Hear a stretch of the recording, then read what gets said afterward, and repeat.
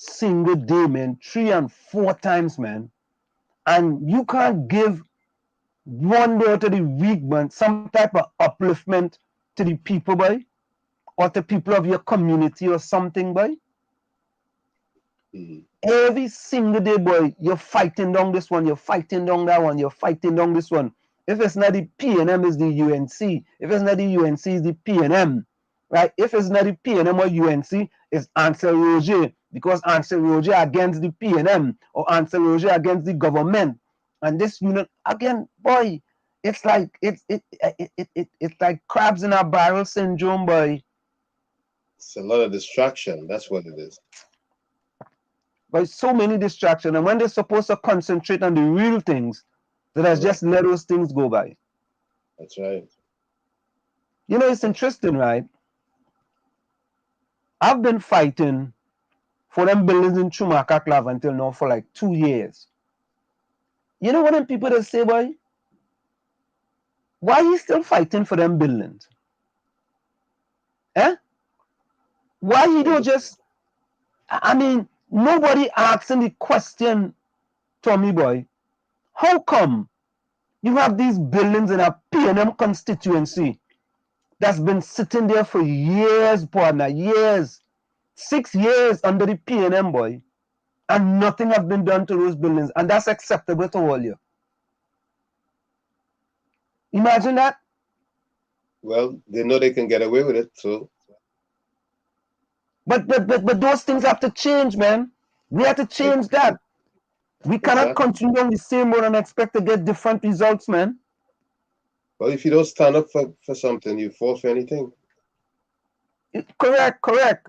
And you know, if you stand up, you know is the pelting the 4Ds behind you, you know. Of course. They're not pelting, but they're stoning you with the 4Ds, yeah? Smothering you with it. Yeah, dismiss, destroy, discredit, and demonize. They're pelting you with them 4Ds, boy. Because you don't toe the line. You know, in Trinidad and Tobago, we need more critical thinkers, eh? We need more critical thinkers. And when you are allowing other people to think for you, it's a sad state of affair. Because we are going nowhere fast. Nowhere. You know? And it is very, very, very, very sad. So let me just get in the chat here. Tommy, you when we leave, who was first? Take a guess. It's not a female. Eh? Fish stick? Say that again? Fish stick? You preach. So he came in at 4:48 p.m. and he comes in. Yes. Finally. Finally. After almost 5 months on YouTube, he finally get a first. I think that must be the first time he come first in anything. Yeah, you have to give him a round of applause, Ansel. Yeah. Let me get a round of applause there, Phil. Let me do that in truth. Let me get that. Let me do this, Tommy. Let me do this solo for you. And let me give Fishstick a round of applause here. Let me get it. Yeah, boy, you deserve that. I have to actually put that round of applause. Yeah, I have to put that round of applause in the system here, in my system. But here we go. Yes, Fishstick, that's for you, boss. It's for you, Fishstick. Take a bow. Yeah, take a bow. You got a round of applause for the first time. First time you got a round of applause. Takesha, welcome. Good evening, Takesha. Good evening. Yeah, Takesha. Joan Jadu Bear, good evening. Joan inside. Lana, you inside. Good evening. Yeah, Lana. Fish first tonight, boy. No, Lana, no, that's all right. You know, you had to change. The thing had to change sometime. Nadia, good night. Yes, Nadia, good night. Vonnie Roberts, good night, boy. Partner Albert Montano, boy. Live and direct out of Toronto, boy. Attacks. You inside? Yeah, boy. Albert, Ontario on a spike, boy. Yep. You see? Yeah. Okay, let me get that one there. Yeah, boy. Hey, Montanos, Albert, you start early, boy. Albert said Trinidad and Tobago today has 2,992 COVID-19 deaths and 10 murders. Cannot blame Gary Griffith. That's where our sweet Trinidad reach that I love so bad. No, we can't. We're not going to blame Gary Griffith for that. We can't blame him for that. We can't blame him for that. Vonnie Roberts said Canada going to cancel some flights to some Caribbean countries. I wonder if Trinidad included, boy. Huh? Yes, indeed. Mother and son. No, I didn't see Trinidad. I didn't see Trinidad on the list at all. Okay. But Albert say he could tell us why things are the way they are. We ought to bring him in and let him tell us. All right, yeah, Albert, you gotta tell me. Let me see. Vonnie Roberts says mother and son died in Tobago with COVID. Very sad. Anybody dying from COVID is sad. Huh? Who is Swallowfield homie? Nah, Swallowfield been here before, man. Okay. Yeah. He been here before. Yeah. Swallowfield. Takesha, I'm real upset about something and I need to put it out. Takesha, if you need to put it out, Takesha, you could call. Just call in and you go be able to put it out. Just call and you go put it out. I'm gonna pop the numbers. We really do. We not like. Vonnie wants to know about Diana. Diana is running a little late, but she'll be here. Yeah. She has some schoolwork she had to do. And I think she got any puppy today and she went to get his squeegee so she could squeeze water in the puppy nose. So the people who bring the puppy had to spend an hour in the house. They can't just drop off the puppy and leave the puppy. They had to make sure that she could do right by the puppy. So, how it does go. Yeah, Takesha, you could call in Takesha and whatever you have on your chest. You hurt, and Takesha said she's hurt and sad also. $1,200 for the PCR test in Trinidad. Yeah. Albert said my gas tank full since the 18th of November. Just reached half a tank. Albert, you don't go nowhere? Boy, I just put up my tank one day and a week or two later, I will fill it up again. You understand? Yeah. Albert said Ontario is freezing and school is closed until the 21st. Well, we school open back till the 19th, Restaurants, casinos, and gym closed for the month. The teacher of Fistic want to know if it has something to do with COVID. Yeah, Vonnie, how that man, he go follow up the tank November the 18th, and today is January the 6th, and he only reach half a tank? Boy, you must have NP in there, and they still have NP Petroleum, NP, National Petroleum. They still have that, Tommy? Of course. Oh yeah. I feel what? It has something to do with COVID, boy. Takesha says it has something to do with COVID. Yeah. Takesha, calling and clear here. But hey, Ray Stout, how you going, partner? Yeah, Ray Stout back, boy. Jones said everything in Trinidad is just about money. And that's a real problem. I understand that the prices of food and other supplies are going out the ceiling. The merchants are taking full advantage and abusing the consumers. Well, I don't know, boy, but food prices going up all across the world. In Trinidad, when it goes one way here, let's say it goes 25% here. In Trinidad, it's going up 75%. Well, as I said that, let's listen to Nesters. What's going on with Nesters? Hailey, welcome, partner. Let's see what's going on with largest food group will be biting into the pockets of local consumers, announcing a price increase in selected products. Prior to releasing an official statement, a document outlining the proposed markup on items, including Carnation evaporated milk, Maggi Season Up, Nescafe and Nesquik began circulating on social media. Head of Corporate Communications, City Jones Gordon, confirmed Nestle will increase prices on some locally and imported products, but did not identify which ones. She said the rate of the price increases will average in the single digits. Nestle blamed the price hike on global increases in transport, supply chain, raw and packaging materials, which includes the well-known surge in commodities. President of the Supermarket Association, Rajiv Dipti, warned consumers to brace for more increases as a result of disruptions to the global supply chain. We expect to see some of this continuing throughout 2022 as a number of challenges have filtered through 21 into 22, including the elephant in the room, that is the vaccination rates and how these correlate to transport and the container crisis where freight and insurances are concerned. The food processing conglomerate is the latest company to raise prices on food items. Last week, National Flour Mills and Nutrimix announced increases in wholesale flour prices. The move triggered other companies to adjust the prices of their products. Jesse Ramdale, CNC3 News. Yeah, that has a lot to do with the supply chain. What? And companies all over the world are suffering that same, that problem. So, I mean, it just depends on how much it's gonna go up, but that's a worldwide problem, not just a Trinidad and Tobago problem. We still says, and some, I heard you call Aisha the other day, and people said that's all it is talk about. No, that's only what they want to hear. That's what it is.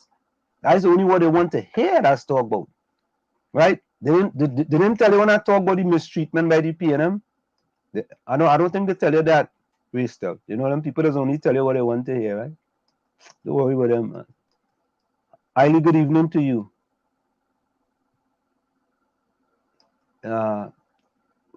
Albert said, no, when your friend buy everything for us at Costco, I go to the closest grocery.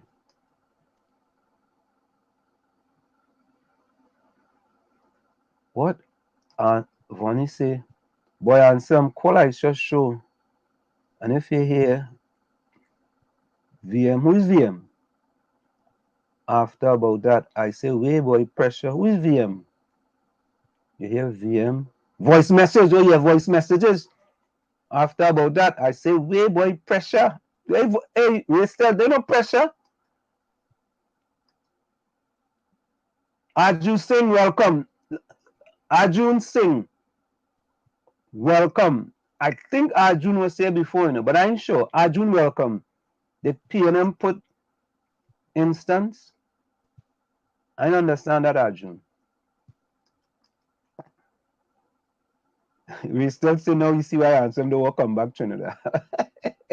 Nah. It's smart, it's best he stay there. Agnes, welcome, Agnes. How you doing? Agnes Joseph Ola, welcome, Agnes. Another new loyalist to WZYE 95.9 FM.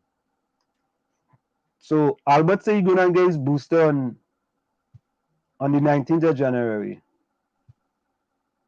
So yeah, boy, June, there's supposed to be a snowstorm tonight, yes.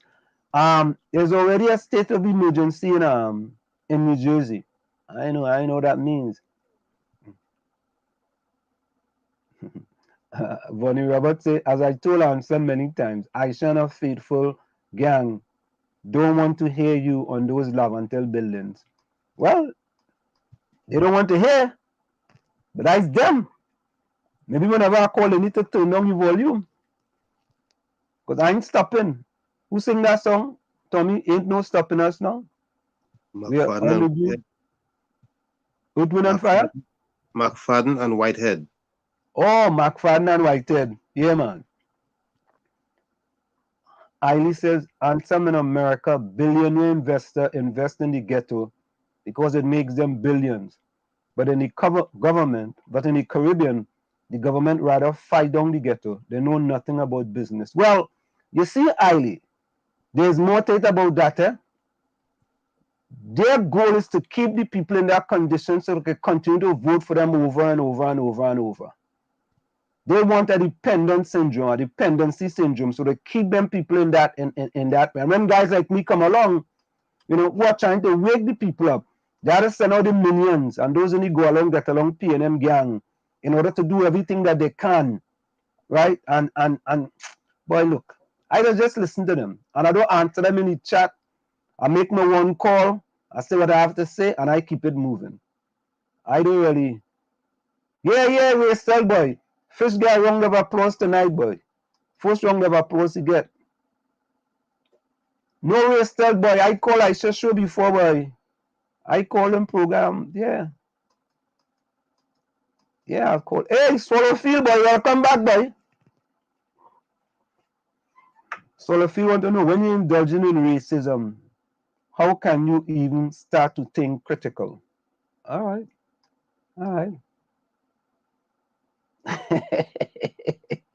Oh God, Fistrick say other round of applause, something like them journalists at Rowley Saturday press conference. Albert, we wanted to tell us why our country is the way it is. We want to know. You have the expertise. We want to know from you, man.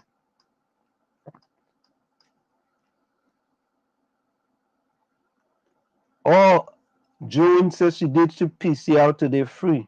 So why do people have to pay in Trinidad? Joan, where did you do the PCR? Oh yeah, you know, that's true, you know. And me and my wife did a PCR because my daughter was positive, and the both of us had to go do a PCR. And when we do the PCR, we didn't pay for it. Correct is right. Yeah, that's true, you know. Yeah, fell off for a moment. Yeah. Ray still said the weather patterns only getting in the States are historical. No lie. Like we close to the end of the times or what. Yeah, but how to play that one. How to play that one, boy. Hold up, eh? What going on here? Hi, Takisha, welcome. Takisha? Good night. Good night. You hear me, Anson? Yeah, we hear you. How you going?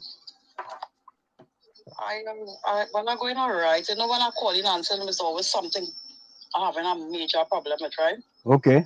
Talk to us. Anson, this thing with COVID in Trinidad, but it kind of getting out of hand, Anson, and it playing with people's mind, right, Anson? Anson, every time somebody die in this country is off of COVID. Anson, I'm telling you this, I had 3 marks to bus. I have a friend. I would not say where the person working, but the person working in a government place. The person was showing signs of the virus, and he decided to take this COVID test, and they sent him home to quarantine. And some it take a month and a week after for them to call him to tell him he was test positive for COVID-19, which he done get better already, right? He was under self-isolation home. It take a month and a week under the health organization to get back a PCR test, what he take for COVID-19 to test positive. They say it's a procedure, is a backlog of tests. I went to a funeral yesterday, Ansem, and the reason why I'm speaking up is because it's very ridiculous right now. And our family members of mine died, and he died. He had kidney problems. He went to the Port of Spain General Hospital. And so before they attend to you or the ward in Port of Spain, any of the hospital, let us take a COVID test from you, right? And we took 2 COVID tests because he had was to do dialysis, right? And 2 COVID tests he took, it came back negative. And so he was on the ward for close to a week. And so, hold and behold, the call my family member to tell us that he's not doing well. Somebody need to get down there. And so eventually, the night he passed away. A young boy, 40 years. 40 years. 40. 40 years, right? He died 3 days before Christmas. And so it was only last week, Friday, they did a COVID test on him, on the body, because before they release the body, they have to do a COVID test on all dead patients, people who died. They said cause of death is COVID. Answer, he was on the ward. Listen to me carefully, Anthem. He was on the ward, Anthem. He came to the Port of Spain General Hospital with 2 negative PCR tests where he took there while in hospital. How does man die from COVID? So he contract COVID on the ward, right? I have a next family issue again, Anthem.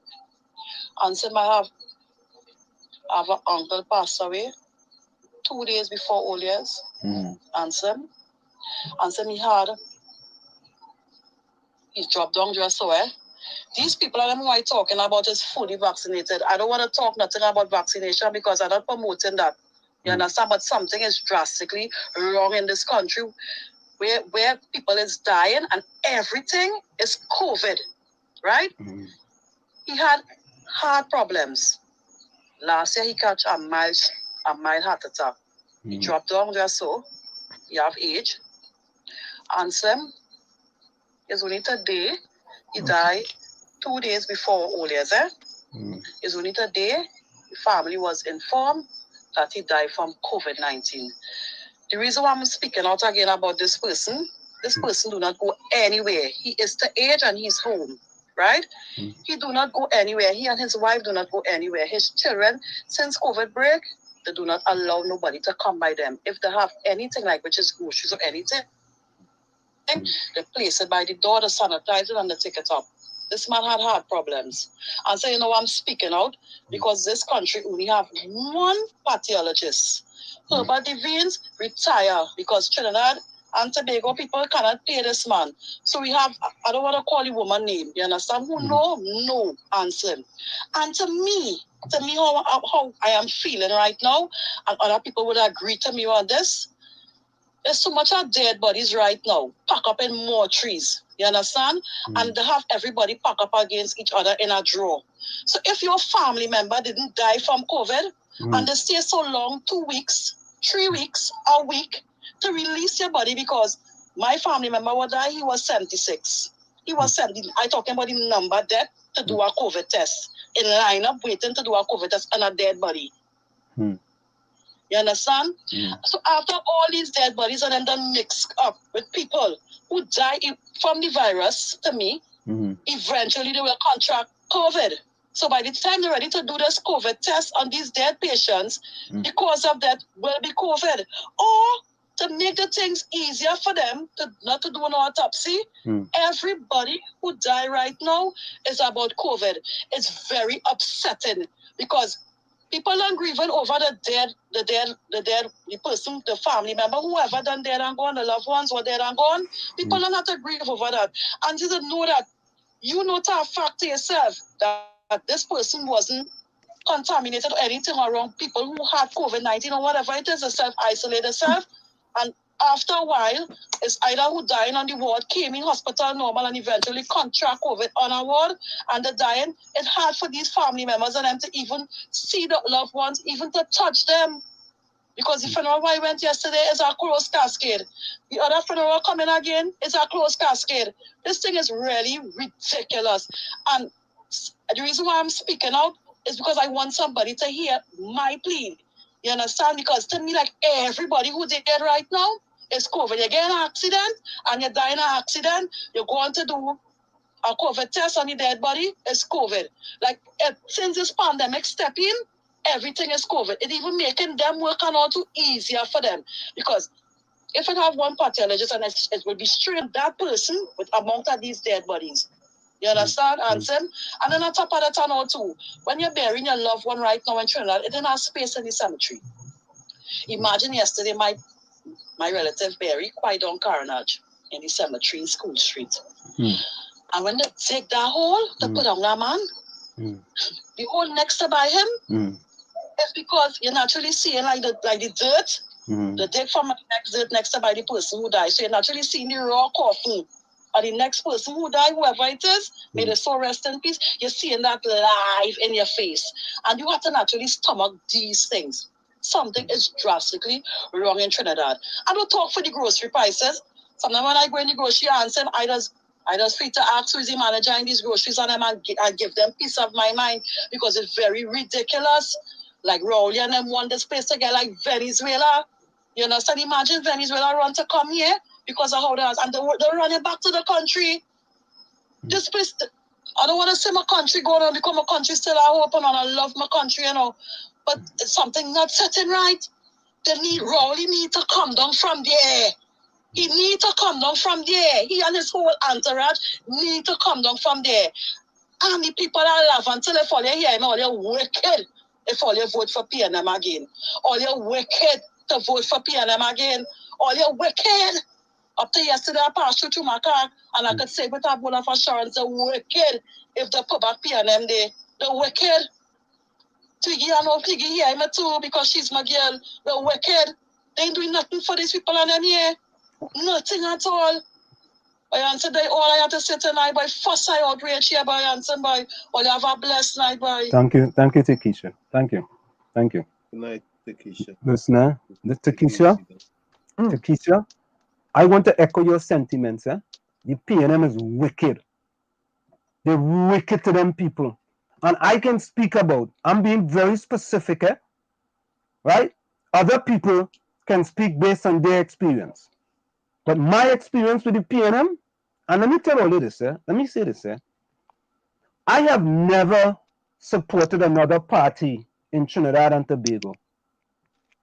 Of all my life on this planet, starting with my grandmother, we all supported the PNM. My grandmother lived in Snake Valley. We supported the PNM. And I never ever thought the day that I will say that this regime under Dr. Keith Christopher Rowley is the wickedest, let me repeat that, is the wickedest regime ever in politics in Trinidad and Tobago. Ever. And why are they so wicked? Why are they so wicked, right, to the poor, disadvantaged people, especially people in Lavantil? I want somebody to help me. Anybody from Lavantil, I want to know, other than this swimming pool that they get the other day, what are the improvements for the past 6 years under the blackest man in Trinidad and Tobago? And I'm going to have to do that editorial again.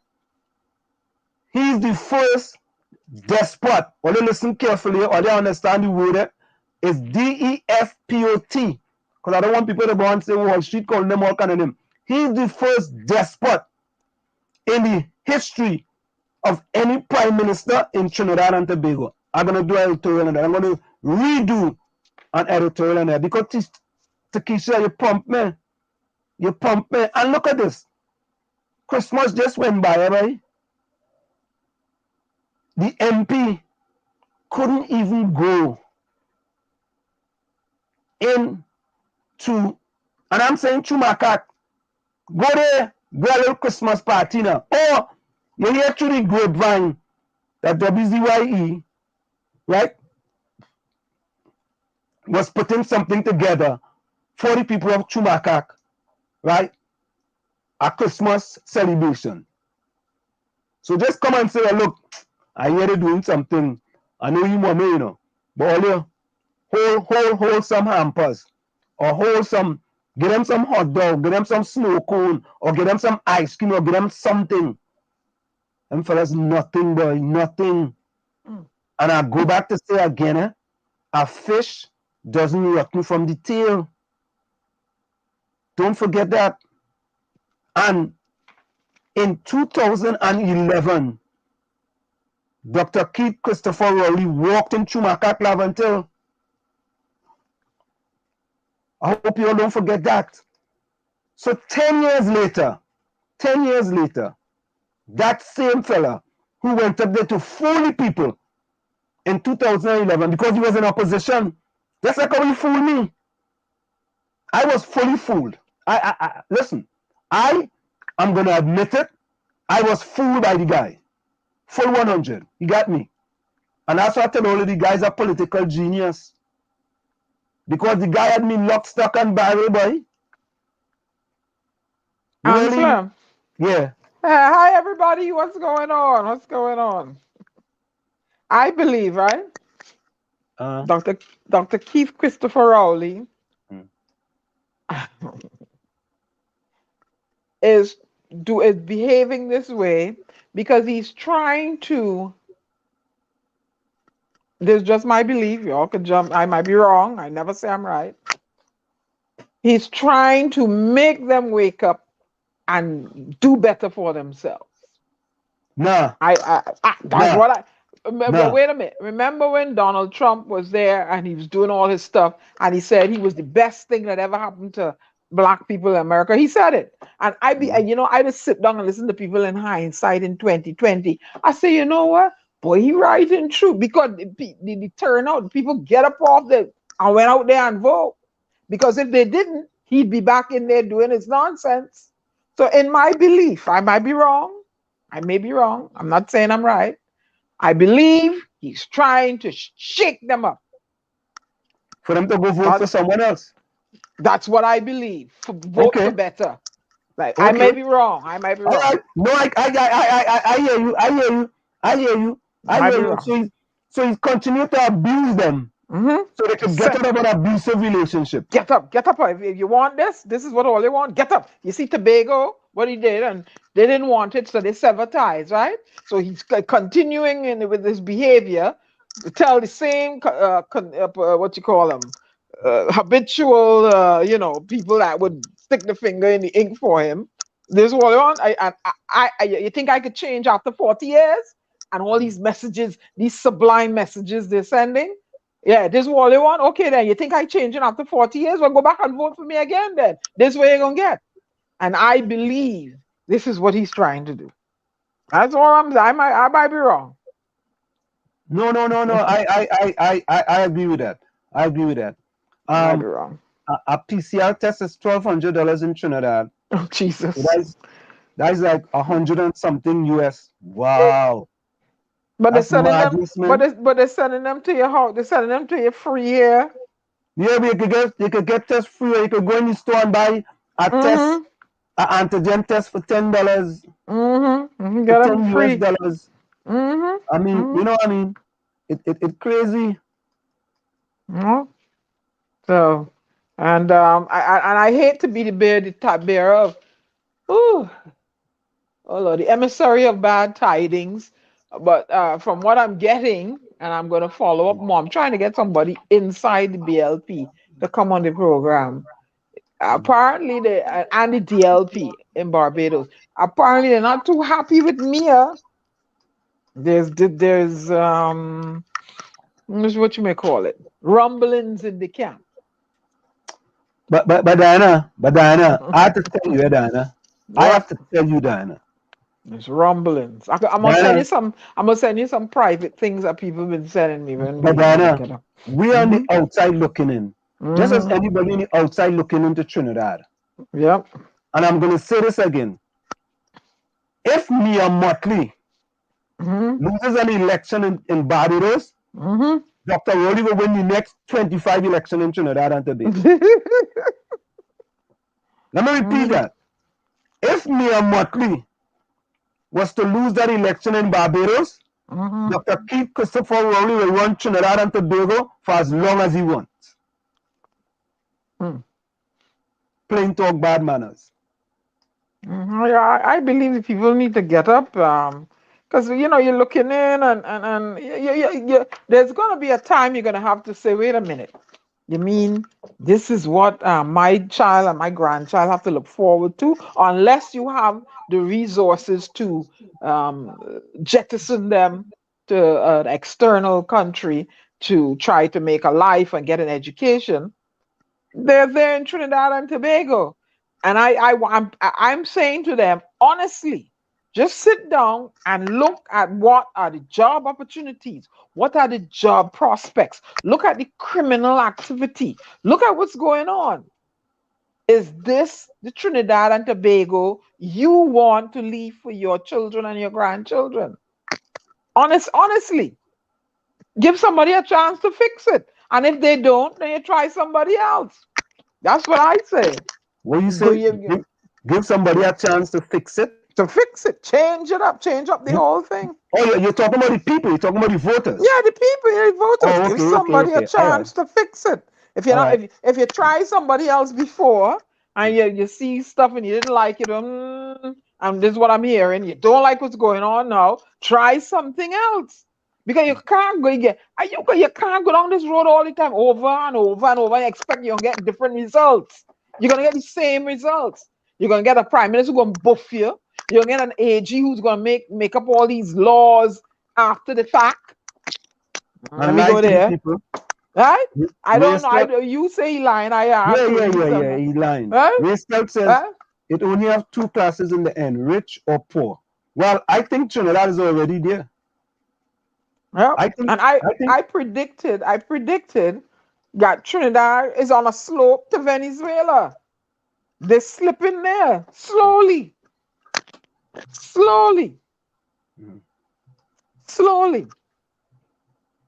Yep. This is what all they want. This is all they want. I mean, come on. We're bright, educated, trainable people. Right? We know right from wrong. What is it that you want to go on the same? Aren't you tired? Don't you want better? I mean, you're not happy with what some of you, let me say that, because I've never lived under anybody else but Dr. Williams and Chambers, right? And I'm not saying I'm for them now, but I've never lived under any other administration. But apparently the other administration have its ills that people are not happy with. Right? So if the other administration you're not happy with, the incumbent you're not happy with, what you gonna do? You're gonna go down the same road again and again, over and over and over. Come on, people. Wake up. You gotta do better. Do better for your country, man. And I keep telling them to stop with the race nonsense. Stop with the race nonsense. Put somebody there who's thinking about country. Everybody, whether Indian, Pio, Chinese, Bati Mamzel, a lizard, a frog, you're born in Trinidad, you have an opportunity to partake in the democracy and the growth and everything in Trinidad and Tobago. Stop with this party thing and then this race thing. All you need to stop. That's what destroying the country. Stop it. Pull back that brakes and go down another road. Stop it. Eileen, how you get COVID in November 2019? You had COVID in 2019? Huh? Well, let me tell you something, right? No. Wait. Did we have COVID in 2019? It actually started in 2019. 2019. It started in 2019? Yes. November?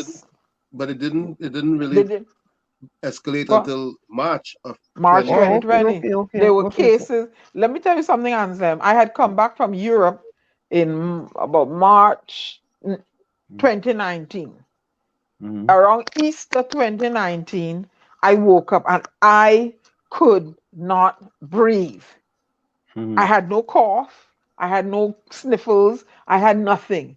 And my ribs were hurting me, Anselm. To move my femur, the area, to move the leg, I felt pain in my diaphragm. And I wasn't doing any sit-ups.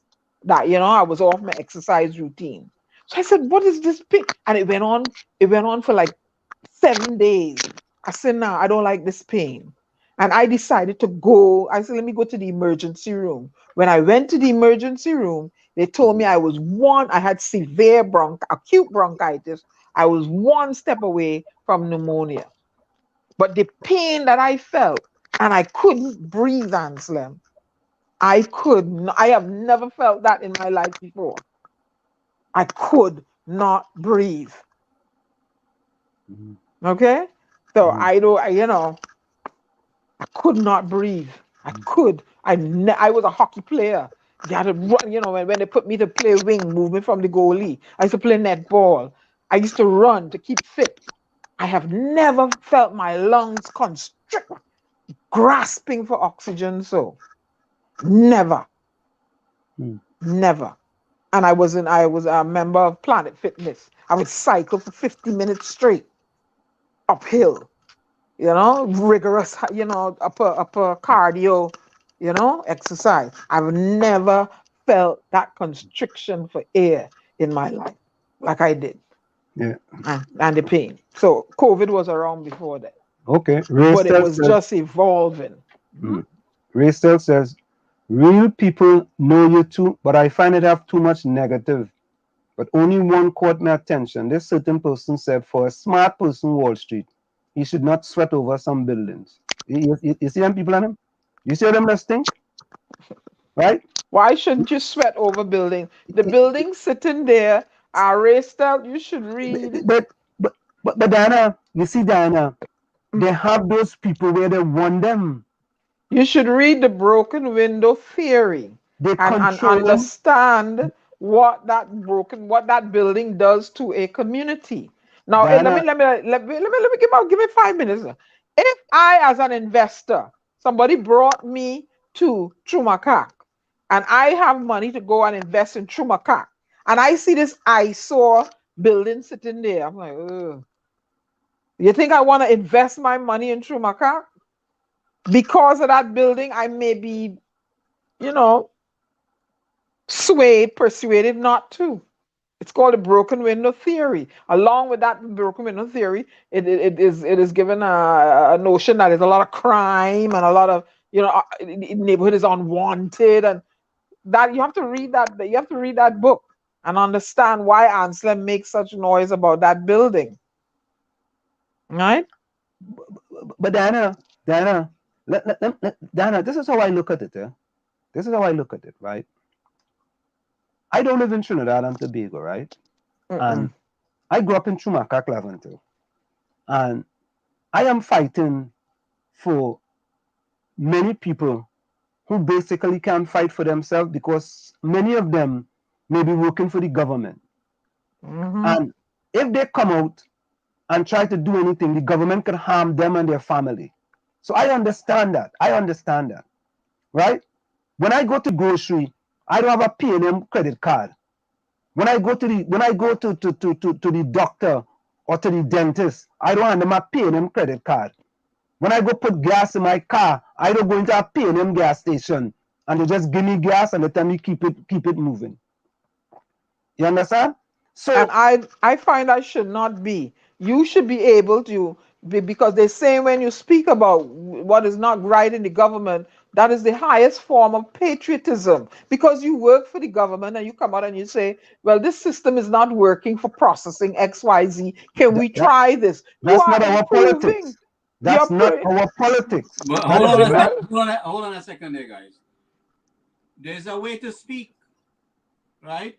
And you could speak silently with your finger at the time of elections. Good. Right? So you don't have to ball down the place and you don't fight and yell, but there's a way to speak at election time. Like Tobagonians did. Like the Tobagonians did. I hope for their sake. That they take notice and they take the same course of action. And they don't do exchange. They really vote for change and not exchange. So what change you're going to get, Diana? Hello, Gary. They want critical change in Trinidad and Tobago. Because I tell you, I sit and I listen. Strong leadership. Yeah, and hello, where's the strong leadership in the opposition? Tell me now. Anybody when you find the strong leadership in the opposition party, you point them out to me. Diana, anybody that takes government and don't deal with the roots in the system. When you find the strong opposition leadership, point them to me. Somebody that really can't buff around and push around and yell at. I saw a poor fella do an interview with and Dr. Rowley raised his voice and the boy cower. Why they don't give me an interview with Dr. Rowley now? Give me an interview with him now. See if he could buff at me. See if he could buff me. You see how I handle Imbird on my interview? I spin the tail the other way, and he was like, I had him smiling. I'm telling you, Gary, besides 2 or 3 of them in the opposition, I don't see nobody that can stand up to them, to the PNM. I see them, they're abstaining and they're running. And no, you need strong leadership in an opposition to stand up to the. You see, watch Joe Biden. Watch Joe Biden, who Joe Biden stand up to now. Let me say welcome to Chris. Are you I think we have. Yeah, we are here, Gary. We have Dimas Softly Charles joining us for the first time. Dimas Softly Charles, welcome. Softly. Well, I think it's Softly or Sofly Charles. Forget me if I'm pronouncing your name incorrectly. We people from Chumacaka tend to have tight tongue quite often. Yeah, Dana. Thank you, Despot. I do not see strong leadership. I'm not saying there's not intelligent people in the opposition. No, they don't go and run and say, Diana say, I don't see somebody strong enough to stand up to this man. I see, y'all, they get pushed around easily. Why? Who is he? He can push you around, and the speaker can push people around. But they're not equipped with knowledge. What, they frightened for this man? Who's Dr. Rowley? Let me go for them. Well, only give me. I tell all to give me our. Then they're not gonna push me around. Trust me. Ain't nobody gonna push Diana Benskin around. You see I just be begging? No, sorry. You see me begging? I don't do no policies that gonna I have the women, the children, old people disinherited and uncomfortable, because then you're gonna really hear me. You need somebody to open up your mouth. Hey, this ain't right. No, it ain't going so. And why is the money spending here? And where I account for this? No, I didn't. What? No, I don't agree with that. This is what we want. I need to say this need to go here. The people need this. This is what you need. I don't hear about what now. The people need the grant money. Let's get it down to them. The people need this. They need that. Yeah, let's go. If we don't get it I hear foolishness. If we don't get it right in the next election and we are divided on how we choosing, PNM going right back there and the same old thing like what happened in 2007, right? No, Gary, I disagree with that. And Sam, I totally disagree with that. No, they're not going back there, Gary. Believe you me. But no, they're not. No, Gary, they're not. They need nobody, right? He's a man of integrity and he this and that, and guess what happened? Not one seat. So what I'm saying to you, whatever arrangement is going to be made, number one, PDP is not strong enough to take it in Trinidad right now. Oh, really? Gary, you don't know. Don't say what you don't know. Gary, boss. Don't say what you don't know. Gary, anyway, Gary, hold that thought, Top right? of the hour. Top of the hour. Let me say welcome to Maurice Alexander. Maurice, welcome. Maurice said I wasn't food at all, my friend. So, Maurice, sometimes, we all do get fooled. I say Rowley should be exiled from Trinidad and Tobago. The people don't want to unless Chumaka people decide to lead the way, right? Because the rest of the country very soft. It was only the people in the BTM that had the firepower to make some kind of heavy demands in the country and shake up things. All right, they might be poor, but they got stamina. Not like the rest of the people down in Central and South. Okay? Is the people. But they have stamina too. So them have stick-to-itiveness. Top of the hour. Right You're going to go for a quick station identification. All I thought. It's in the village with the DAG Triplets and WZYE 95.9 FM. We come to you every Tuesday, Thursday, and Saturday from 6 to 9 p.m. Let's go for a quick station identification. We'll be right back after this break. It's in the village with the DAG Triplets on WZYE 95.9 FM. Stick and stay. Don't go nowhere. We'll be right back. You're listening to WZYE 95.9 FM. You are listening to WZYE 95.9 FM, the most influential name in Caribbean radio in the tri-state area. Broadcasting from East Orange, New Jersey, the most influential name in Caribbean radio, WZYE 95.9 FM. We are back with you. It's in the village with the DAG Triplets on WZYE 95.9 FM. Gary, let me say this to you, Gary. Right? You said the PDP doesn't have a chance. Let me say this to you, Gary. I am saying the PDP Wait, is not strong in 1 order minute. to win government right now.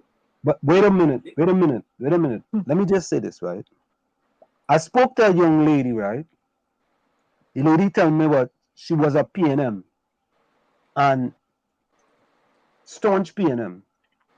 And she said to me, you know, Anselm boy, the way the PNM treat me, right? I telling my kids, I don't ever want you guys to vote for PNM. She already said, listen me, I might be stuck in my ways, right? But I telling my kids, do not vote for the PNM. Why you think she telling the kids that, Gary? Why you think? She telling them vote for the UNC, you know? She telling them don't vote for the PNM. You understand? So what it is, once people are looking for a viable option, doesn't mean to say they're going to win government, but they have a great opportunity to have a significant impact on the political landscape in Trinidad. And remember, unless you take government, you're wasting time. Gary, just a minute, remember, there's a lot of Togolese living in Trinidad. That's right. Don't forget it, you know. Yep. There's a whole lot of Togolese living in Trinidad. You see, Gary, I think you might have, I think a yellow petticoat showing.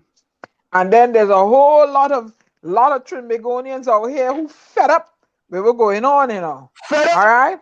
And fed up, and we are going to do whatever it takes to get into the position to vote, eh? Okay, good. But Gary, you're looking at one of them right here. I have never voted in my birth country. I looking to vote in the next election here. And I telling you now, I ain't voting for no PNM. I say so. But listen to this, Diana. Diana, imagine this, right?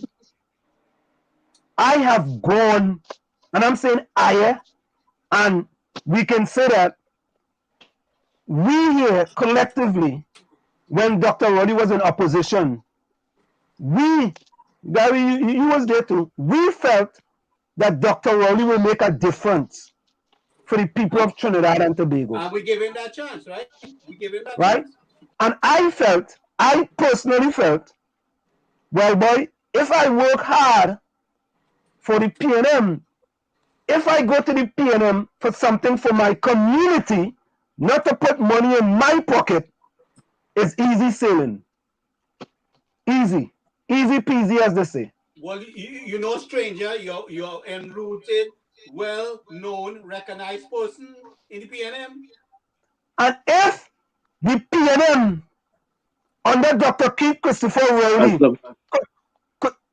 could treat my constituency and community for a person who toiled in the vineyards for years, years. And said, this was not a person that kind of brushed with him a little bit. The man come inside your house and we sit together and the man in front of everybody. I understand that. But Gary, we say in front of everybody what how many people you had, more than 100 people in the house, right?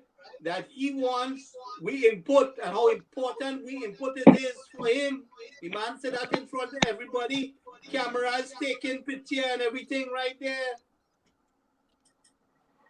Gary, that's what I'm saying, that I was fooled.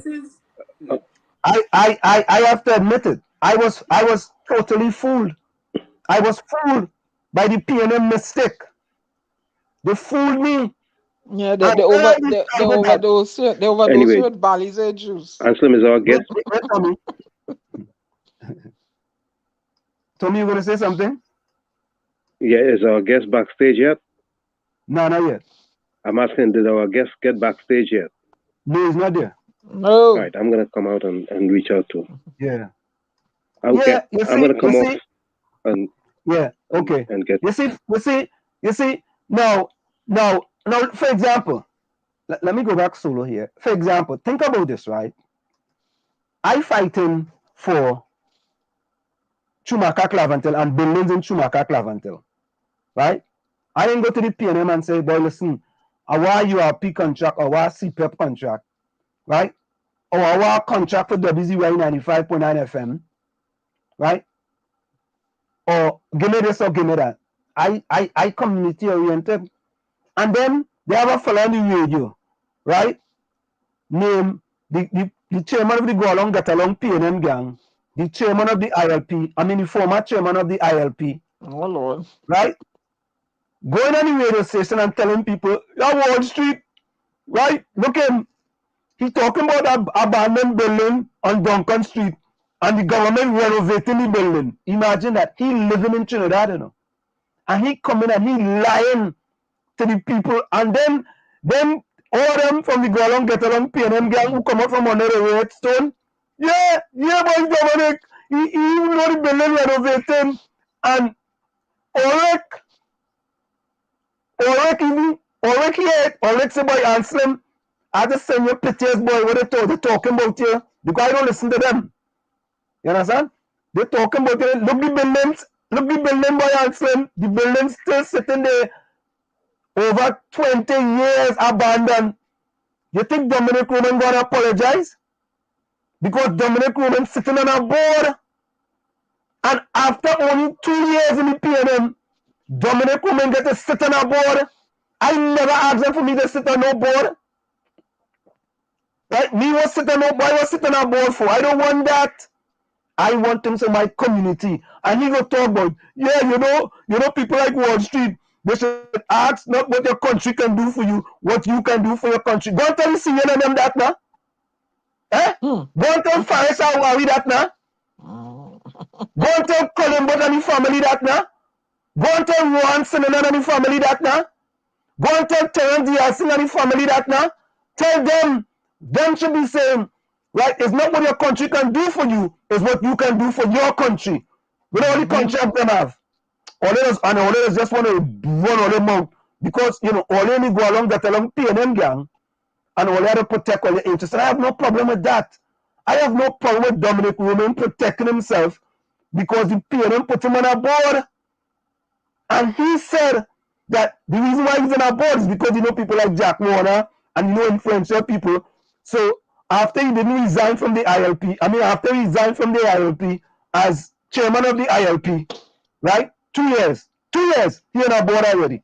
And Pastor Google sitting on the 91.9, defending PNM in and out. And Pastor Google can't even get close to our board. Pastor Google can't get close to our board. Ask Pastor Google if they put him on our board. Ask him. He defending the PNM longer than Dominic Roman. Only go and ask them now. Only go along, get along gang. Even though I put Pastor Google in there too. Oh, you remember that? Did I put him in there or take him out? I put Pastor Google in, go along, get along, PNM gang. Right? Only ask them fellas, how come Pastor Google not on our board now? Ask them how come Shema Wilson not on our board now? Even my friend Julia Davy, who get kicked out the bank the other day. Ask you that now? Ask you too now? Ask Devon Wells if you know how you know on our board now. Ask them now. Ask Julia Davy if she was standing up for she people in the last election, or she was standing up for party, or what she was standing up for. Because she get on real bad. She Rhoda Barrett. I tell you, it wasn't easy. It was very nasty with them. Okay?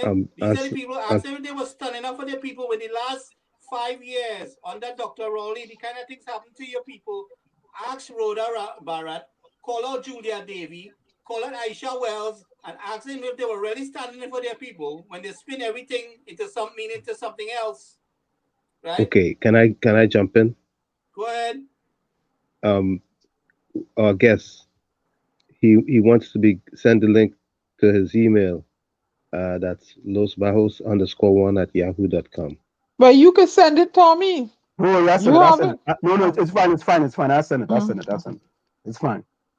Hold on. Guys, go ahead. I'll send it. Yeah. So what it is, what's the address, Tommy? Los Bajos _1 at yahoo.com. Okay, here we go. Yeah. Here we go. I got it. All right, I'll send it to him right now. I just sent it to him. Tell him I sent it to him. Yeah, I sent him the link. Yeah. So Gary, you see, Gary, Gary, it goes for all parties, eh? This is not just in the Without a PNM, eh? doubt, man, this is for all parties. All parties. We address When them as it is. when people like me, and I'm gonna say this, when black people, I'm talking about the PNM all, yeah, specific, eh? When black activists in the PNM stand up for the PNM, fight for the PNM, get the PNM in power.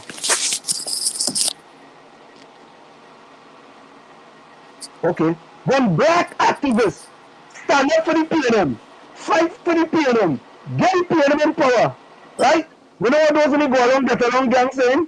Well, wrong with you. This is not about you supposed to be, it's not what your country can do for you, it's what you can do for your country. So what you should do is go put your vote in the PNM bank. And when time comes for your constituency to benefit, you should just hush your mouth and go sit down in the corner. Right? But then fellas Let me and tell them, you something. wait, Gary, wait, 1 minute. Them fellas and them, right, the financiers and them, when they put up their money, they're looking for return, you know. Exactly. You can't go and tell them Exactly. one sit down in that corner. But it's the same thing happened to people in the UNC. But let me give you an example right now here. The US, when the US soldiers went to the war in Iraq and in the Middle East, and even before, I think in the 90s, there was, I think 92 or somewhere back there, when Saddam Hussein, they had went and pushed back Saddam Hussein for invading Kuwait. You know, hold on a second. Yeah. That So the Kuwaitis gave gifts of appreciation to the US military. They give them so much that they couldn't accept it. They were giving them a whole Mercedes Benz, they were giving them a Rolex, all kind of thing in the Middle East out there. The soldiers come back as appreciation for their commitment in the fight. We have the same problem in the UNC. Well, a lot of activists, when government, she know me. I the only one in New York who stood up for her. Is I who form a team called USA for Kamala, and I say, how we did it with Obama here, that you bring everybody together. Obama had a strategy of bringing, whether you're Republican or independent, it was a support for Obama. So it was like a Team Obama kind of thing, regardless of what party group you belong to. So the objective was to bring everybody together who think that they want to support Kamala on board, right, with the fight. That's what we did. Okay. And I mean, we had all kind of people come on board, Guyanese, Grenadians. I tell you, Bob Fredericks was in the fight too, from WLIB, 100%. Grenadians, you name it. Everybody supported me because they wanted to change. Now, when we get the government in power, we could not get an acknowledgement. Nothing at all. We couldn't get a thank you. They didn't want no money. They were going all the way out here internationally to bring all resources to help Trinidad and Tobago to succeed and any kind of thing they wanted from, computers, technology, medical, everything, all kind of trade they was bringing towards Trinidad and Tobago. And Gary, you are proving the point. What people are saying, they are one of the same. Yep. They want are one of the change. same. They don't want exchange. You fight for them. And when you want to get things, forget about if you live outside of Trinidad and Tobago, they totally disregard you. Yep. They will come up here, you will throw party for them, you'll have your dinner, you'll take them across far and wide, you'll have this for them in Medgar Evers, you'll take them to Queens, you'll take them to Wall Street, you'll take them all about the place. Right? When they're in opposition. And as soon as they get into power, don't forget Coco song, the song belated. Right? When Christmas come, he calling them just to wish them a Merry Christmas and nobody want to pick up their phone. You understand? That is the politics of Trinidad and Tobago, and we allow it to happen. Right? Look how long it take me. Look, 2 years now, I fighting for them building in Chumaka Clavin. Look how long it take me before I stand up to fight for them building. 2 years. Because I say, you know what? And some, you have to give them time. They just can't come in and do stuff. I say, all right, I go give them time. I give them 4 years. 4 years I give them. And 2 years later, it's still the same. Nothing. Zero, no duck. Right? And they expect me to continue to take the abuse. Let me show you something. Watch. It's this fella. Dane Wilson is his name. Let me show you something. Where I get it, boy? Let me get it up here. Watch it. I wonder if it's this one here. Yeah. This is it here. Dane Wilson. I don't know if I can read it because I can't make it larger. But let me read it for you. This is one of them. This is a fella from the Go Along Get Along PNM gang. Right? Let me tell you what he say, right? You see, them fellas are named. They already give them credit, you know. They have them trained, you know, like how they had me trained, you know. You could. Well, they had you drunk and validated juice. But listen, hear what it says. This is Jane S.G. Wilson. Dane Wilson. Or putting him in the Go Along Get Along PNM gang too. Listen to him, eh? You could see them fellas have no facts, eh? Them that just come out and say what they think. The opposition forces, led by Professor Kamlaya Prasad Besessa, SC, MP, continuously spread the political lies, hoping to cause a rift within the People's National Movement. PNM Tobago Council leader Tracy Davison Celestine has not been appointed to ambassador to Switzerland. Let me ask you something. I put out a report saying that Tracy Davison, sources have indicated that Tracy Davison Celestine have been appointed to ambassador of Switzerland. That has been over now, 72 hours now. All they're telling me, if it's fake news, the PNM will put up something or what I put up and say fake news over it. And they ain't put that up yet. Or they think that was you doing it. That wasn't the UNC doing it. That was you. No, but wait, Gary, think about this, Gary. I put out something that sources indicated that she is going to be the ambassador of Switzerland, right? If my information is fake, all you have to do is to take my post and put fake news across it. Or respond and say the information is incorrect. They haven't done that as yet. It's been 72 hours now. The train already left the station. It's too late now. Because maybe, just maybe, right? Possibly, I did get accurate information. But let me go on here before we bring in our guest. Right? He says, PNM Tobago Council leader Tracy Davison Celestine has not been appointed to ambassador to Switzerland. These politically desperate haters of the PNM will say anything just to try and bring down the duly elected PNM government. So why would we hate the PNM? Why would we hate the PNM? Answer me, Born, a well-known effect of the PNM, because he cannot get what he wants from the PNM government, is telling downright lies on social media for already pandemic-fatigued Trinbagonians. Reject his lies. He gets, listen to this audio, listen to this. Yeah, I seen the attack here, boy. I now seen it here. And they never said the playbook, you know. But that playbook, all outdated, archaic, and Stone Age. Right? It's a Stone Age kind of playbook they have. Yeah, where he goes now. Reject his lies. He gets, listen to this. Reject his lies. He gets from Professor Kamala Prasad Possessor SCMP from a murky lagoon where nothing good emanates. I'm just mentioning. All right, so listen, Dane G. Wilson. Let me put out that challenge to you now, eh? Right? Let me put out a challenge to you, Dane G. Wilson. Let me go solo there. I'm coming back all you. Let me go solo. Or I like to go solo, not like the drink, you know. Dane G. Wilson. Go ahead. Dane G. Wilson.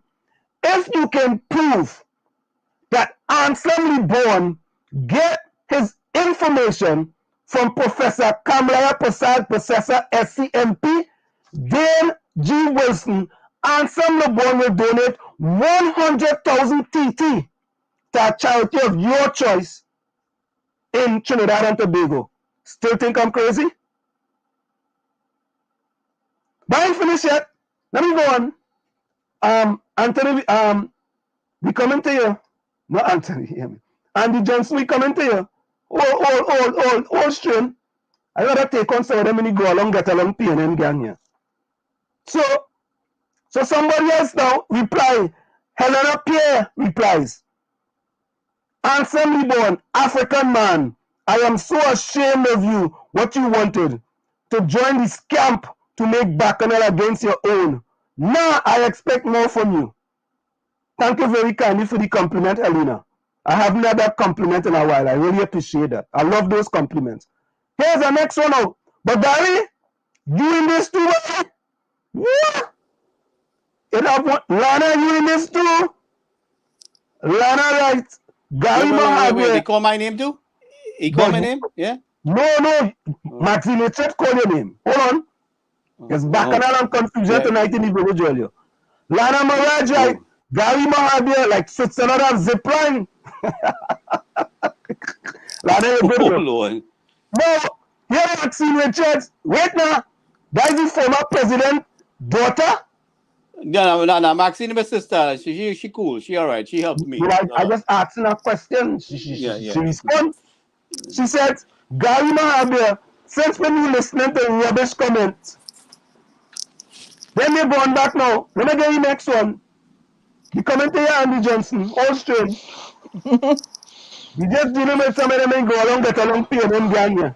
Then Maxine Richards right, and she tagged Gary Mahabir. So yes, don't put fake news on it to know Gary Mahabir. Here she put. You think them, they're easy to deal with, they're easy peasy, we say. So yeah, sources have indicated that Anselm Leborn generally has no clue what he's talking about. I have no clue, but they don't put fake news in it. Whoa! I had to look at it. But look, but she Because right here in front of you. Yeah. Tag you right there. But she tag you there. Right? I have no clue. But before she go and tell them, all you need to make that fella look bad, you know. Put fake news on it. The kind put fake news on it. Why they can't put fake news? Now you're going to put fake news out. The train already left the station, but it bolted. The horse gone to Savannah. It's on the straight away now. They can't hold the horse back. It's Queen going down the straight away in tongue. They can't hold the horse back. It's gone. The horse gone. Too late to put fake news on it. Oh dear. Let me bring in Andy Johnson now. Mr. Andy Johnson. Hi, good evening. How are you, Andy? Welcome, Andy. On WZYE. Good evening. How are you all? Well, you know, we're doing fantabulous, splendiferous, marvelous, and tremendous. Yeah, man. So happy New Year to you, man. How's the New Year treating you so far? Well, good so far. Very good. Happy New Year to you. Thank you very much. So, Andy Johnson. Sir. So, you know, we live here in America, and sometimes we see things somewhat differently, right? By the way, what is your position on the school affair, if you have one? On the what? The school affair, with the school, the boat, changing the boat into a restaurant, and they get the license, and then they didn't get the license, and you know, he called the AG gate. And the AG thing didn't call him, and the whole thing. Any opinion on that? I had a column in the Express yesterday, in which I was saying I think there's a lot of confusion inside the cabinet about it. I called it that, safe zone confusion in the cabinet, because he said he called the Attorney General. The Attorney General spoke to him and then told him to call the Minister of Trade, no, the Minister of Health, and then and then the Minister of National Security.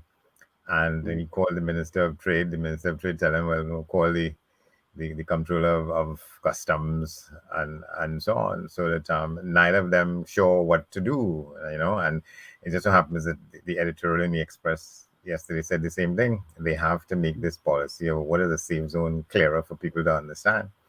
That's where we are. We're not sure what's going on. So the Attorney General told him something. He said that was considered to be legal advice. The Attorney General said, well, he spoke to him, but he didn't give him legal advice. The Minister of Health is none the wiser about what to do. But I mean, I tend to miss stuff sometimes, man.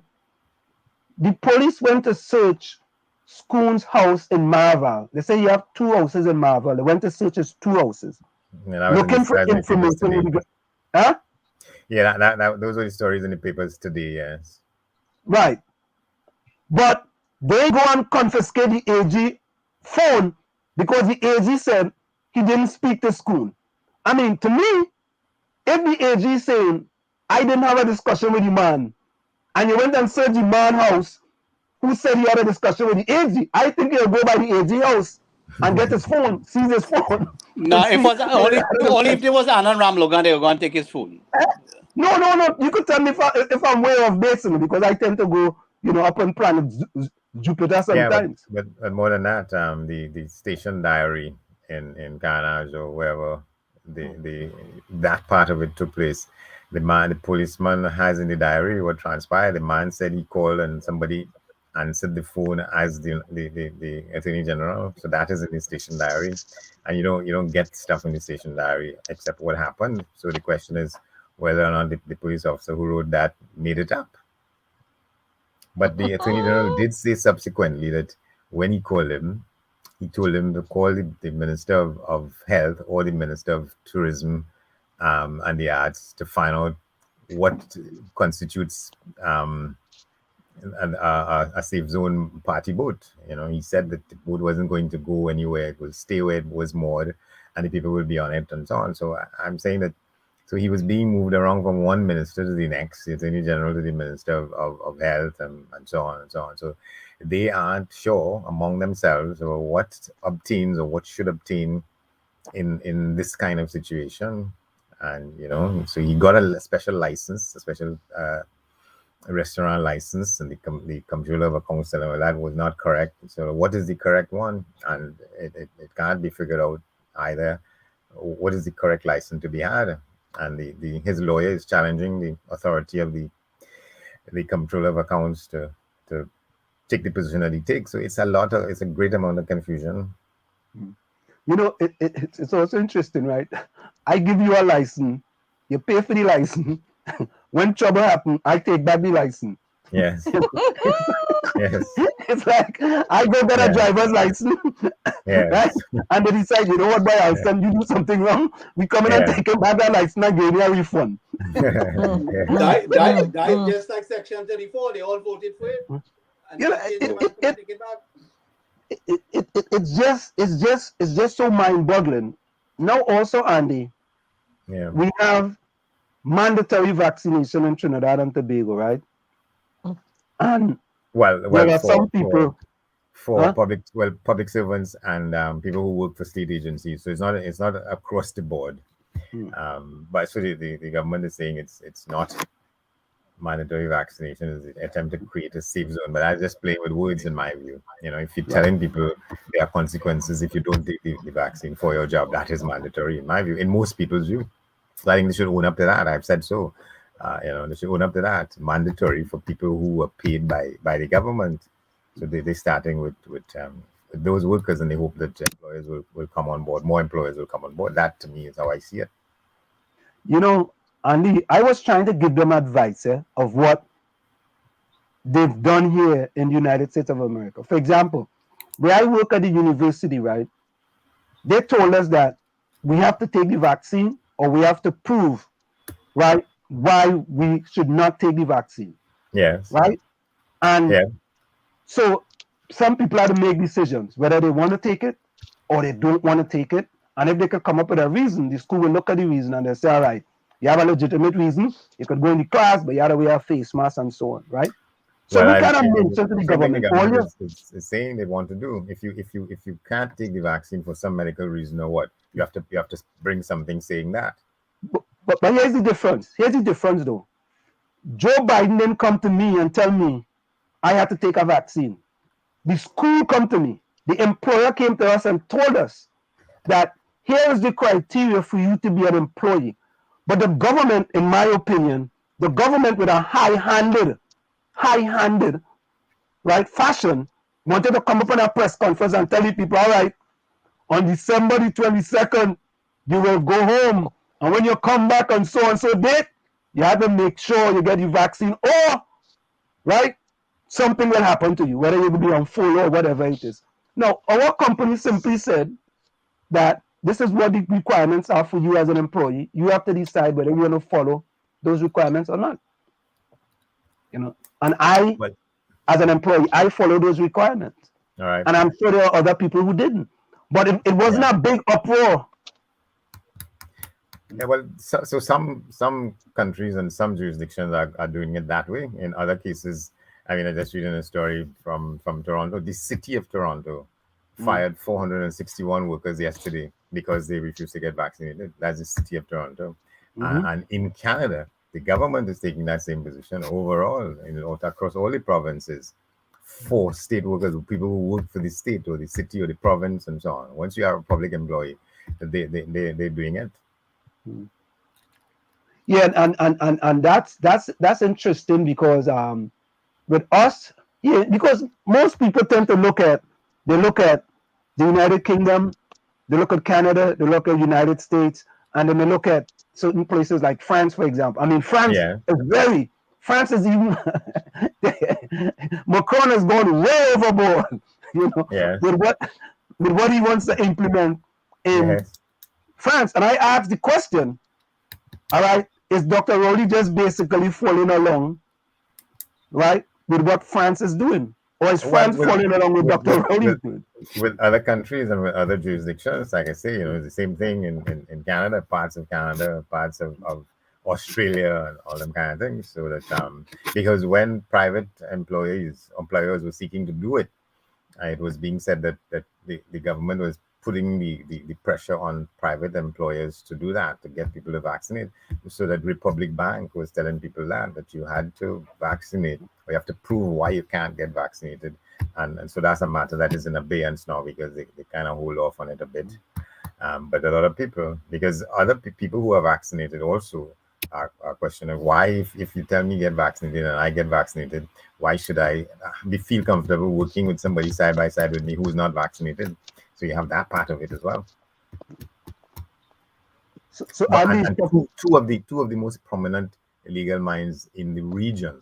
There's a lady named Professor Rosemary Bell Antoine, and the man who was the president of the Caribbean Court of Justice. Right?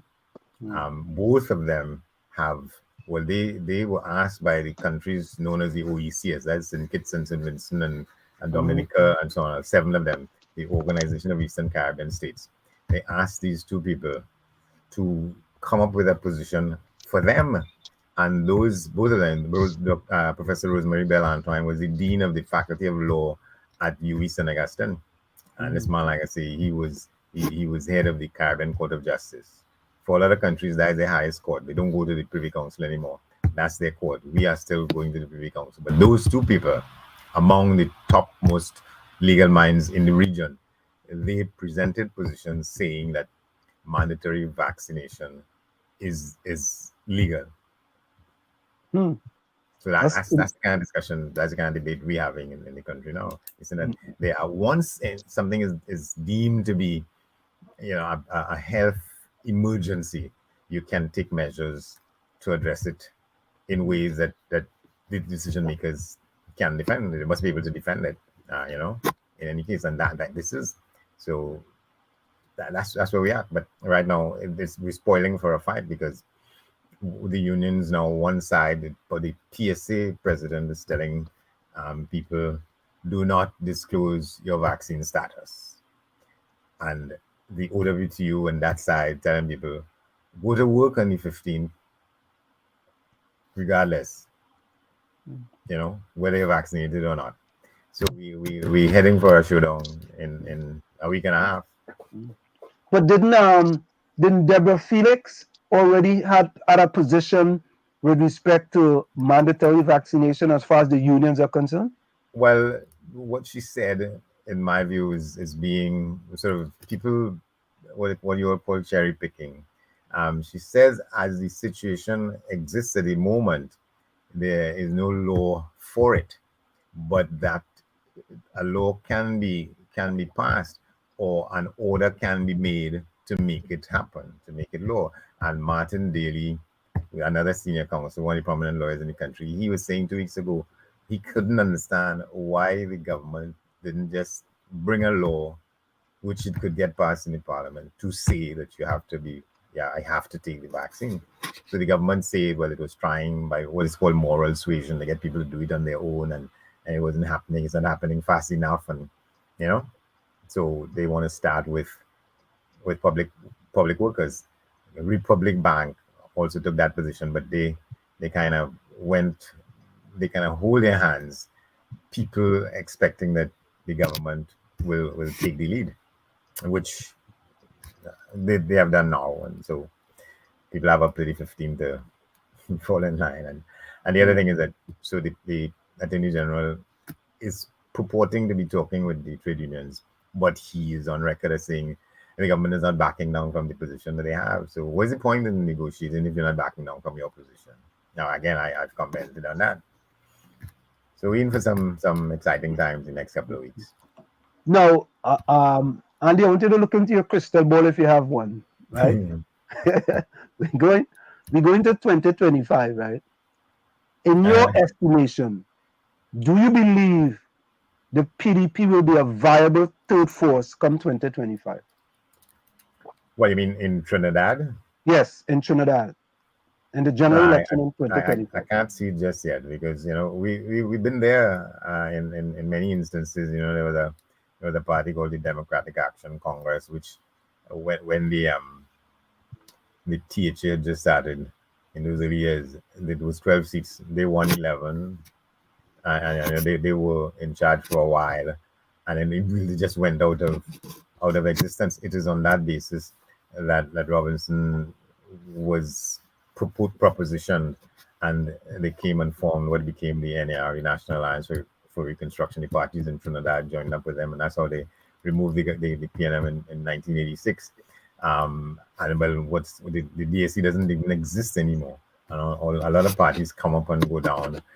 In fact, I'm reading. There's a little book by a man called Dr. Ralph Premdas. He's a Guyanese political scientist who had written a book about what is called autonomy and secession in the Caribbean. And he looked at two countries, Trinidad and Tobago and St. Kitts Nevis, and talking about, well, they are the tribes in those places. Nevisians are different from Kittitians in big ways.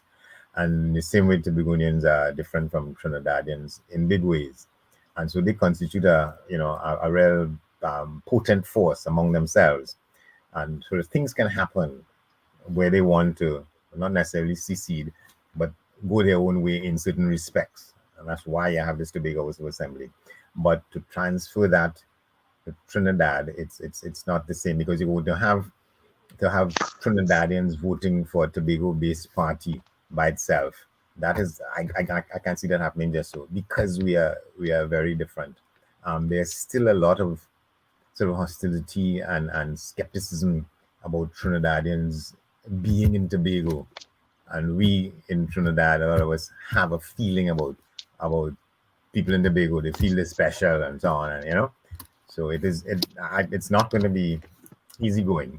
But Watson Duke has indicated that he wants to come now and run in Trinidad. That's going to be interesting to see. But Mr. Johnson, this is Miss Benskin here. I'm the outsider in all this bacchanal and melee, right? Yes. And I like to listen to you learned minds and all the, When you were last there in the village, what was your prediction for the PDP in Tobago? Do you remember? Well, I was saying that I thought they would win. I didn't expect that they would go over the hump like that, almost a clean sweep. But I thought there was momentum in what was happening there. So what makes you think they can't do the same thing in a general election? In Trinidad, because like I just said, the Tobagonian is different from the Trinidadian in that sense. The Trinidadian, switch the guys. Yeah, the Trinidadian is not going to want to side with the PNM. I mean with the Tobago party to oust PNM. And once you have, they're not going to get support from the UNC either. So in Trinidad, the votes you don't know that, sir. You don't know that. When you ask me what my view is, and I'm telling you. Okay, good. Right. But also too, do you know there are 350,000 Tobagonians that live and work in Trinidad? Yes. But isn't that a formidable voting force? For a lot of them, Tobago comes first, not Trinidad. Yeah. So if one of the son of the soil comes forth and he's proving, if they watch, if Mr. Duke and I call him Chavez because I like the name, if Chavez performs well and formidably and nice and good in Tobago, you don't think that they will say, well, you know what, let me give them a chance? Well, yeah, but that is down the road, and it's difficult to make really sound predictions about that right now. That is down the road, and there's a lot of what is called imponderables to get from here to that point. It's very early in the day for that. Because I'm a poet, and I take the pulse of people, pulse of persons like yourself, pulse of people like Anselm, pulse of people on the ground, and I listen. In order to write and win awards, I have to listen. And I listen and I read a lot. I read down to the simplest post will trigger me to write a poem, right? Yeah. Right. I am of the firm belief. Right? From what I've seen, the performance of the PNM thus far. I have never voted in my birthland yet. Right? But I want to. I have never voted in my book because I migrated really young, right? But I want to. I want to partake in, and I go back and I spend. From what I've seen with the incumbent, them ain't getting my vote. I telling them straight up front here now, they're not getting my vote. And if I could convince 125,000 young women underneath me that follow me, don't vote for them. Let me go somewhere else now. Right. And I don't see a formidable. I'm not saying people in the opposition are not intelligent. Okay, please do not come and put words in Diana's mouth. I do not see a formidable or a Joe Biden is powerful in his quiet way. He gets things done. Donald Trump can run through him, right? I do not see a formidable opposition, even though they're often silenced by the speaker, right? They try but I don't see it. They don't convince me that you're gonna have my interest at heart and you're gonna stand up to Goliath. I don't see it. Yeah, and generally speaking, I don't take sides politically. I don't. I mean either. I want what is best for the country. I've never voted. I want what is best for the country. But what I see the PNM's policies is, to me, ain't good for the country. Too many people suffering, right? Too many people suffering, and they've been benefactors of my humanitarian efforts, right? So I could talk. Right. My bank book would tell you how many people I helped. That shouldn't be. That shouldn't be in a country like Trinidad and Tobago. Should not be.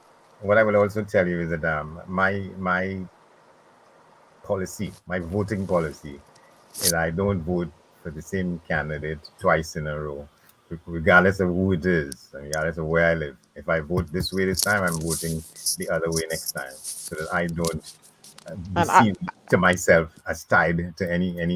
Thank you. And I'm not a registered Democrat or registered Republican. I'm a registered driver. Now I have to go register myself in Connecticut. I'm a registered driver. That's it.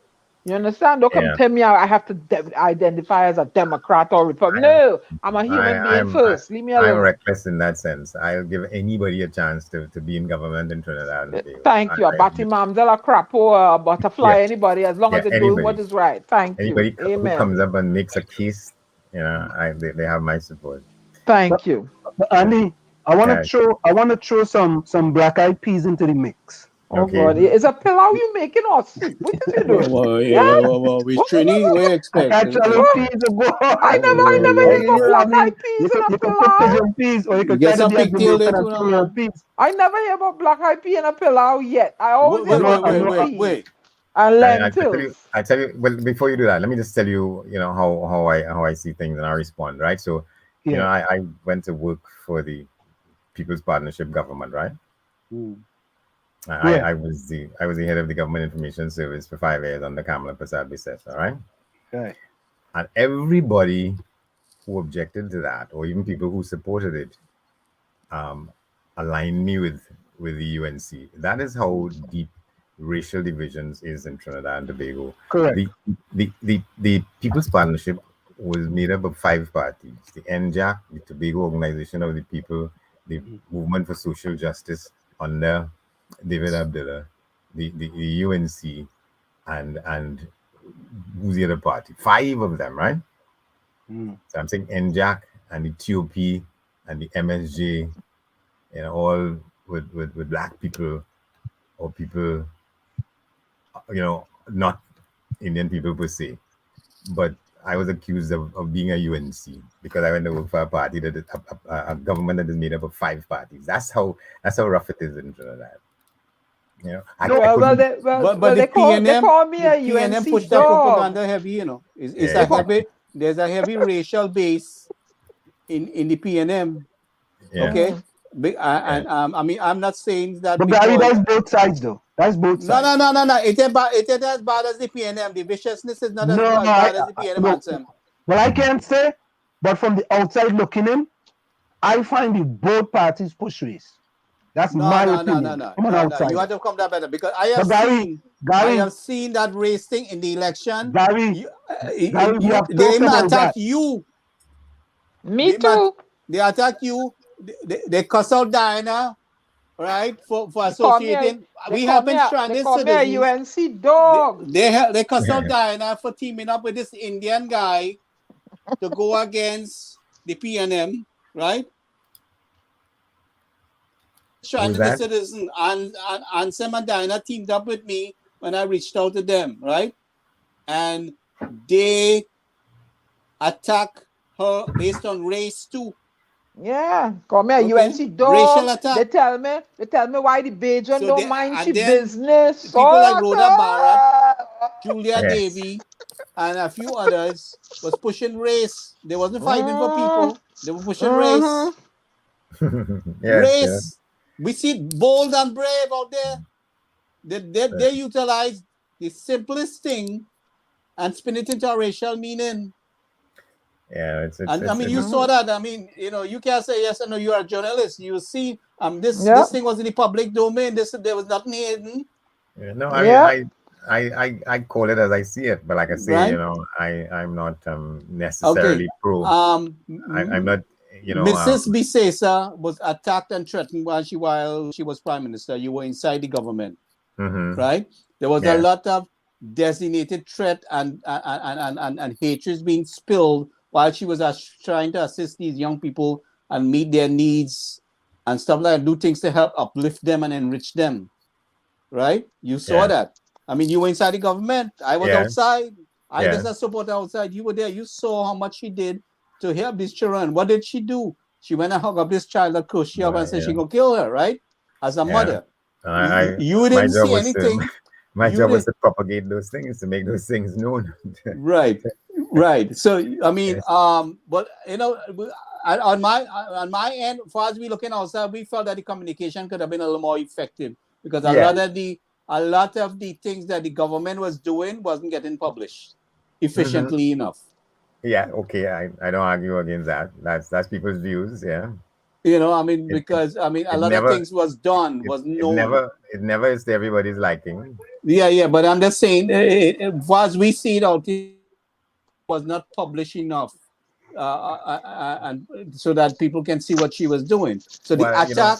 It is the only government I knew that we every year we produced tons of stuff about what happened in the previous year. 5 years we did that. We brought out special publications. We had a TV channel for ourselves. We had radio for ourselves and so on. So, but sometimes you never could please everybody, regardless of what, We spend a lot of money just doing those kinds of things, Well, like I saw this, like what I'm saying to you, what damaged Mrs. Bisesa party a lot is they spun, even the fallout between Jack Warner and them, they spun it into a racial meaning.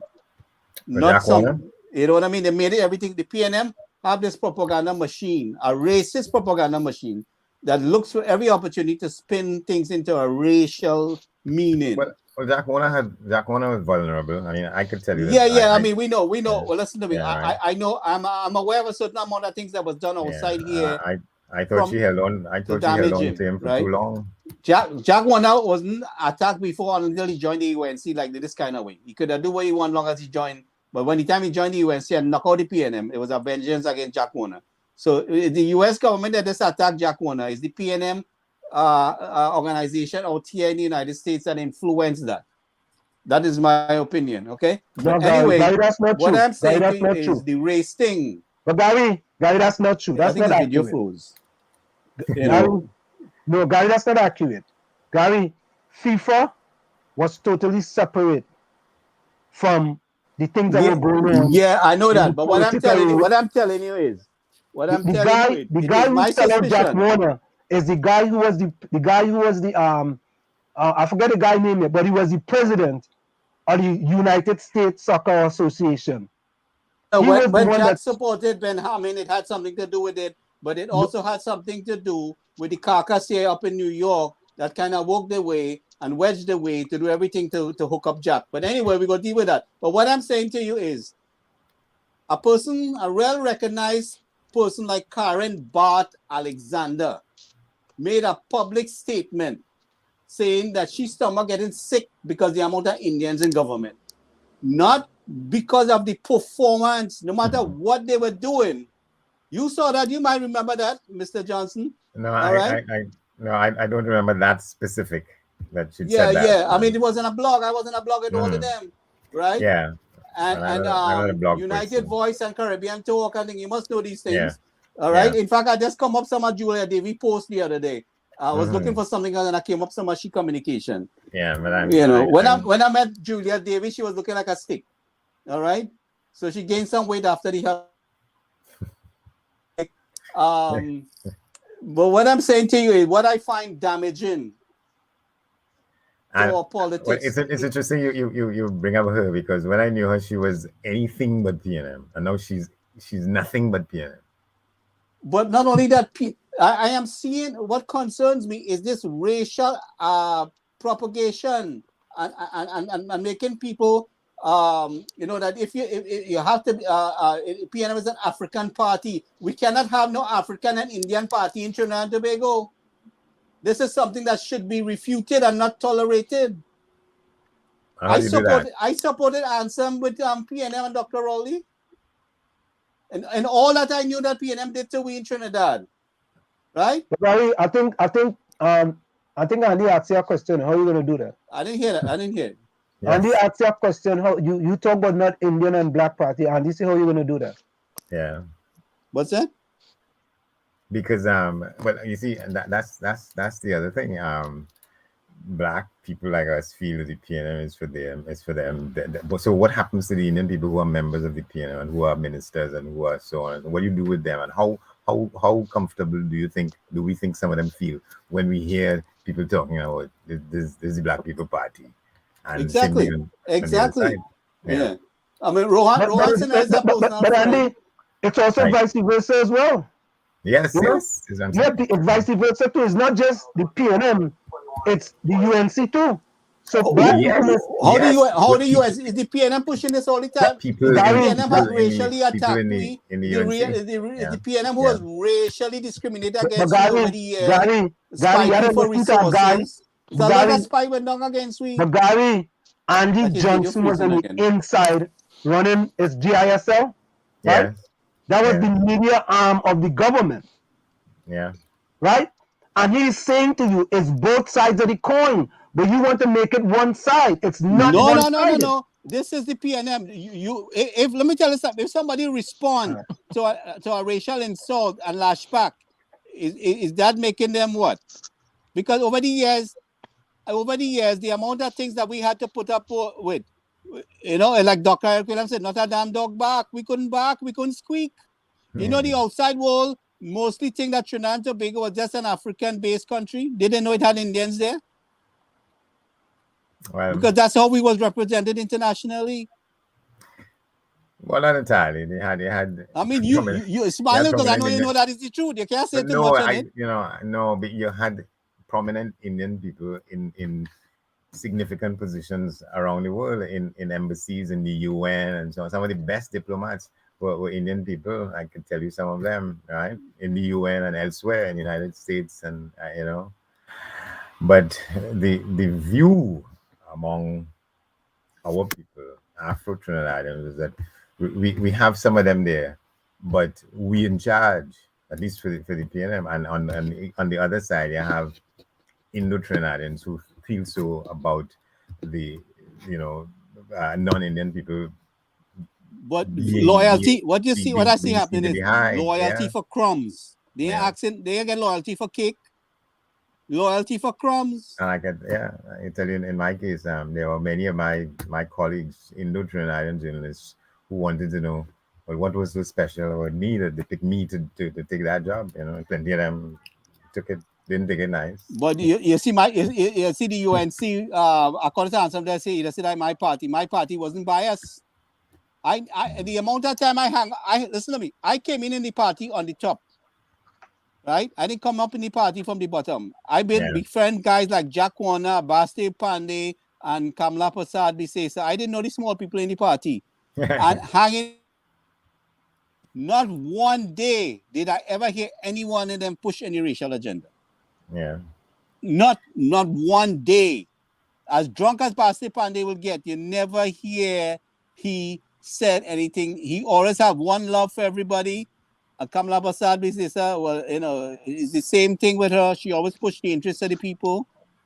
So the PNM always spinning. They take this thing against with African people to tell them, you see, the slightest thing, they want to make it into blow it into a big racial thing. See, Gary, right? And that is what I saw. Gary, it is both sides of the coin. And some know it's your party. It's your party. Johnson is telling you. Eric Williams. Eric Williams. But Gary, wait a minute. Eric Williams created this platform where Afro Trinidadians have job security from WASA, the police force, the army, you name it. All right?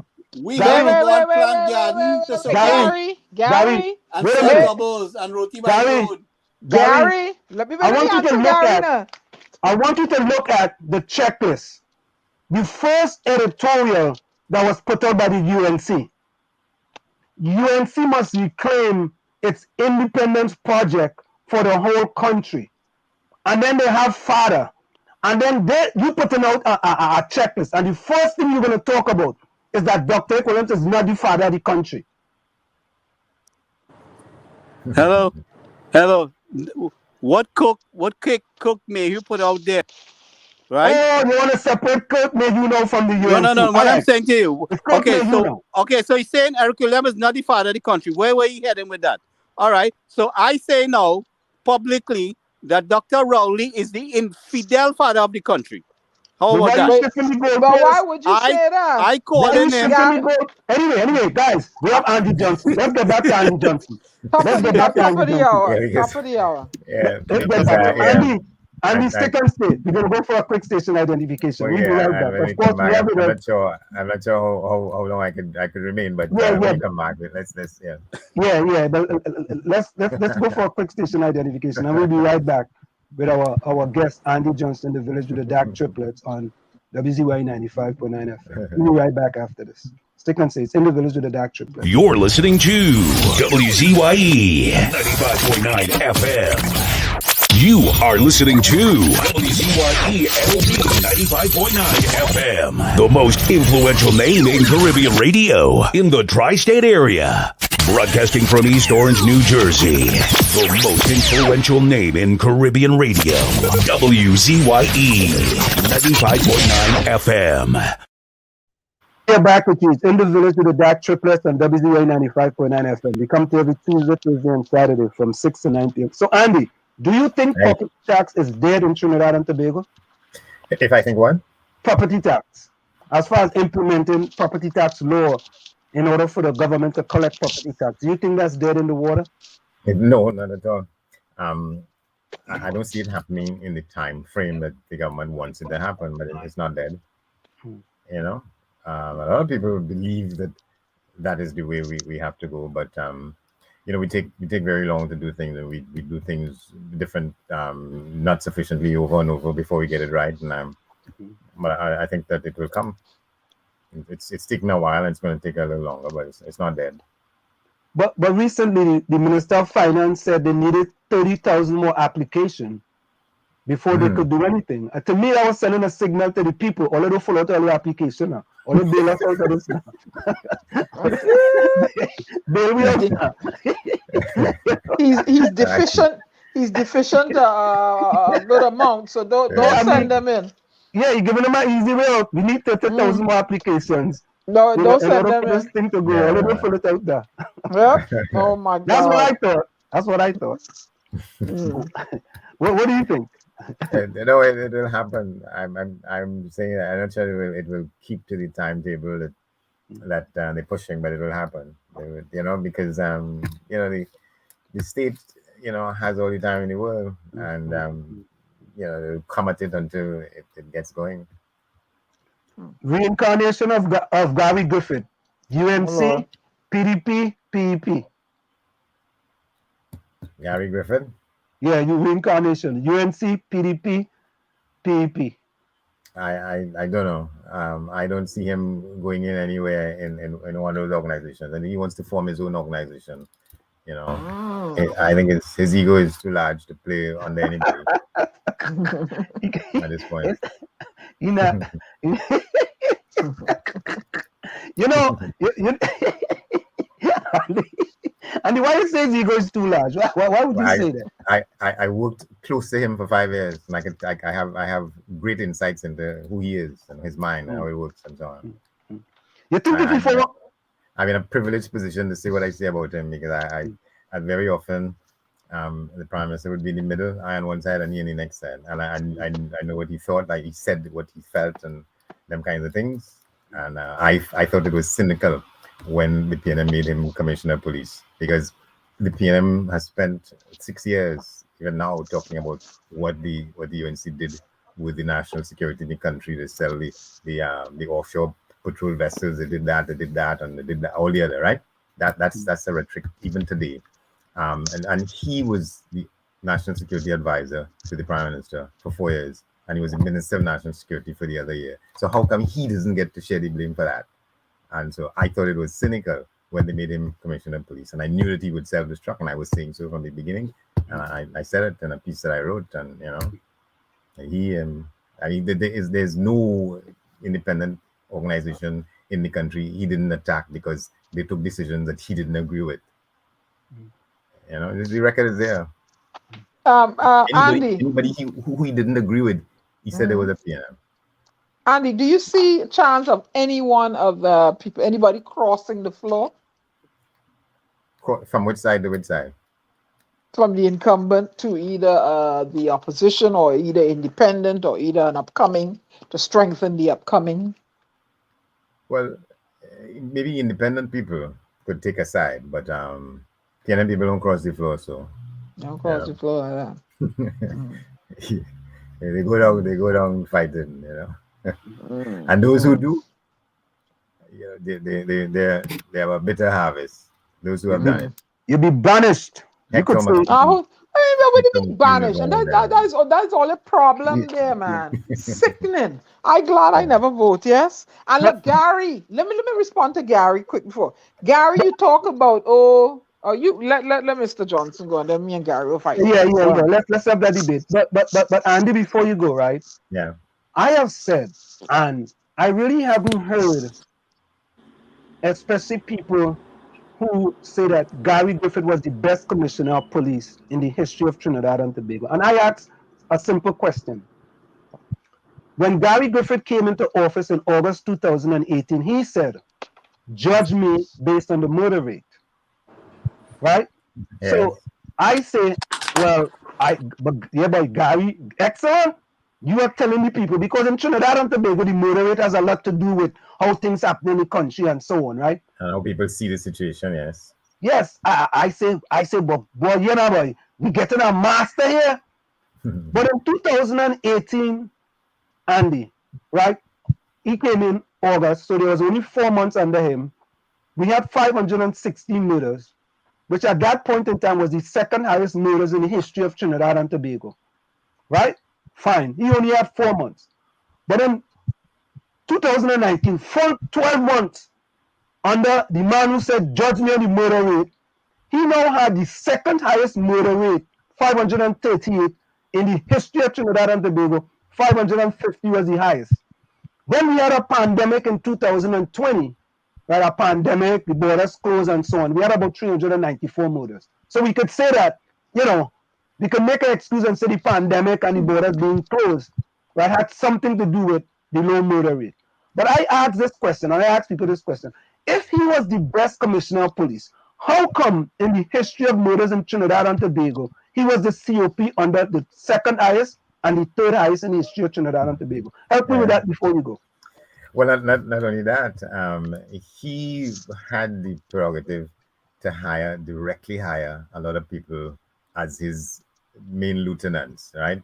This Chandler fella and this one and that one. And half of them now are in trouble with the law for actions they took with breaching regulations and doing all kinds of things that they weren't supposed to do. So where you see his judgment there about picking people to support him,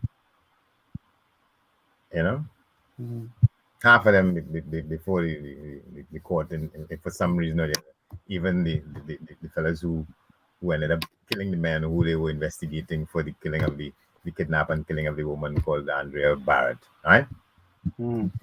Beat the fellas to death, and Griffith is on record as saying, well, the first one who died, that he said that they tell him he fall off a chair, so that is on the record, right? And people got videos of how they treated them fellas. Right? So them fellas didn't get a chance to come to justice because they beat them to death, and that is part of his record. Now, correct something if I'm wrong before you go. Yeah. Is it true that I think it's the UN, right? I may have that incorrect, right? And someone removed X amount of millions of supporting the Trinidad and Tobago Police Service because of something with regard to inhumane conditions, and they were talking about especially the extrajudicial killings. Do you know anything about that? Say it again. That somebody did what? Some monies were removed from the support of the Trinidad and Tobago Police Service. I think it's by the UN outside of Trinidad. They normally support police services in order for them to do the right things. And there was a few millions of dollars that was supported, given to the Trinidad and Tobago Police Service, and under Gary Griffith, that money was removed because of what was happening with inhumane things happening, especially extrajudicial killings. And that is something that is news to me. I'm not okay. I'm not aware of what that is. Okay, fine. Right. Well, Tommy, yes. you gotta ask your partner something before you go. You can't just let the man come in just one. That's just cool. I realize everyone is full on questions, so I yielded. But however, I realize that we lost two icons from your neck of the woods recently, in Kenny, and today Xander. What I was thinking is that Kenny's situation, Do you think it would affect the vaccine hesitancy even further? Kenny, who Kenny? At this time? Kenny J. Oh yeah. And Xander, which one? Desperado. Clive or Carlton? Clive Xander. Clive? Well, Clive. Today? Yes. Well, you're giving me news here. I wasn't aware of that at all. Today, Clive Xander died. That's what I was told. That's what I understood happened this morning. Yeah. As a matter of fact, let me see. Somebody sent me that too. Let me see.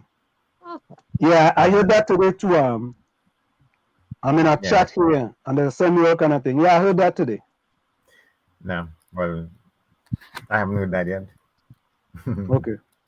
Yeah. But you heard about Kenny J though. Well, yeah. I mean, that was all over the papers in the last couple of days. Yeah. Right. Do you think that would affect? Would his demise affect the vaccine hesitancy issue that we're facing in Trinidad right now? Well, to some extent, because he was fully vaccinated, and there are people who are going to question it. Yeah, and there are people who will use that as more reason why they be hesitant and so on. Certainly. Andy, you think the UNC could win another election with Kamala Persad as a leader? I don't think so. Why is that? Yeah. Why is that? Yeah, I think she's a spent force. I mean, she's somebody I love deeply and dearly and so on. I think she's a spent force now, and it isn't. There's too much baggage with her, and she, like Rowley, she need to go. Good, I said it. Yeah, that's my view. But Andy, the time the next election comes around, she'll be 70 plus and so on. Yeah, like Rowley, she need to go. I said it. Yeah, I did. Go home. Let young people take the realm. Well, the other thing, as you bring up Rowley, I'm making a note about the fact that at the night of the last election, he talked about not wanting to remain, and you have to be taken out feet first and so on, and he's not one of them and thing. And a couple of weeks ago, a reporter did an interview with him and asked him, well, so he's still on track to step down? He said, well, I ain't sure about that. And he wasn't facing the question head on. My question is why? Because when he said it on the night of the election 2015, his wife was standing off the podium. She went up on the stage and they hugged and kissed. And so I said, well, they have something in mind. They discussed this. So how come a year and a half later you're saying, well, you're hedging your bets now? What was that? Andy, they had something in mind for Tobago too. That's all I'm going to say. Yeah. You can't do that to people. You can't do that to people. You tell people you don't want to stay down where they had to take you out in a box. And they ask you, well, no, are you still on track to cede power to somebody else? You say, well, I can't do what I know because, That's all right. They had something in the bag for Tobago too, but the whole thing get changed. The Calypso's go answer. The whole thing change up. Yeah. The whole thing change up. The whole thing change up. Yeah. So don't tell me that the apple cart can't flip in Trinidad too. People, you know what it is? Yeah, they keep dismissing the opinions and the self-worth and providing opportunity for the young people. They keep dismissing them and let them go down that road and stick to this staunch, the autocratic, old Balize wax drinking red sorrel behavior, and do not make way for the young people. Young people don't want to buy that no more. They're looking for opportunities. You understand? So let them continue down with the dotish road now. And people like myself that never voted, right? I want to vote to make the way better for my nieces and nephews and their children. Okay? You think I'm going to put my finger in the ink? Nah, I don't think so. I don't think so. Andy, and we're going to close on that note. And one thing that I see, I think we have to take into consideration that there's a bunch of young people who are fed up with the PNM and the UNC. That's right. Right, and these young people are looking for an option, and they don't think the PNM is an option, nor do they think the UNC is an option, and they're looking for a third option. And to me, from what I see so far, I think the PDP is that third option. But Andy, I want to thank you so much for always taking the time. I always like when you come into the village. I appreciate Tommy actually getting you to come in the village, but I accepted Tommy because I find Tommy went too easy on you. You know what I mean? Maybe the next time you. He brings knowledge. Because I mean, if I bring my friends in the village, I going hard on my friends too, you know. You know, like, you know, I'm bowling and spinning, you know. I'm bowling spinning, it's piss. Right. Because I like No, cricket. I ain't going hard on this fella here. This fella had knowledge. You know, my grandmother say, you see people like them, like whistling birds that full of knowledge, you don't go hard on them, you let them whistle. Yeah. But thank you all very much, man. Andy, thank you so much, man. Let me close it away before you go. Okay. All right. Good. All right. Take care, man. Yeah.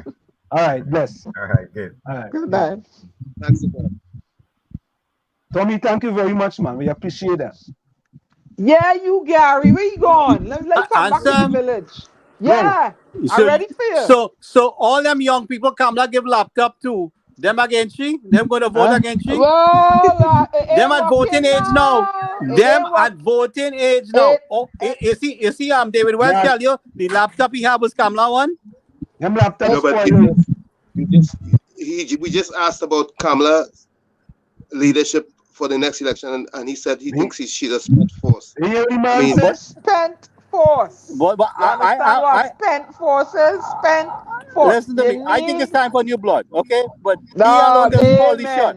But what I'm telling you is, you think all them young people saw this prime minister came out and met their needs and did everything for them for their education. People like David Welch, right? Who they gonna support? Well, David Welch will support. We know he can support the UNC.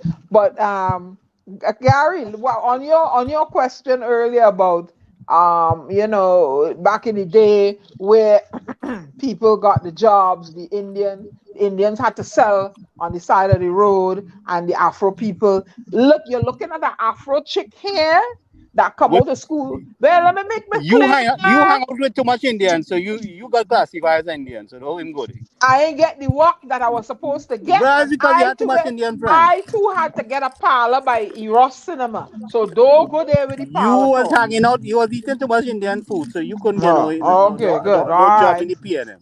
All right, so that's your answer right there. You're hanging out too much with Indians. You're hanging out with the one thing you did say, when I did take the test for the police force, I got through with the police force. I got into John D too, but I couldn't get no work nowhere else. Nobody they're looking at this last name Ben Skin like they never hear the name and over there. Yeah, sort of.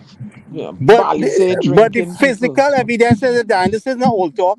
The physical Eric William bring people from Grenada, St. Lucia, and all the places to get them working Wassa on the port and TNT. And people, maybe they have the Trini connection like me. The Indian people in Trinidad couldn't get them jobs. Okay, Indian people plant rice, they plant sugarcane. Okay, were they qualified to get the job? Gary, the truth be told, many Indian people didn't want. The evidence is there. Let them pull up the records and show. Like they didn't want the hiring for the thing. It's only after Baste Pandey won government that we got some more Indians in the police force. But did they want those things? Maybe they didn't want those jobs before. You don't know. They didn't want no jobs in the Ghana government ministry, the national security. You don't know that. The Indians didn't want the jobs? In my opinion, when I was growing up, Indians always were entrepreneurs. Tell me if I'm wrong. Indians had to pull up themselves by their own bootstrap because the amount of discrimination. That's what we couldn't get a radio station. We was limited to the amount of Indian program you could play. You know that, Diana. Indians always had a shop. I went to school with girls who live upstairs the shop. I went to school with Chinese people who live upstairs the shop or in the back of the shop. They always had a business. But they had to do something to survive. But that's what I'm trying to tell you. So the children gravitated to the business, or they went on to university. But the business helped them to be better people too. They helped them in their skills in school. But what I'm saying to you is, the job security. There was so much discrimination we face in the country, right? And today, people want to come and talk about how much we have and how and what we have, right? And I'm not going to knock Indians because I know I've put. Let me say here, and I could say this. I remember when Dr. Bishnu Raghunath's parents, they lived in a tapia house. Exactly. And they built themselves up. PNM didn't build no apartment building for we. So don't go there. I know, I see that. And if you see the properties that sit on that land now, you understand me? So I don't, I come on. People PNM build build themselves up. When I no went to school, apartment Indians building. always had their own businesses. They always, the We Chinese, had to fight they to survive. There always was a had their own support for we. business. Always. I went to school, Let me tell you Narayan something. Singh, My father big was out shop. of work. My father was out of work. My sister just born, and they giving out free milk. And when my mother gone, they none for she. Okay. I had a parlor. I had a parlor outside of Eros Cinema. I rented from an Indian guy. So when a big show showing, I now we're sell talking Seymour about something. we were talking about earlier. We were as to talk about economic and people. The jobs in Petrotrin, the government jobs, all the job security, mostly Afro-Trinis have it. How come they don't have no money? Well, how come they don't have the economic power when they had the political power over all the decision? Herculean was the godfather of the country. Indians have to keep their tail between their leg and take what they get. Now and then they make a little noise. Well, let me answer you, Nagari. Perhaps their personal spending traits and spending habits make them put them in the position that they're in. I don't know. But you're preaching. But what I'm telling you is, I was right? surrounded. You cannot blame. I know the PNM has certain faults, right? I know the PNM have certain faults. They have used people conveniently, but the opportunity was out there that nothing could have stopped them or owning a store. But Gary, I was surrounded by people that I took a cue from of how to create economic wealth. Although I did not get the job that I thought I was entitled to or wanted. But you learn from that. I didn't bow my head down. And a lot of Afro-Trinis that live among us, the majority Indian, did very well. They did very well. They have good jobs. Some of them have business. You'll be surprised to see how many Afro-Trinis have business in Trinidad. You'll be surprised to know. Now, there might be a little disadvantage with the people in Chumaka and Laventille at some point because we have to find out why. Because they're right in the midst of the city.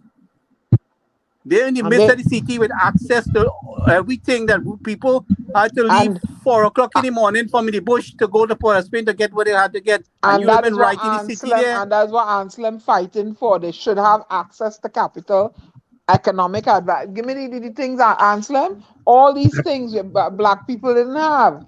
Economic development, economic empowerment, economic inclusion. What I'm saying is, you had to take it. Nobody is giving it to you, pal. And it starts basically with managing your family. But you have to have that's the foundation. Gary, you can manage your family, but you have to want it for yourself also. Yeah, but what I'm saying, it takes vision. But what I'm saying to you is, you can't have your children suffering, your wife fighting, you have a child here and a child there, and feel you as a macho man, right? And then when you get paid, you go and buy the best food and the best suit, and you give your wife some crumbs, if you do give she some, right? How are you going to build on that? That's the foundation. You got to lay the bricks when you build a house. You got to lay the bricks. You have to pack it with sand, and you have to jam it, and you have to compact it, good, and make sure and build from there. You can't do things helter-skelter and expect to succeed. And some is a man. You think if he was fooling around, he would achieve anything? You think his children would be in college and be so successful? But Gary, under the PNM, I came out of St. Augustine Girls and couldn't get a bank job. Had to end up working Kirpalani. Realized I needed more capital. So who had the bank job, Diana? Who had the bank job? The white people? Let me. You really want me to tell you? You really want me to tell you? You really want me to answer that question? Yeah, but we talk the truth here. We're afraid the truth. Girls and the light-skinned Afro girls. They the didn't get light this skin little Afro black, girl. yeah, this little black girl. They didn't get So she the nothing black where Afro girl can't get it, but the light skin one getting it. No, yeah, and them girl I went to school with, they don't see in mathematics. And I said, well, wait, she got a It's job in all the who bank? you know, Diana. It was all who you know. It didn't have so much to do with race there. That's what I'm trying to tell you. So It's I who you know. want to say I'm an outlier, but there are people like me. So all I could get is in Kapalani. I ain't making enough money. I'm making enough money. I decided to I'm here. Well, maybe we lost you. I'm decided to open a parlor. I decided to open a parlor. And I rented it from some of the issues are race related. I opened a parlor I rented it from an Indian guy. And when the same people I went to school with, they will want to laugh at me when they see me in my parlor. But I used to be raking in the dough when a good kung fu picture come, when car wash was playing, when grease showing, when certain things, I cleaning up in my parlor. I make more money than I make sign up in Kapalani's. So I use my head. I watch my godmother sell in the Oval. So ain't no shame in my game. I couldn't get no work in none of them ministries. And I graduated from a damn good school with enough passes. Let me say hello to Mongs. Mongs, welcome. And Eugene Julian, boy. Eugene Julian, my partner. This is the first time in 6 years since I know you agree with me. Hey, I don't know, something like we're losing contact here. You log out and come in again, Gary. Yeah, I'm here. I used to sell Choice Smith, welcome. I used to sell bottles in the Oval. What's wrong with you? Please.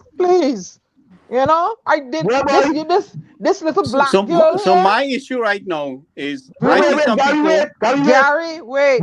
Diana, wait. I can't believe this all you. Eugene Julian. He said Wall Street tonight I'm on your side twice. Woo! No. Hey, get up for something to drink. What did he say about you? He said Wall Street tonight I'm on your side. Oh, tonight he on your side? Yeah, first time in 6 years. Well, he had to explain that. Explain that. Julian, you have to explain that. Put on the number, let call in. We want to hear. Listen, this show is about you guys. Come on, call in the show. Julian, call the number on the screen. Because you have to explain yourself. And Gary, this is a little black girl that had no support from her African father. Okay? None whatsoever. So don't tell me, right? I understand their trials and their tribulations, their obstacles and their hurdles and their bridges.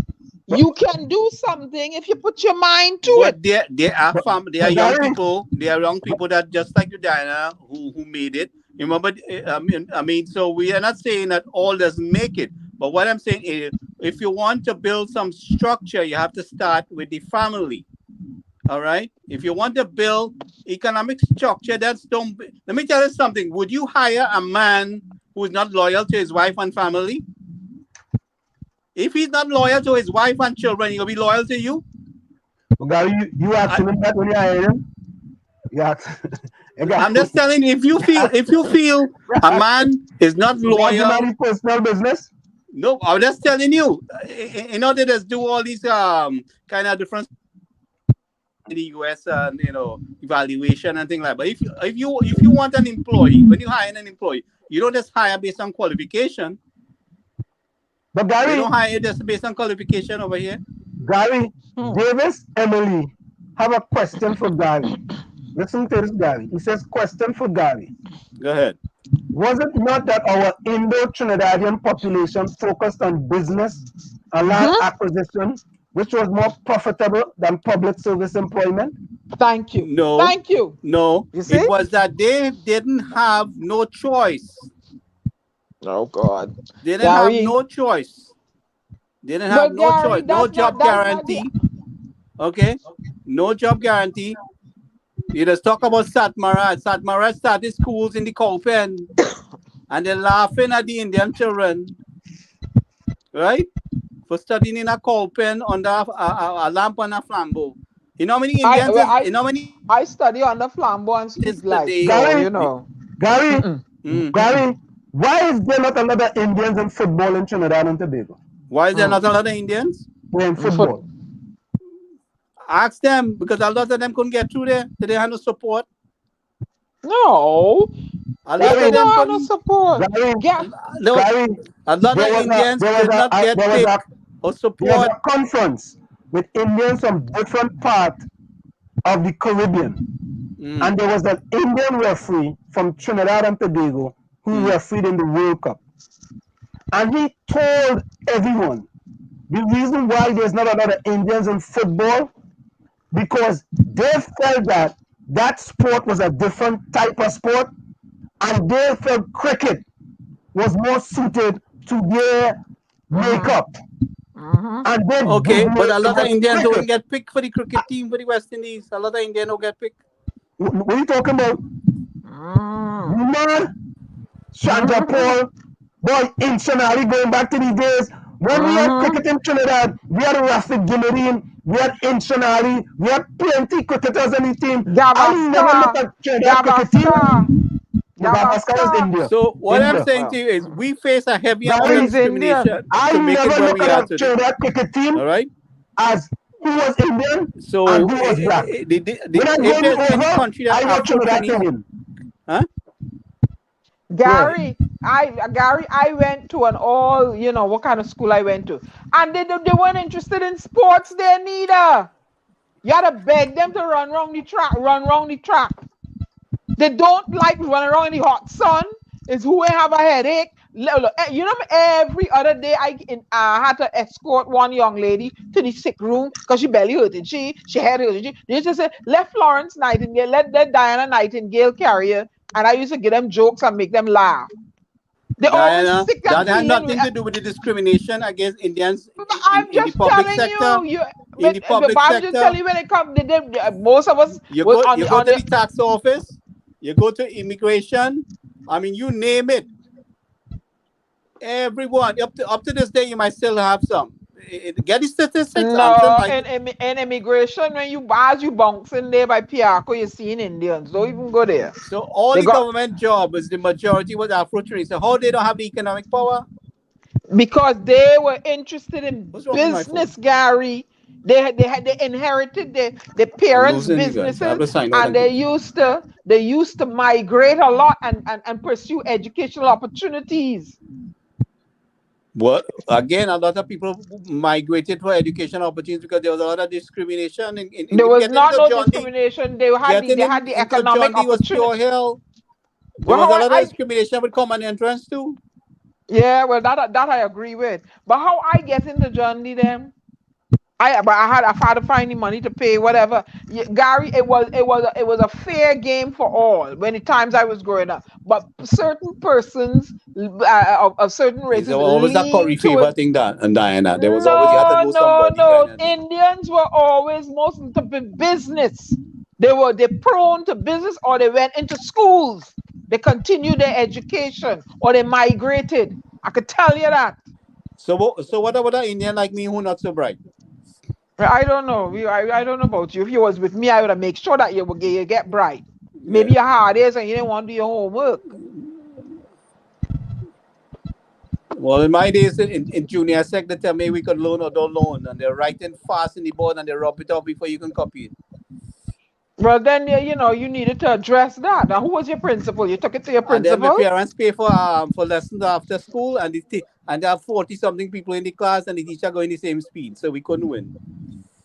So why you didn't bring it? Why you didn't bring it to your mother or your father or somebody's attention? We was poor people. What are we going to do? What do you mean? Look, I was poor.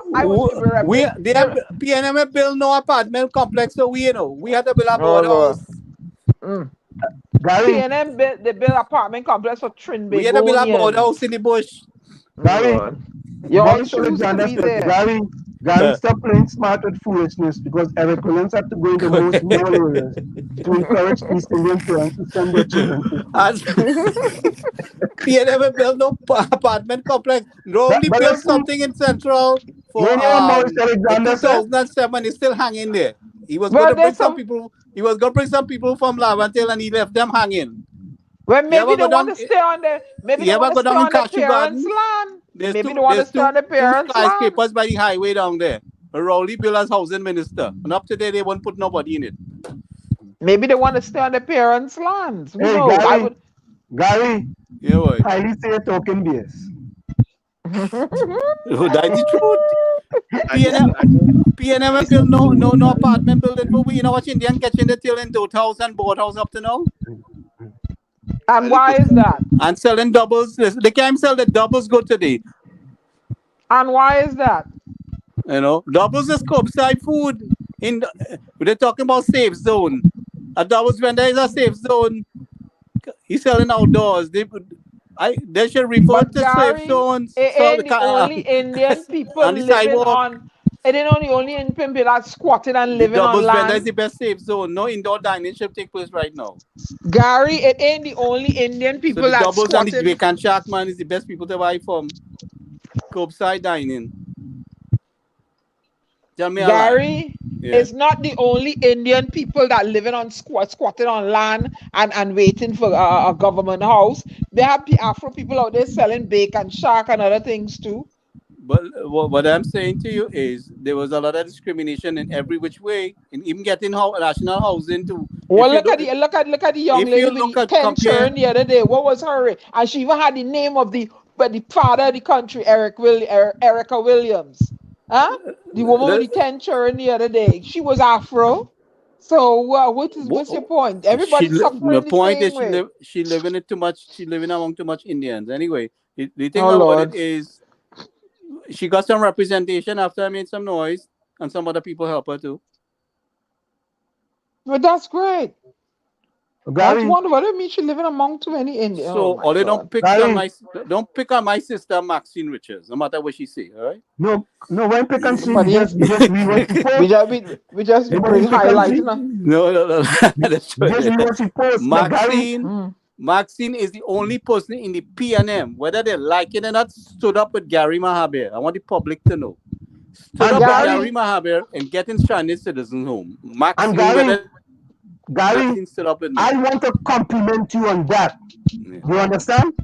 Because I am not throwing no spear at Maxine Richards. All I am saying is that she called me out. She called me out. And she put your name. Yeah. And you didn't see it, right? No, but I want everybody to know, in case people don't know, whether Stuart Young like it or Dr. Rowley like it or who didn't like it, Maxine Richards stood up with me in getting stranded citizens home when I found myself a vaccine zone. We appreciate that. We appreciate that. But I wasn't calling out Maxine Richards, you know. I was calling out Dane Wilson. Right? I had to add Dane Wilson. You see them six people with the dog, they was waiting outside here. And they're running them back and forth, go to Ministry of Agriculture. It's the Ministry of National Security fault. They're blaming agriculture. Back and forth. Would somebody just send me something? But Gary Haley says, Gary, what was the reason why Uriah Butler rebelling Pfizer back for? The government was not paying the black oil field workers, pure facts, and they killed Uriah for that. Yep. He stood up. And who stood up together with him? Was Indian people. They sleep by Indian people house in South. They put him on Shaka Shakari. He and Makandal Dag against this Granger. Yep, they put him on Shaka Shakari. Wicked government. That's the PNM for you, the Nosa Costa. So Gary, I don't know, Maurice Alexander says, Gary, you made the point about PNM didn't build houses for you. And that is so because East Indians moved to the rural areas of the country where more land was available.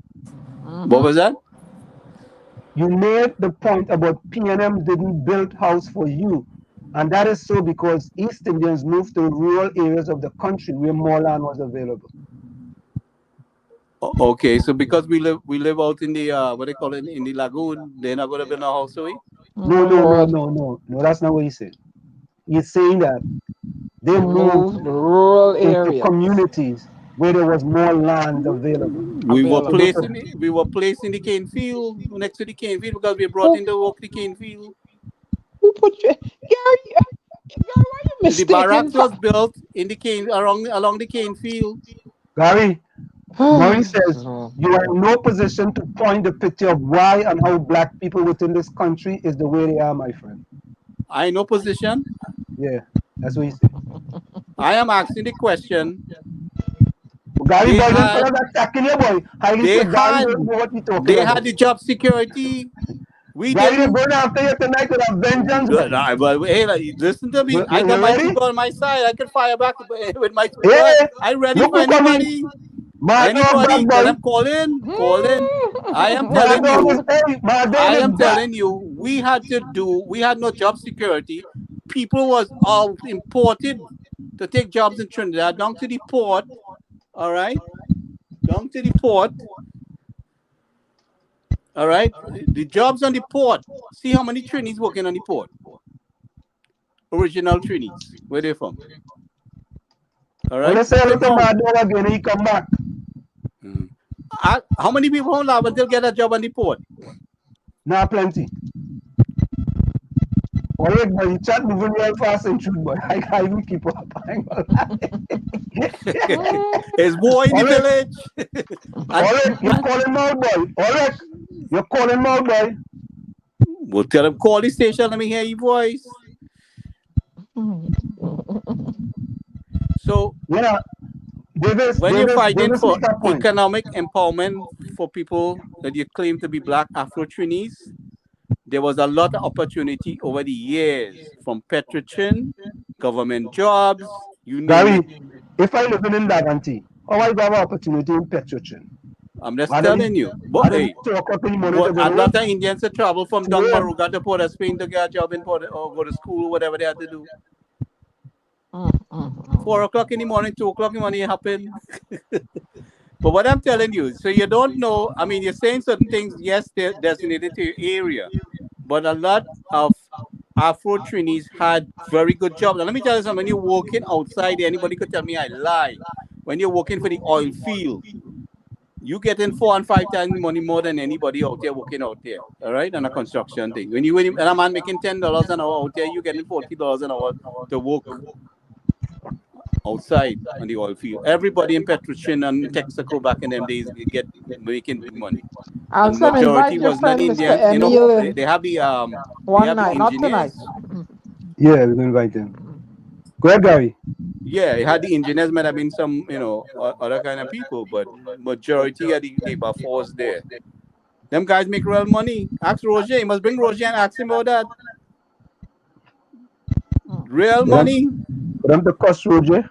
Yeah. For them to cost Roger now. The port, big money. When you're working for the port itself and you're a contractor, the contractor getting about quarter what the guy making from the port, you know.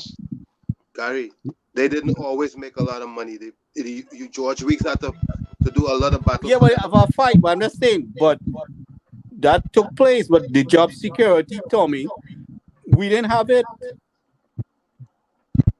We didn't have it. 1 or 2 of us, they let us in.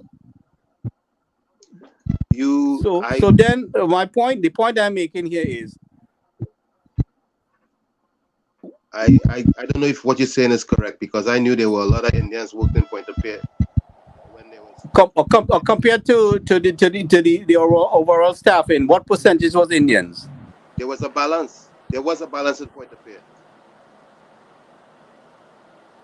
WASA, TN Tech, you name it, all government office. I don't know if what you're saying is 100% true. Pull up the data. You had the resources, pull up the data. Let's request it in Freedom of Information Act. You know, I mean, so what I'm saying to you, the economic power, Afro-Trinis should have had it. You're painting a picture that may not be correct. Why it is Afro-Trinis have the economic guarantee, the job security, and don't have the own things. No, Anselm. Gary, a member of our chat, made a very valuable contribution. I've heard it in the past, and he reminded me. It's something by Dr. Joy DeGroot, something called post-traumatic slave syndrome. Oh, give me a breakdown. You see, 300 here you years go. Ago, here you go. The trauma from slavery causing you There you go, Gary. You're always in Trinidad and dismissing. Tobago. You are Got always freedom. dismissing Got freedom pertinent before the facts. Americans. Up to now, Black American people still are under pressure in this country in certain You are states. talking about the etiology and the adaptive survival behaviors of African American communities throughout the world and the diaspora. Right? The trauma that was inflicted for Gary. You and I just argue and fight over this. So you born nowhere around that, and that trauma still in you.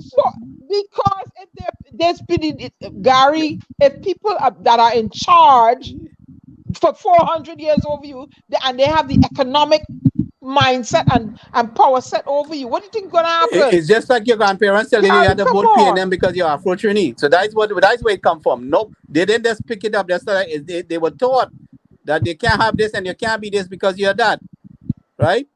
You see, you don't understand, and that is where when we talk about it's a sort of it's a silent oppression, and it's a multi-generational thing. A silent what? What is stopping? What is stopping? When you have all this privilege, when you access to the city, and you do not understand. You don't see a man Gary pick up some leather and make some drag slippers, and then you go see other man selling bacon shack, other man selling snow cone, and then you go see one man choose to thief. Right? Gary, you don't understand it because you're not of our race, Gary. Let me tell you, you know why? You in America, when you fill out the census, you put yourself as Asian. You don't put yourself down. But you don't put yourself down. But in Trinidad, you're black. Black is a color, not a race. Let's get that straight. There we go. Black is a color, another race. You have black Indians. So you have black Indians. Mm-hmm. But you have some Indians in Trinidad blacker than Africans. Can I change just for a minute? I just want to know why. I want to tell Lana that I'm waiting. I've been waiting by the lighthouse for Rose. I never saw her, so I mean I didn't, but she never showed up.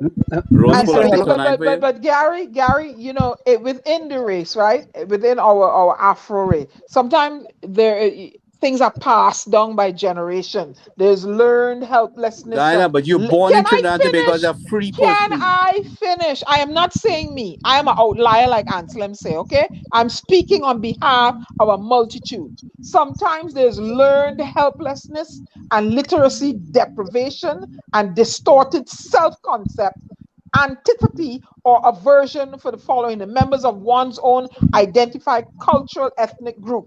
Right, and it makes them behave the way somebody they had do. To be teaching them that. Somebody had to be teaching them that. If they no man so all right, that. So we've agreed. Somebody preaching that to them. So somebody preaching that to them. And Gary, let me finish.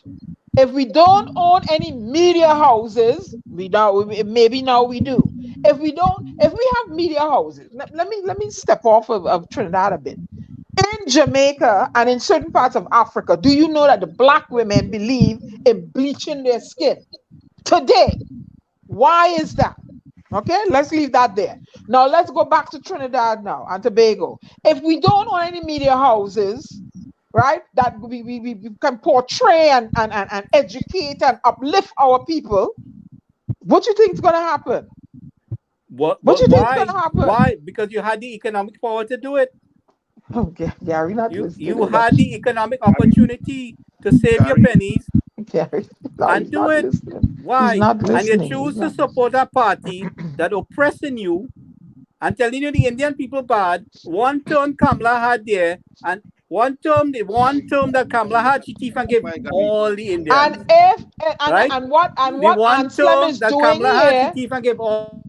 What Anselm is doing here is, he has opened up WZYE to the masses in Trinidad and Tobago to empower them.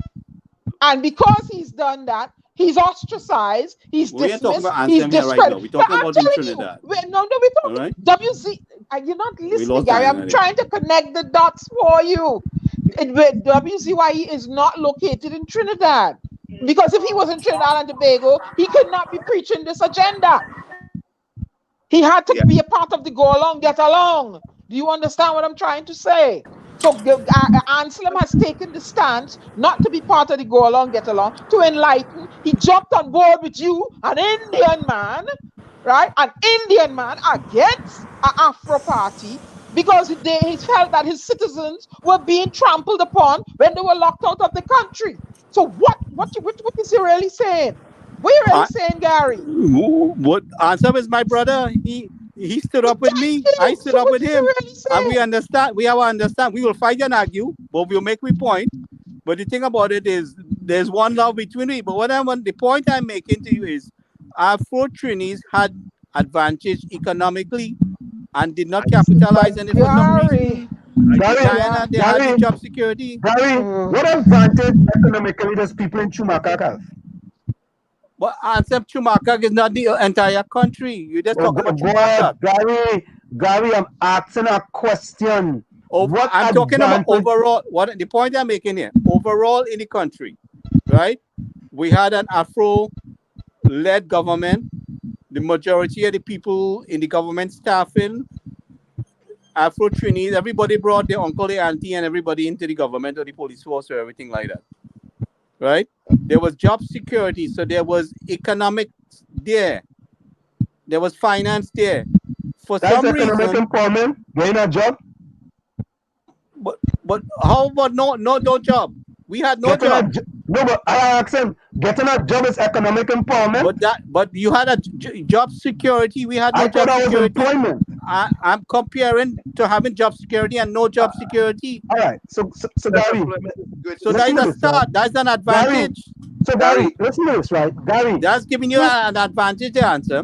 All right. So a head start. That's a head start. Gary, who owns all the major carnival bands? Insurance companies, malls, real estate development companies, and all car dealership in Trinidad and Tobago. Who owns most of the media and also control most of the supermarket, retail, trade, entertainment, and finance? Why? Why? They didn't get it overnight. They didn't get it overnight. We supported that. The alcoholic sector, and soon they will control the banking sector. You see, Gary, it's all a game and it's a simulation, man. It's a simulation, and we have to understand. But Gary, but who's the majority answer? Who's the majority? When we try to unify, listen to me. When we try to unite the people on a cause, race is placed in it to divide me. When we try to both parties, Gary, your leader said when we try to bring issues in front of the people. Gary, this is what happened. They propagated race. Don't trust them. Don't trust them Indians. They're trying to rob you. They tell in Tobago. What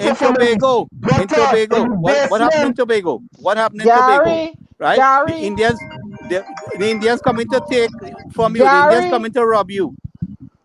Gary, do you know that multi-generational trauma together with oppression? Right? But did you face a lot of pressure? Let's take that call. It's your brother, Albert Montano. Albert Montano, how are you doing? I'm listening to you all, but I'll now get you onto the WhatsApp. I'm not too good at that. That's all right.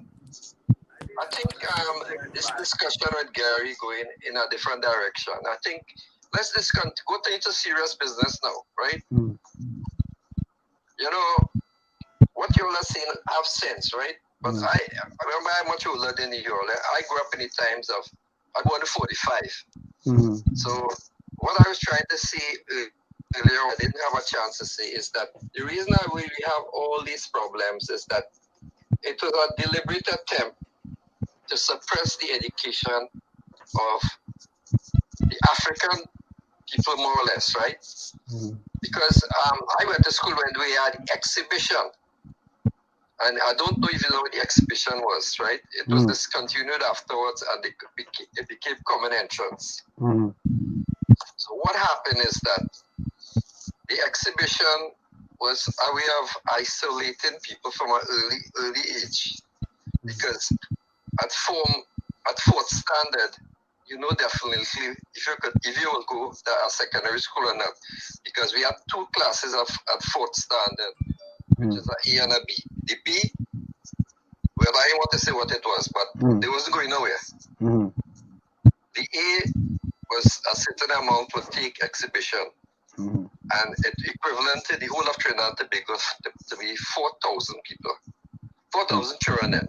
And out of that, they only had 1,700 classes in secondary school. So there were certain people, they know that they will go to the better schools, pass or fail or whatever, it doesn't matter. But it's like, you know, when you pass through there and you were in the top bracket, you got there, the bright ones will eventually want to go into some form of further education. Now, that was working good for certain people. I happen to be born of a family at both sides, mother and father, was always business. So I was bright. I always like to come first in class all the time, do everything first. So I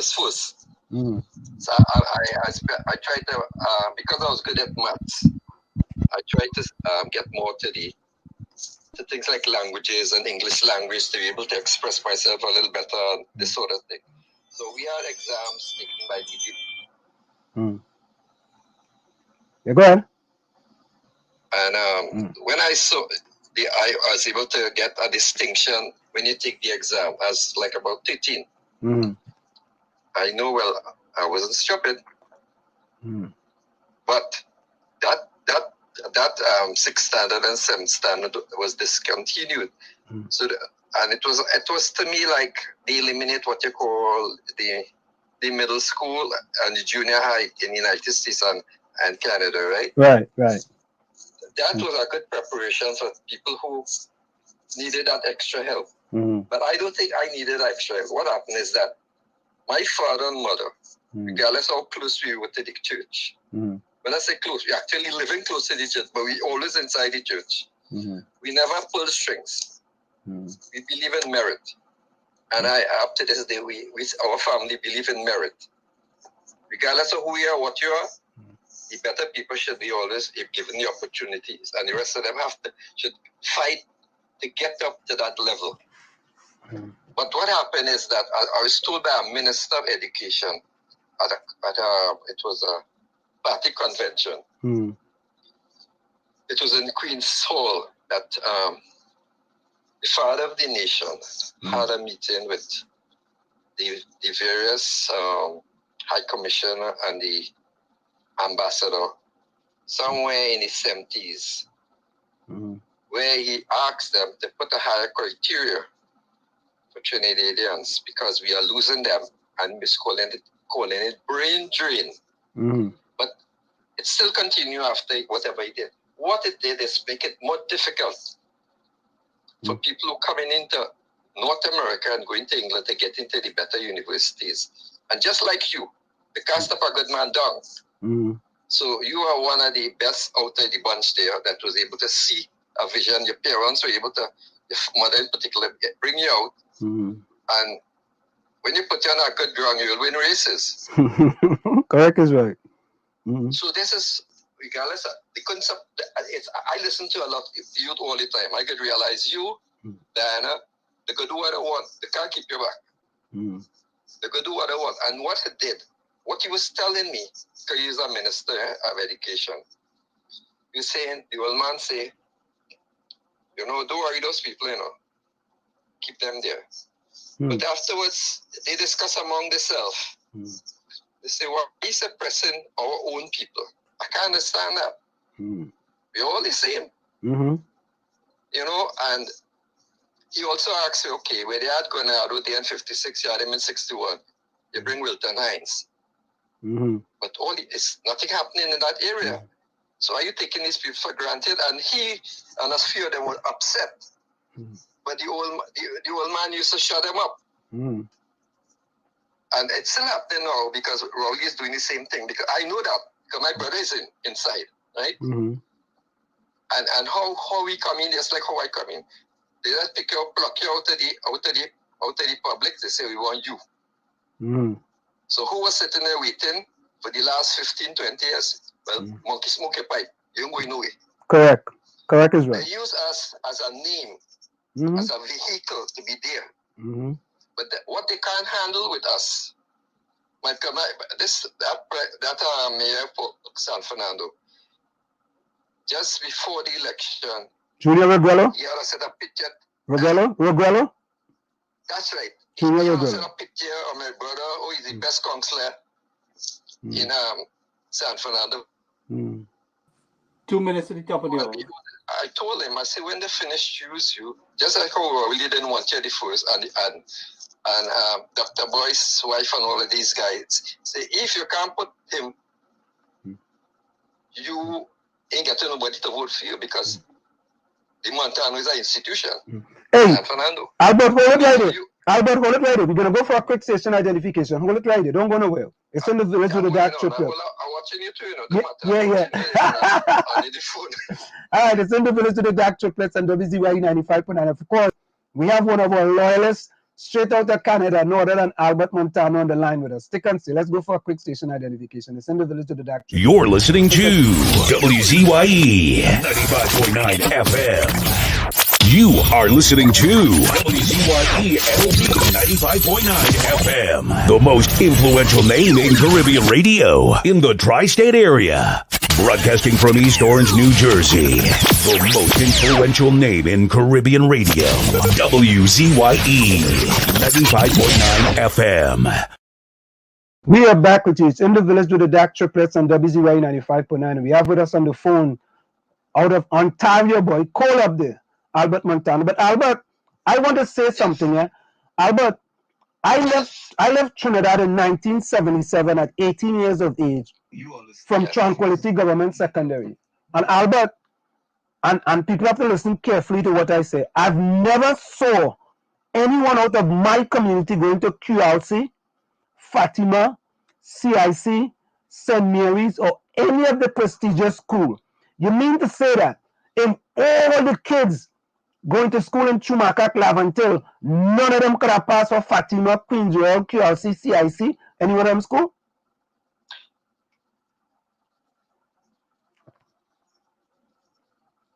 You there? Yeah, listening to it, Yeah, I was just asking, you mean none of them kids could not pass for any one of those schools? And Slim, I saw what you're saying long time. They born in the wrong place, from the wrong color, and the wrong family. Can't to do that. And Albert, the same people, and they name them Montano, and they put them to live in Woodbrook. But that's what Gary have to understand. Many people have they didn't have a full start. They had a false start. For example, when they had a start, so not even a false start. They never. But we had no start. Job security, we had no start answer. So you can't just look at what's going on in Chumaka. You have to watch what's going on in the whole country. All right. Eric William bring out Afro people from other islands and give them jobs in front of we, and we had to go and plant we land to survive. My mother had to plant the yard to save some money to build a house. If she didn't do that, we couldn't save money on food.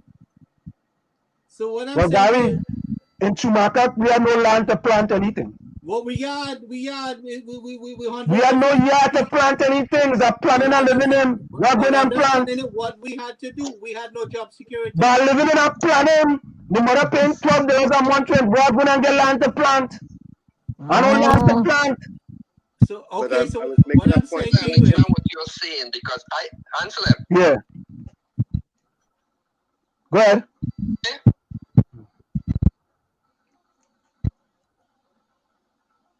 Hold up, Albert, go in and out. The man bring him in the show, man. Right. You see, I understand what you're saying, right? Those areas are not a kind of soil, or don't have the space. No space. Anything. You can plant nothing up there. You want a place to sleep and to cook, and that's about it. Correct. That's it. And that's what you have. And what it has happened there, I see it happening early up front. I'm talking about in the 50s, right? They select people when they build these set of homes in Mova. They select people when they build the first set of house in Montu. They select people when they build Diamond Vale. Yep. All these people are of middle, upper middle. None of them go anywhere in the struggling life. Correct. I know that. Yep. I never passed through what you all passed through, what you all went through. I never passed through that. But I went into those areas and I was told, why you getting yourself involved in them kind of people business? I said, one day you will understand. I'm talking about, I started that thing after the Black War, you know. I said, all they playing with trouble in this country, you know. All they playing because it's time with who have and who could help, get up and help.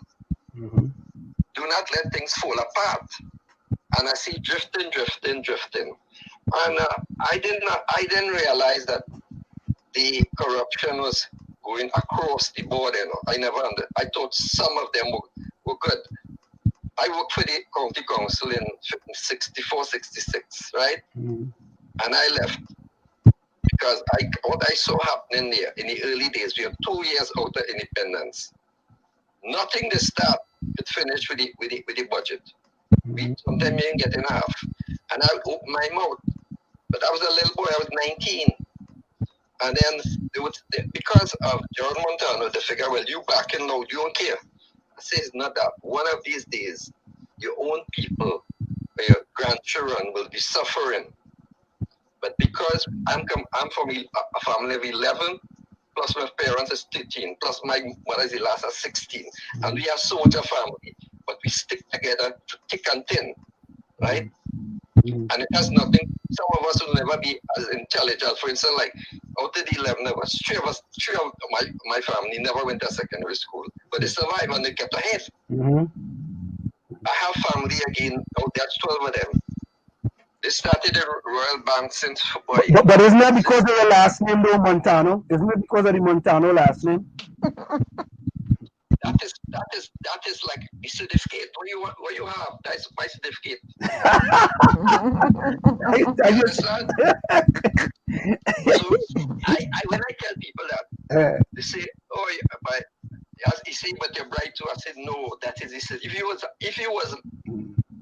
like me, but you're the wrong name and the wrong color, you're dead." Forget it. And Albert, I'm glad that you at least speaking truth to power, right? And you know what I'm saying? Because some people believe, and I tell people, I think that my last name is Lebron. I think they make a mistake and send me to Tranquility Government Secondary School because they thought my last name is. I thought I was a French Creole.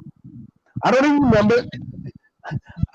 I don't even remember if I was putting a dress or anything, but I was one of the few people going to Tranquil from up to Macaque. Well, they're expecting no name like Labon from there. They're expecting Joseph or something. Correct. Other name, not Lebon. Not Lebon. Nobody do hear that name. No, not Lebon. Right. So what? Okay. I remember Wilton Hines telling me, you know. But he wasn't representing for Laventer. And these people. Hines wasn't representing for Laventer. Williams and them. They so happy that I joined. Right. When we switch across, because remember all of us switch across. Yeah. PNM and we formed the UNL, right? Right. But we don't hate the PNM, you know. Because after we win the election in '86, we had to pull in a lot of them to save them from falling apart, right? Because they need a job, right? So I would say certain thing. I say, guys, I'm not talking about changing party. You must be brave enough to stand up against your political leader in a meeting, a closed door meeting, and say, this is what you're doing wrong, and this is what will happen to us. But no, but you're a coward. You have set a mouth outside. Inside you're afraid. They say, well, you could do that because you know where your bread butter. You mean, I remember when Theo Guerra told me something, I stand up, I went and talked to them in Duncan Street and down the area, right? Yeah. For his election in '86, he said, Montano, People's Water Patrol, you know, doors open for me. They wouldn't open no door for me until I all law practice with people employed. But he said, boy, all you could do anything. I said, how are you this thing? So I said, must be brave and brave and brave. I said, I don't think Rafik Shah and all him and was it Maggie LaSalle and them wanted to Rex LaSalle. They felt they weren't treated right. Rex LaSalle. Right? And they stand up. I said, if everybody stand up, you don't have to destroy nothing. Stand up and talk. You will listen to everybody frightened. I said, you all think that in my family we never had struggles. You ever say, have I eat what they call mixed rice? I say, you know what's that? You better half pound of salt meat with split peas and rice and eat that. Don't mind me, I'm not so much for it. Never spend everything you make. Keep some back. Keep some back. Right? And he said, look, in the days when he was making after his father died, he's still at his store. He's a sponsor cricket team.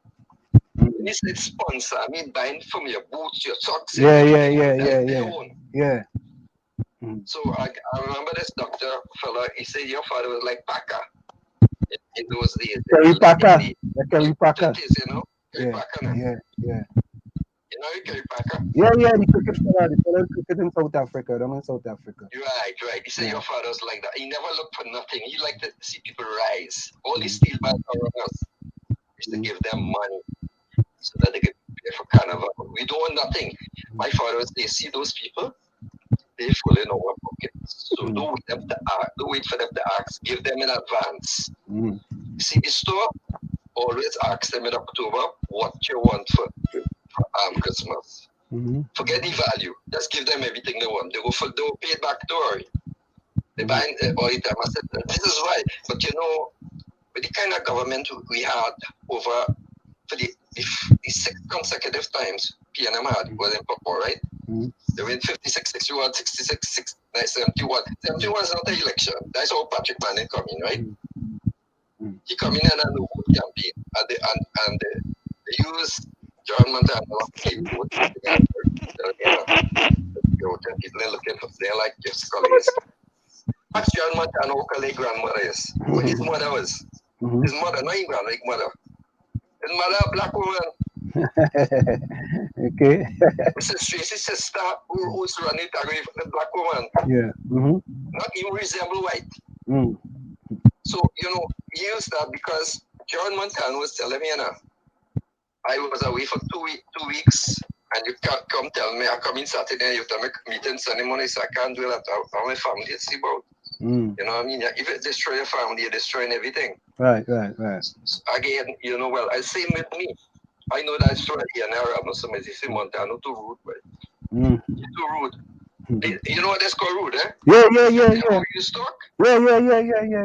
I said that is not being so. I'm a loyal person. I'll never backstab. But when my time comes to leave, I will leave. And this is how I end up in Canada, right? Because I was told by my family, you're making noise too much up there, you're rumbling. If they set up somebody to do it, damage you. You can't promote it. I say, well, okay. I said, well, you know, I already applied to go Canada 5-6 years ago, right? And I'll be directed by the same immigration how to go about it, right? I said, well, yeah, but I will do it, right? For my children, I have 4 children, and I like children. I wish I had about 8. I notice I have children. I notice to take care of them.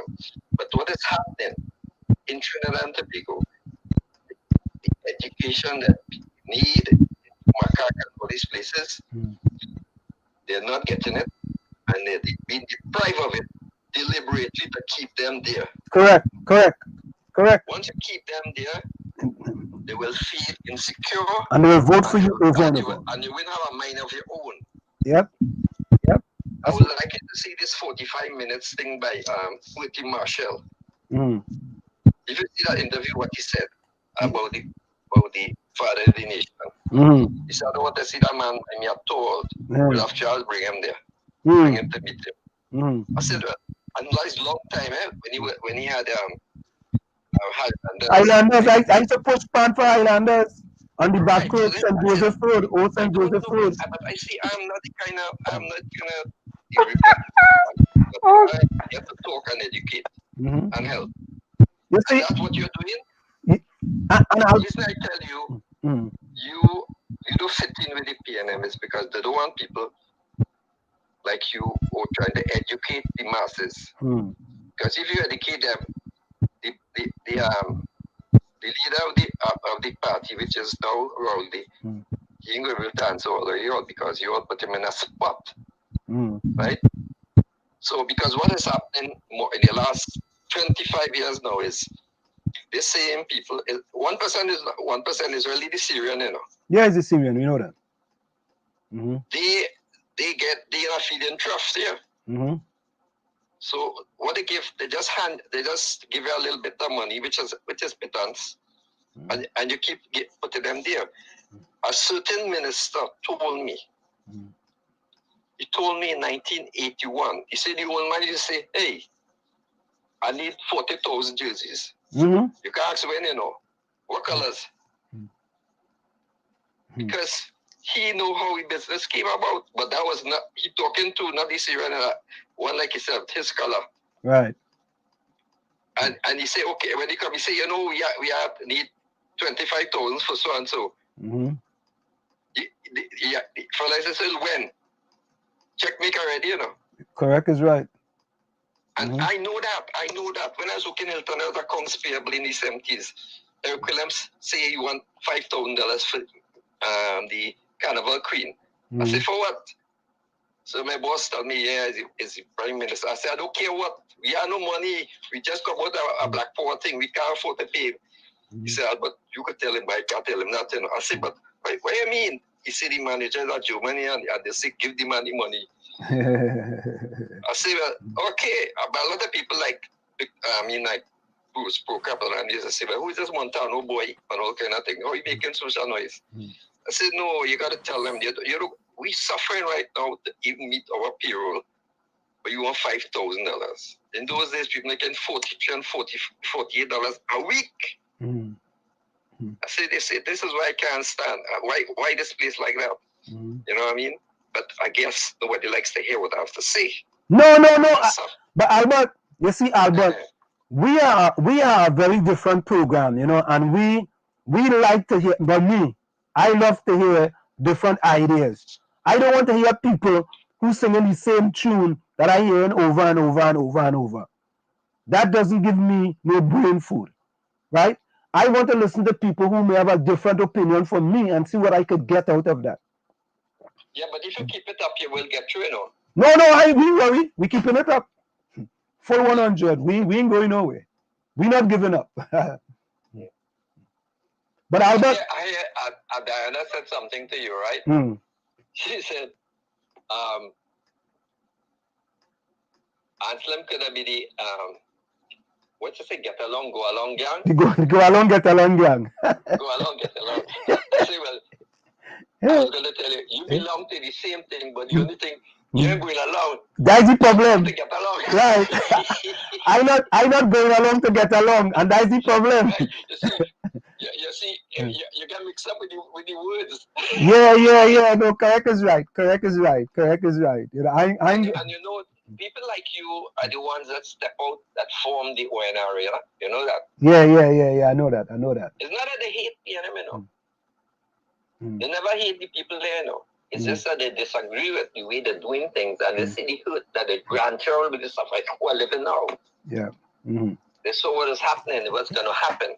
You know what nonsense Maurice Alexander talking there? A lot of people, how cruel these people are. In 1986 election, Albert, hold a minute. Gary, hold a minute. Happened to get his pension. I said, well, why you can't? You say, I'm an old man now. They just make me suffer. Gary, what you wanted to say? Hold on, Robert. Look at the statement of Maurice Alexander. The UNC say Africans would rob them and take their daughters. Gary, please stop the foolishness. Well, Maurice. Gary, wait, we go get to that. Let me finish with Albert. Yeah. But Albert, listen to this, sir. I want to send you the link sometime. We want you to be our co-host on the program. And what I'm using right now, I'm using WhatsApp to talk to you because I could actually see you. Right. Yeah. No, but we want you inside the program itself. You understand? So the people can hear you and you could actually communicate with them. You are communicating now, but sometimes some people can't hear you. Right? So I know that. Right. But you see, Albert, this is what we're about in the program. We are trying to make a difference in Trinidad and Tobago. Right? I mean, that's why the PNM, well, I think they kicked out of the PNM by now. You know, they kicked out of many PNM groups, all kind of thing. But that's boy, you know, are good at soccer, but PNM has some real good footballers, boy. They're kicking the left, right, and center. Plenty good footballers. They could play for the Soca Warriors. Yeah, boy, and he's suffering so much since they kick you out. Oh, God, you can't pay your bills. Yeah, once I'm a threat to them, they implement and you know what has happened since I'm listening to you? I don't know if you all understand. A lot of people who don't like to put in the few cents there on thing, they're listening to you. It could be thousands listening to, but you don't realize that. There could be all in England and places listening. No, you're right. All over the place listening. Don't think they're not listening. But a lot of people are afraid to put the names out because there are families in Trinidad who could be victimized. Albert, people just call me on the side and say, boy, Anselm, I just listen to all you know, but I can't comment. I can't make no comment. But I'm not afraid. I'm 76. This year I'll be 77. I'm an old man. Yeah. Now 77 young man. Don't tell yourself you're young. Yeah, well, no, but when I say I might look so, but this is why I must say I have to use what knowledge I pick up and what experience and pass it on to help the country. Correct. Right? So people can understand. It's like don't write a history. We read history. I used to do English, Western history, British history, but then people they had a long time. Yeah. You know what I mean? So you want for now what happened now. We don't want to wait for your great grandchildren suffering still. You want them to get up and correct the problem. You know? Because I wouldn't like to see Trinidad sink too deep, because what happened is that some people it have a lot of them like rats jump out the boat, you know. Yeah, correct. A lot of them, I'm telling you, I have a lot of them in Florida right now. A lot of them in Florida. They suck out what they could get out of it, and I get in connection direct and hearing what they're saying, but they play like there was never inside. They are part of the problem, but they wouldn't talk. I'm not afraid. I'm nothing to lose. I never had anything to lose. I started talking since I was 18, 19. You know what I mean? And I figure when you have knowledge, you have confidence in yourself, and you don't have to depend on people. Every time you fall, you get up and move on. Like how I know you're a strong man. I can see you're a strong person. A strong person, you're not afraid for people to see you or hear you. And you pass on good information. And if we have people like that, I admire Diana. If Diana wasn't strong, she wouldn't get where she is. Because with all what she say, I know where she lives. I know exactly where she come from. I used to roam the place. I'm a street boy. All that from a different level of family. I can understand. And she had to be very strong to be with Yes, she real strong. People like that in this program, you'll always get the best coming to you. Yeah. You won't get Aisha kind of people. No. But let me tell you the truth. Nonsense. They're talking nonsense. I don't even want Aisha type of people because I go be only using 5% of my brain. And I want to use... They're nonsense. They're not serious. I want to use more than 5% of my brain. You know what I mean? Right. Yeah. But Albert, it's always a pleasure, man. Right? Yes, well, it took me a long time to get to you all, That's all right. That's all right. Because I realize you're a serious program. It's in the interest of Trinidad and Tobago. And you can help the place. But as a state, as it reach now, it takes a lot of doing. It's a lot of work, man. A lot of work. A lot of doing. And when I hear them, I listen to Andy Johnson. Yeah. Always remember that the PNM was formed less than 1 year before they win in 56. Yep. If Albert Guns had called the election as it was due in 1955, we would have no Williams. The same with Patrick Manning. He should thank God that he didn't use the rules. Merle Stevens was his opponent in 86. There was a whole ballot box where he won, and they had on the ballot all the people names were on the ballot, and under the rules, you had to take that whole thing away, and no recall in that. That was a dead box. You'd be out. But his friend Herbie Atwell said, no, we have 33 already. Don't worry about that. Next thing I see, before he died. So we are 12 from ONR to NAR. You offer him a job, he must be suffering at that time. I say, you see, these kind of people are out of that. When I stand up against something, I never turn my back. Yep. This is what I am seeing in you. You're a man of principle, integrity. That is what we need in Trinidad and Tobago. You don't get plenty people like you, you know. You want a far and few between. You stand by your principles. Yep. Anyway. Albert, thank you so much, man. I'll be listening to you. Yeah. I'm just getting off now. Okay? All right, cool. Yeah. Okay then. Gary. Yeah, I'm here. Look, I want you to address hold on you see the thing up? Oh, look at here. All right. So Maurice Alexander says it's the same. It is the same that the UNC said that, and you know we don't really go UNC PNM anywhere. You know. It's the same that it's all right. It's all right. Listen to it's me. the same that the UNC said that Africans will rob them and take their daughters. Gary, please stop the foolishness, brother. Hence I agree with Ansem that both put. But Gary, let me say something, yeah? And I want to talk about Maurice Alexander comment. You see, Gary, until we stop blaming the PNM for race and the UNC for race and start saying... But the UNC, the PNM answer is doing it bold-facedly out in the public domain. But you got to hear me out, though. Until we stop blaming individual parties for race and we start blaming the board parties and hold them accountable, we spinning top in mud. And you, Gary, as an activist for them, you should say, I'm an activist. I know. Wait. Let me make sure I get this correctly. As a person who has supported the PNM 100%, would not encourage any kind of race thing. And I think you have to do the same thing with the UNC, and other people have to start doing the same thing and hold them accountable. Yes, but what I'm saying to you is the PNM, I have seen this, where the PNM tried to spin things that are not racial into racial meaning. But Gary, people can say the same for the UNC. But look, what did UNC try to spin into racial meaning for election? Gary, when the black people was eating grass, Gary, when the commercial with the black people eating grass, perception is reality. Okay, all right, but I don't know who, up to now we can't get a straight answer who did this. But at the same Gary, time, it doesn't matter. No, Gary, that is the point. It doesn't matter who do it. At the end of the day, the party is responsible. Gary, the PNM party is responsible for exile and stranded citizens.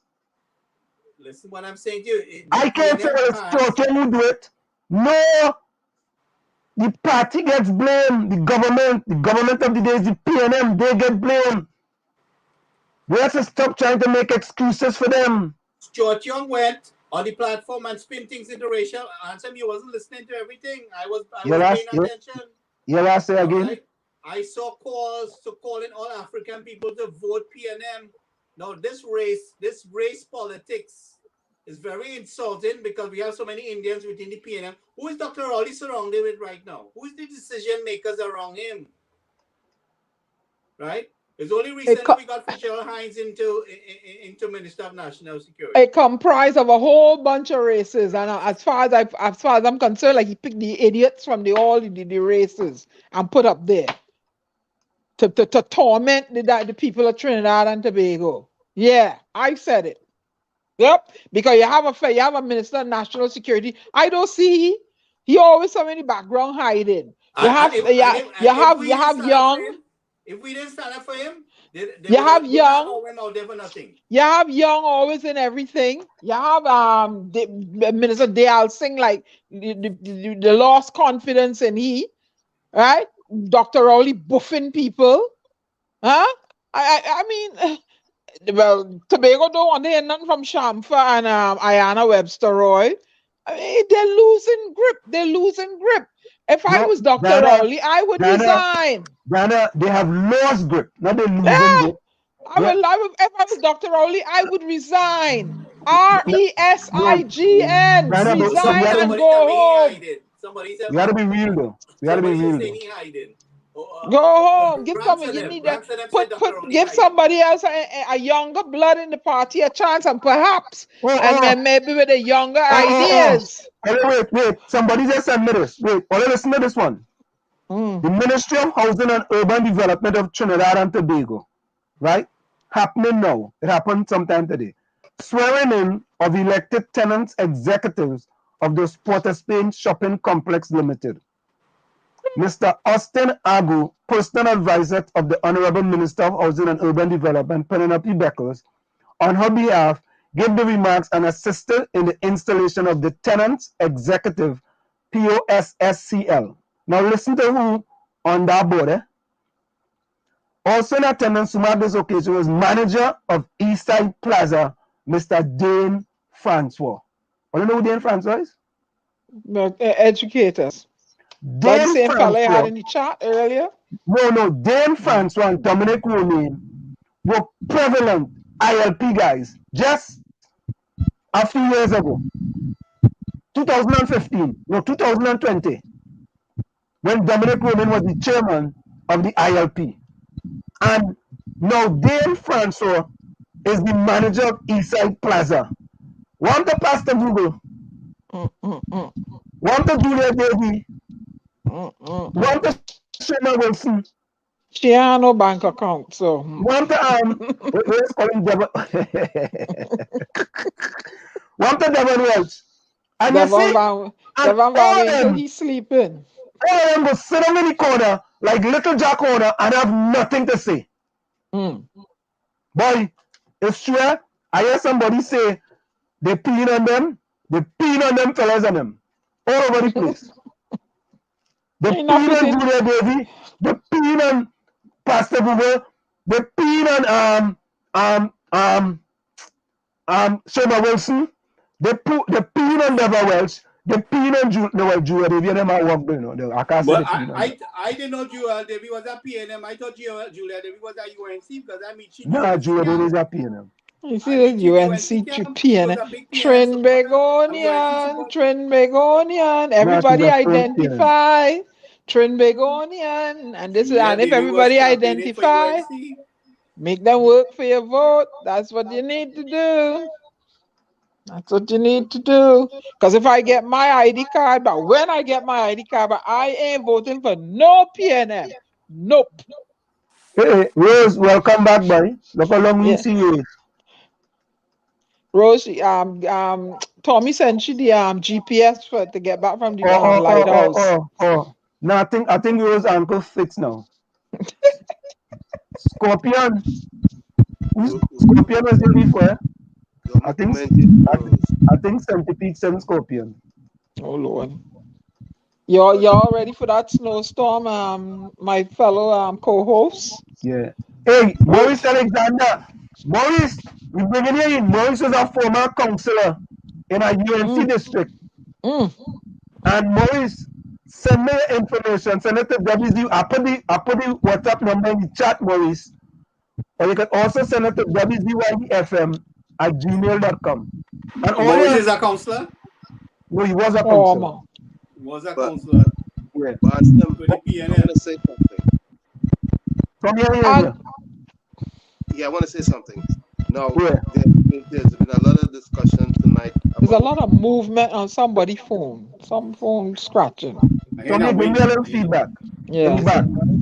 Is it Yeah, you're moving. Whatever you're doing, you're moving, and it's rubbing against the mic.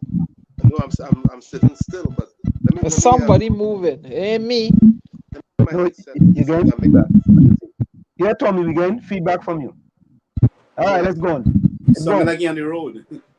No, I'm sitting still in one spot. Yeah. Maybe your air conditioner on. Yeah. I don't have the AC on at all. I'm in a quiet place. There we go. But yeah, but what I wanted to talk about is the perception of who getting the good jobs and bad jobs. There's no job that you work for where somebody else writes a paycheck for you that is a good job. The only good job anybody could ever have is the one that they create for themselves. And I've been listening to Gary talking about not having the good job and good opportunities. The best opportunity that I have ever known is the one that I created for myself. I once used to work for people and they wrote checks for me. But guess what? Even though they may have paid me more money than I made when I worked for myself, it's still better working for yourself. So that's the point I want to make.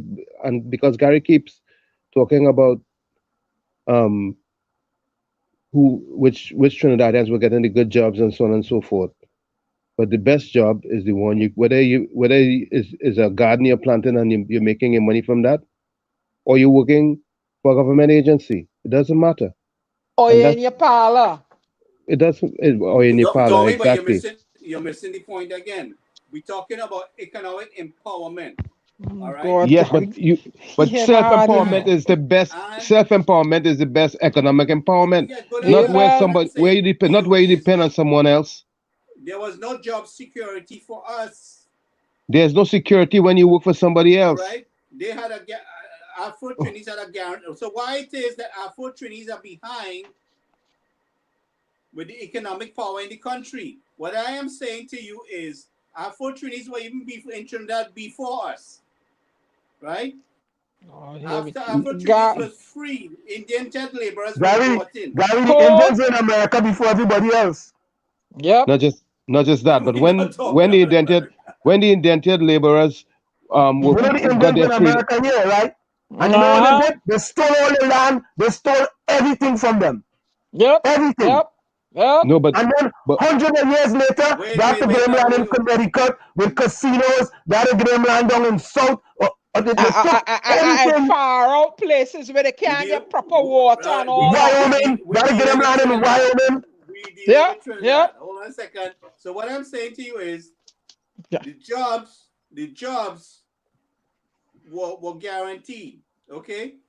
So why it is that Afro-Trinities don't have no sort of business capital in the country? Why? Gary, they give them jobs to guarantee they continue voting for the PNM.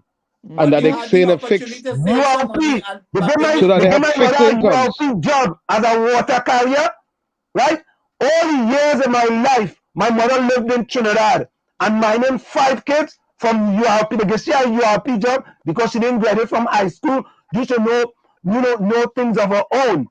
They gave her a job and she was happy because that's all she could have done. I'm living in a planet, we can't plant nothing away. No land to plant nothing. That is your experience. The guy has a big area. Gary, four planning have about close to 70-something families. And some other Afro-Trinities had land in the country. So, but you are kind of locked in with Chumaka and Lamantel, but I mean, the thing about it is... Why is Lamantel still the way it is? Why is Lamantel still the way it is? Because of the people, right? You go to Maruga, you go to other parts of the country, you go to what they call it, Toko. It is Afro people that own land. So it's not totally a one-sided thing. I mean, Gary, nobody in here ever said it was a one-sided thing. So what I'm saying to you is, I have never said anything. As a matter of fact, I've never said anything about. The only thing I said is that there was they had an Indian seminar with Indian people from different parts of the Caribbean, and they asked, why don't Indians play football in TNT? And the person who was the representative was an Indian referee. So why is the Afro-Trinities are behind when they had the job opportunity advantage? What I'm trying to tell you, Gary, if I work in URP, how I go get forward? And I just trying to put food on the table to feed my 5 kids. So all Afro-Trinities work in URP? What about the ones who work? Oh my God, Gary. Okay, all right. What about the ones that work in the government job there? So how we think we save money? We are not saying that all Afro trainees did not have access to capital, but the majority, Gary, because there's something, and I keep going back to So the it. majority Lavantil? The majority Multi-generational trauma together with continued oppression. You know what's going on? Let me go for you now. Multi-generational trauma together with continued oppression that is being on them right now. How you think they're gonna get forward? You take away their job, you're forcing them to take juice, or they can't work. What you calling that? That is trauma. But they voted for the blackest man in the country, the proudest blackest man in the country. That is trauma. You're putting on the people. This was a racial You're election. oppressing them. But Gary, them same people you talk about, right, took any race out of their mind and they voted for the UNC in 2010. Now the PNM retained their votes is the non-party voters that made the difference in the yes, election. Gary, the PNM people wanted to do nothing with the PNM. And under now, they did the same thing. For Panda, they did the same thing. The building still stood there. Nobody tried to fix that building. If you check the number of votes, the PNM retained their votes. Is the non-affiliated voters that made the difference in the election. You check the vote, Gary, the PNM people stayed home, didn't vote for the PNM, or they voted for the UNC. That's right. And then they stayed home and didn't vote. Go back and look at the numbers. But Gary, you cannot win an election in Trinidad without votes from Indians and blacks. I talk about Indians and black right now. I talk about UNC and PNM. I'm talking about... No, you cannot win an election in Trinidad with just the Indian votes alone or just the black votes alone. Nope. I'm not talking about at this point. I'm talking about the votes in the election was a lot of non-affiliated people that came on board because which election is talking? In 2010 election, the 2010 there was a partnership, and the East-West Corridor supported the partnership. How and that's it. How many PNM people came on board? Many. PNM people voted for the partnership. Plenty. Without them, the partnership would not have succeeded. And as a matter of fact, the partnership had an overwhelming majority. So, but how many were PNM? How many? And that's what happened in 2020, Gary. In 2015, excuse me. In 2015, the people who voted for the UNC, right, or who sat on the sidelines, said we cannot sit on the sidelines anymore. And they came out and voted for the PNM this time. And they didn't support the UNC. So what happened in 2020 after we saw what Dr. Rowley did to the country? After they had 5 years to see what he did. 5 years to see how did they vote? They didn't want to give the UNC another chance. That's it. So they voted against the UNC. They voted against the UNC. But Dr. Rowley taking away your bread. He tell you wean yourself of the government. He take away your laptop for your children. He take away all the support. Take away the food card, and you still vote overwhelmingly for him. Obviously, obviously the people didn't have the confidence in putting back the UNC. And then again, like I said, in 2010 there was a partnership. Remember, the COP was in the mix, the MSJ was in the mix, the TOP was in the mix. Who else? Daga, that's NJAC or whatever that was. Yeah, Makandak Daga. Yeah. You know, so it was a partnership.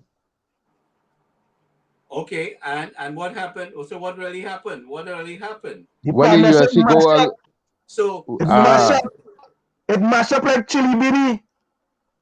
When the UNC go alone, the UNC get only the UNC seats, and that's it. It mashed up, Gary. So what I saw was a lot of non-affiliated people who would not normally vote came out and vote in that election. They had 400 and something thousand people voting in that 2010 election. You know, it wasn't like a 300,000 kind of thing.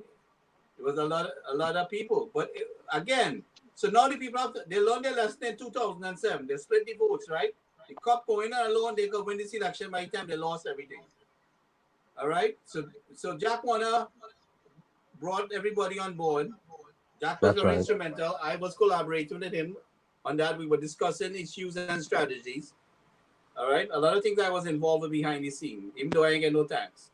But the thing about it here is we're going into another election. We dealing with a situation where PDP could fit in somewhere.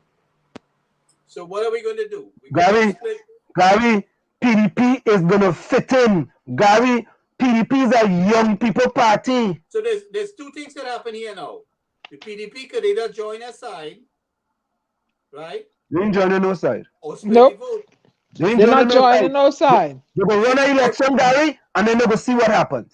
Yep, they're not joining no side. What's going to happen is a repeat of 2007. No, they're not. The vote split. No, they're not. Any vote splitting is the PNM going right back in power. No, they're not. No, they're not. Not this time. Any you have a lot of. You have a lot, Gary. You have a lot of young voters. That is not going to happen. Who is going to form the government? They're not going. That is not going to happen.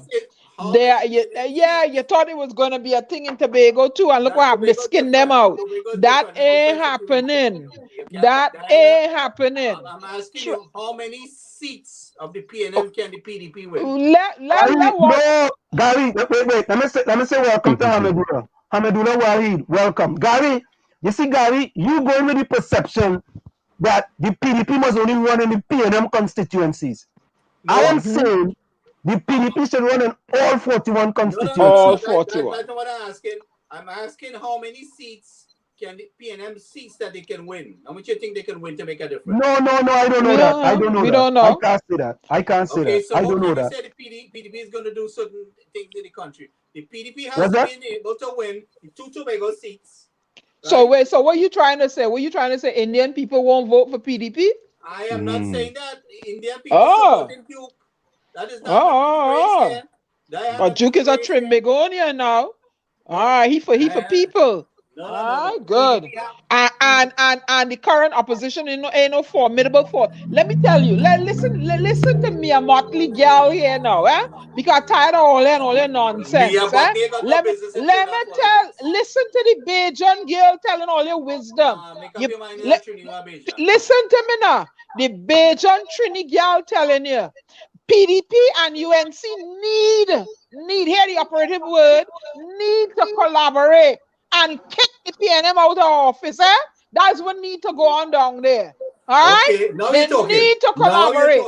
Okay? That is all it is. Because they're both Trinbagonian parties. They get rid of that stifling piping around the necks of the citizens, collaborate, form a collaborative party, and kick them to France out to thy kingdom come. Listen to the Bajan girl. That's all they need to do. But with the PDP and the UNC, you have to have formidable people in there. And you have to learn to concede. You see how Watson Duke conceded power to Chavez? You need to put aside your egos and your race shit and all that and come together for country and not party. That is what kicking all the tail in Trinidad. I'm tired and fed up all of this. Collaborate and come together with a strong, formidable party and remove the PNM and bring Trinidad and Tobago forward. That's the only way. That's what needs to happen. That's all they need to do. Way. Yep. That is the only way. And put aside your egos. Put aside your egos and come together. That's all they need to do. And get rid of spent leadership. Thank you. You see how UNC people had to stay clear of Tobago and Watson Duke because the PNM was branding him. He's selling out to the Calcutta ship. All please. Right? You get rid of You saw the racist move again there?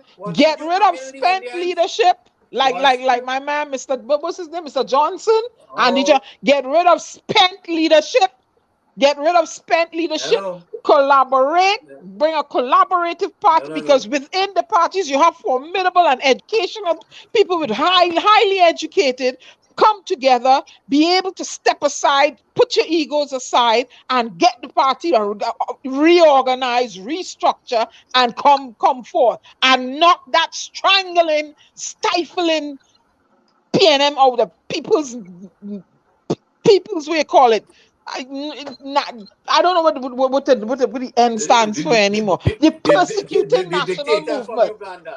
The persecuted national movement, remove them from there because they're not doing right by the people of Trinidad and Tobago. The people suffering.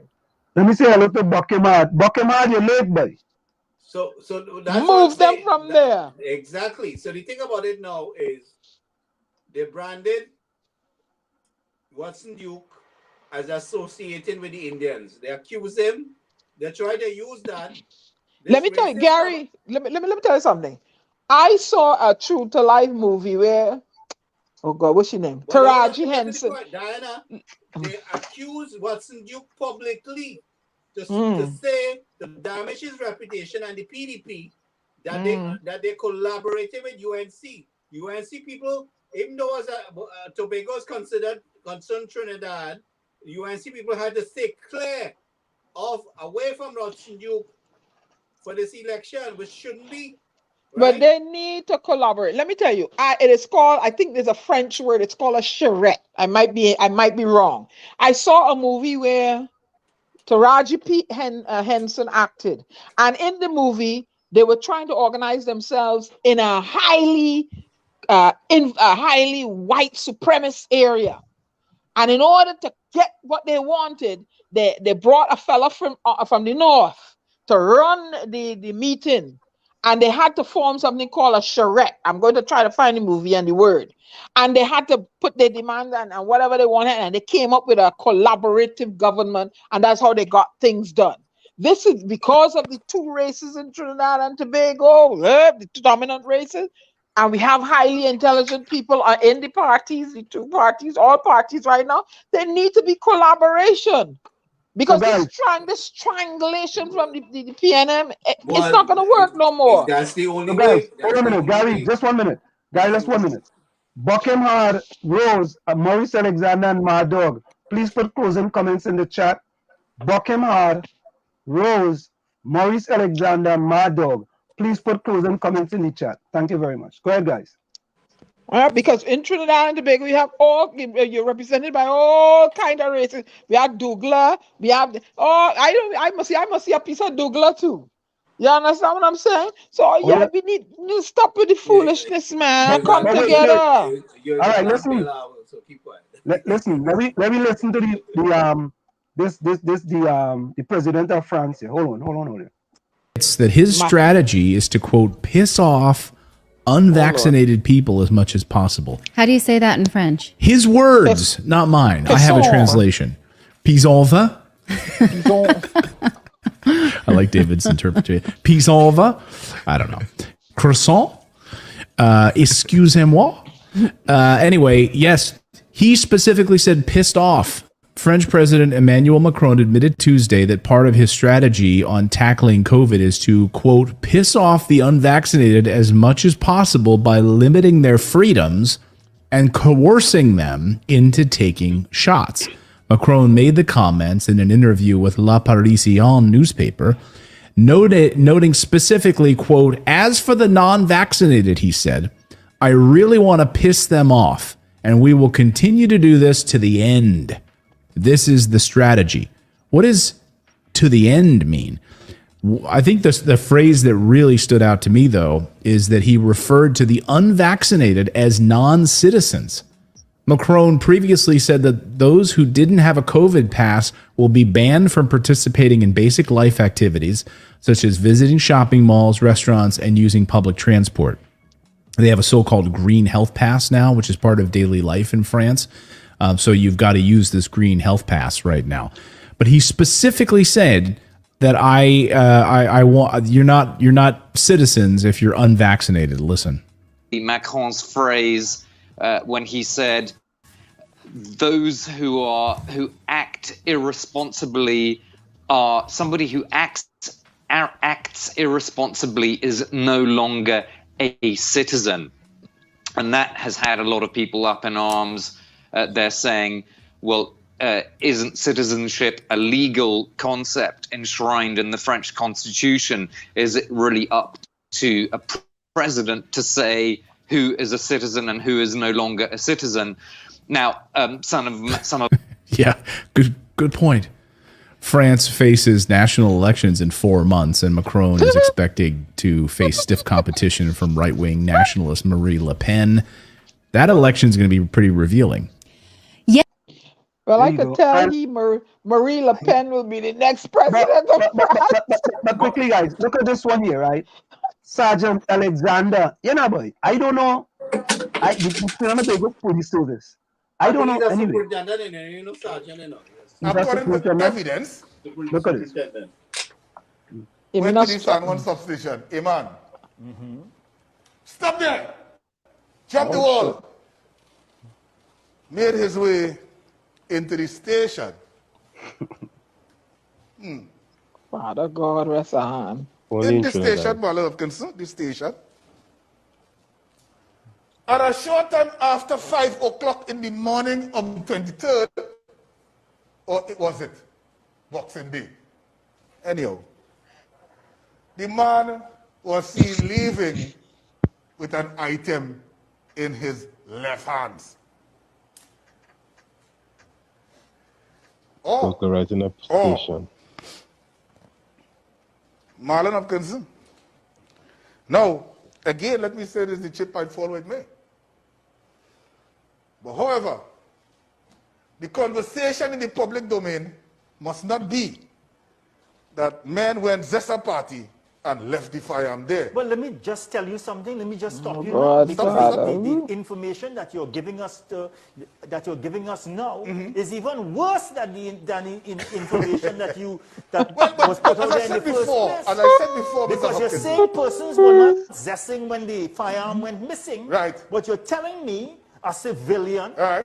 Someone jumped the wall at the police station, went into the police station, and took up an automatic weapon, according to reports, with 2 magazines. 2 magazines. Go ahead.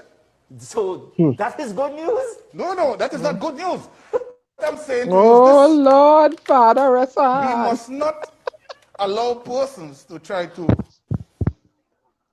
Can you imagine a man jump a fence, right? Go in a police station, take up a rifle, right?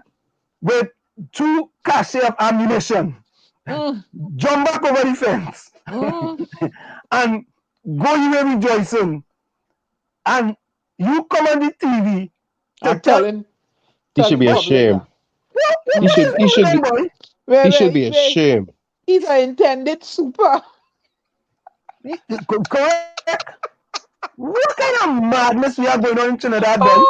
And you coming on TV to defend that? Oh, God. And what is now? He's a superintendent? He's an intended super. You're right. Correct is right. This kind of madness going on in Trinidad and Tobago. Future commissioner of police. Future commissioner? What kind of madness is that, man? Wait. Now you see why I say I will never get arrested in Trinidad and Tobago? Then there's a bunch of jokers, you know. But listen to this one. What? Royal Castle is a safe zone now. Right? Oh, God. To go and eat chicken. Not royal. Yeah. What kind? Yeah, boy. Wait, answer. Wait now. So let me paint a scene here. You know, let my poetic mind go somewhere now. We're almost at the top of the hour. Yeah, go. Yeah, let me go to the top of the hour. Yeah, go on and come back. Let me go come back quickly. It's in the village to the DAG Triplets and WZYE 95.9. All I want in the chat, if all you want to go and eat Royal Castle chicken, all you better get all your vaccination card ready, eh?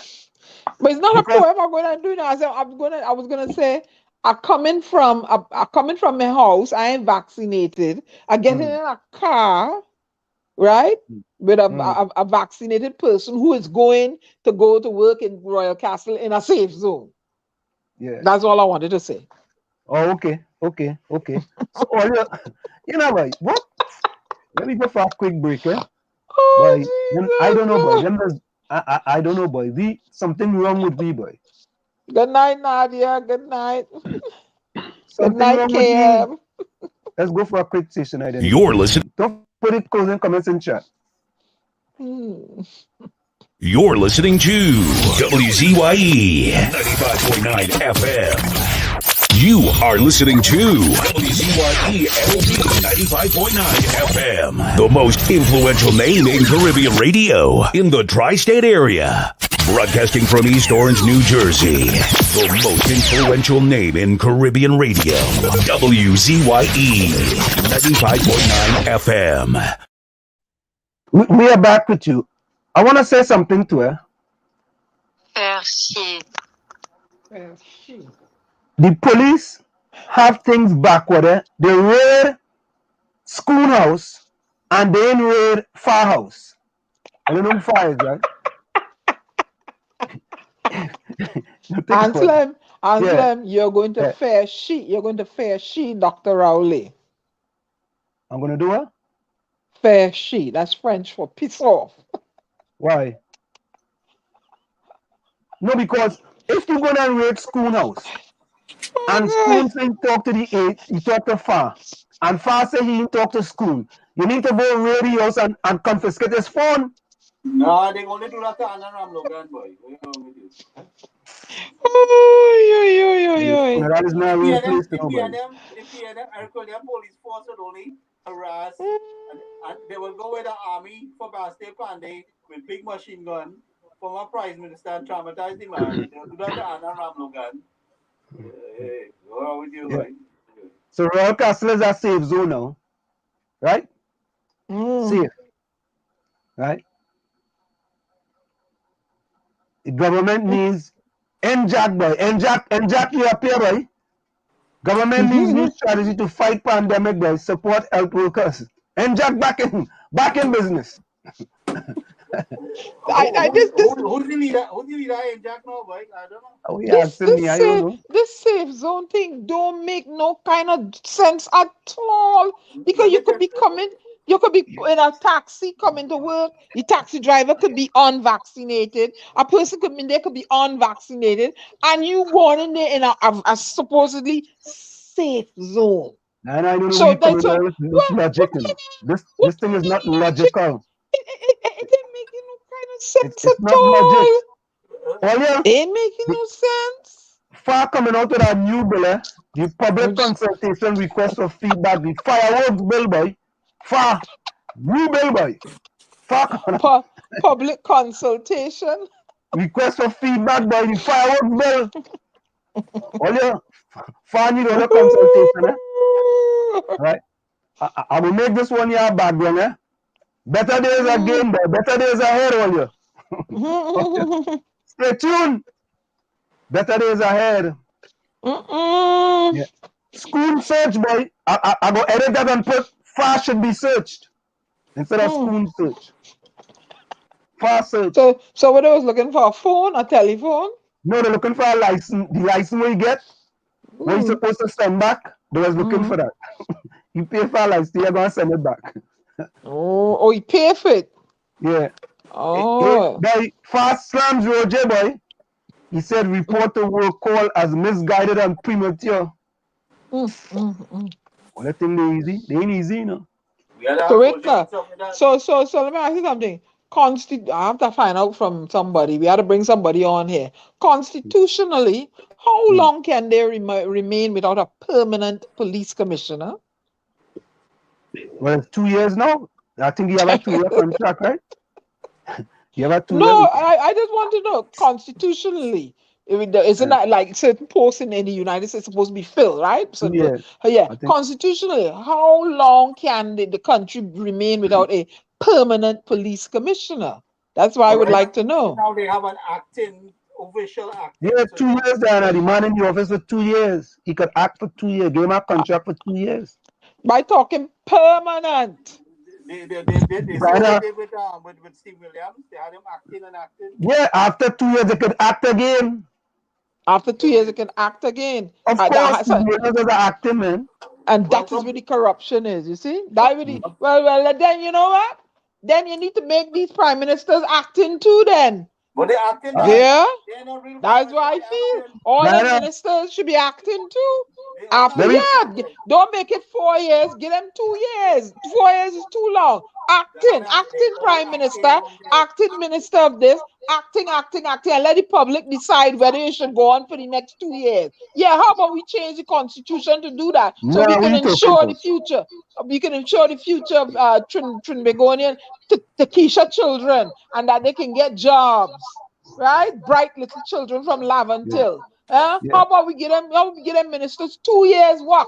Like you're giving the women 2 years work, and you're sending them home, and they can't pay their rent, and they can't pay their mortgage, and they can't buy the children book list, and they can't do nothing with the little pittance you're giving them. Yeah? How about we give all the 2 years of temporary contract too? How about that? Life is a stage. Life is a stage. Anyway, Dana Benston, you know about that when we have a scam alert, boy.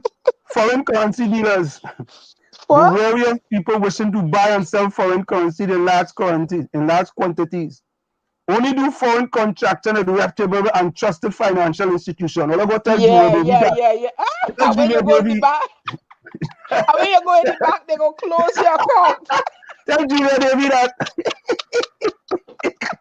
And hello. When you go to the bank, they're gonna close your account because they say you're only allowed a certain amount. But I hear that if you want to buy educational things, you have to provide the invoice from the educational institution, and the bank will give you the money to pay the invoice. That's what I heard from someone that works in the banking industry, right? So depending on what the invoice is, you can get the money to pay the invoice. The agent is backing up from the THA Duke legal matter, boy.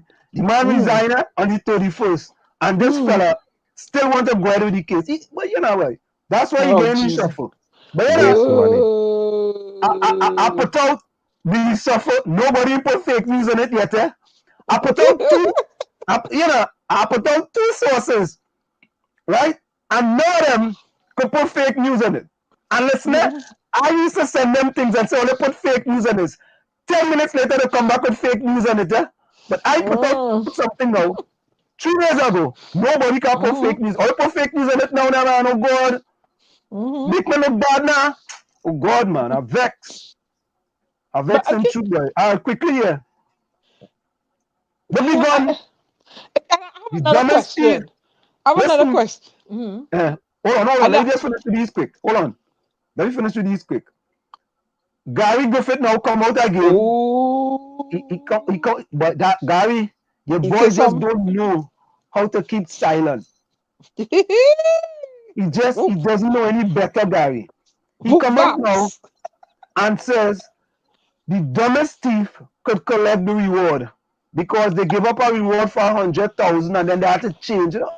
It's a whole one set of comments. It's for $20,000 ammunition that was stolen. Yeah, the TPS procedures as a clarify the procedures for payment cash rewards. Oh God! Trinidad and Tobago, right? These are the days of our lives. No, they put out something, and then they had to change it. Oh, this is today is the 1 year anniversary of what happened on Capitol Hill. We had a video for that too, yes. What clarifies procedure for claiming cash reward? Gary, you will agree with this. PDP, PNM will split votes. You will agree with this, Gary? Gary, did you see this one? PDP and PNM will split votes for a UNC win. Gary, you happy with that? Gary happy? Go look, Gary clapping, boy. Gary smiling ear to ear, boy. Look, Gary. Listen to this one, all right? They offering a $1,000 reward, right? 100,000. 100,000. Yeah. Trinidad is now a real place all year. So, listen to this, right? I want to listen to this quickly. Trinidad, boy. So, a 100,000 reward is being offered to anyone with information that will lead to the arrest and prosecution of anyone harboring a police-issued rifle and 2 fully loaded magazines. Oh, right? Lord. So The only how you will get the money is not if the gun come back, you know. If the gun come back, a person had to get arrested. So if somebody find the gun and bring it back, you ain't getting no money. Right? Whether arrest the boy, Trinidad is not a real place. It's not a real place. And the last one, of course, this is the one here. Sources have indicated that a cabinet reshuffling TNT is coming, start with the embattled AG far. Right? If this is inaccurate, what you will put in it? Fake news, of course. So yeah, they put fake news there. So where they gonna put he now? Huh? Where they gonna put far? They gonna put him near? No, they gonna put him very far.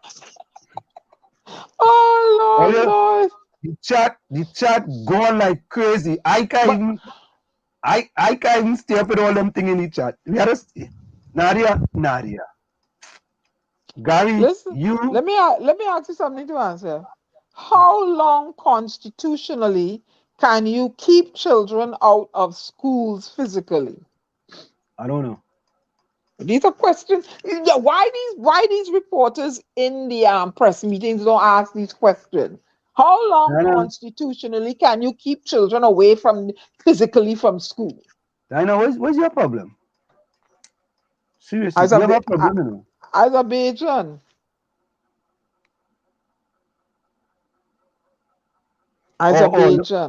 Gary, let me ask this question. Hey, Gary, gone? Gary, Maurice Alexander says he want to ask Mr. Gary a question. I can publicly say that it's my belief there's great issues with leadership within the PNM.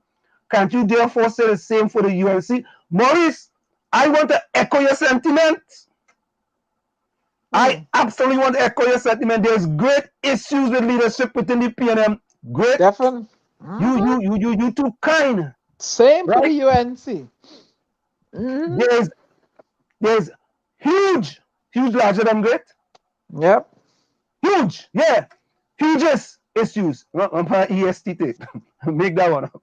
Yeah. But Gary, where Gary gone? I feel Gary wife take away your phone, you know. I don't understand that. All right, so listen to this. Buckingham, Rose, and Wallafield. No. Maurice Alexander and Mad Dog. Chris, good night. All right, look his closing comments here. I have Maurice Alexander closing comments, 9:54. Let me see who else.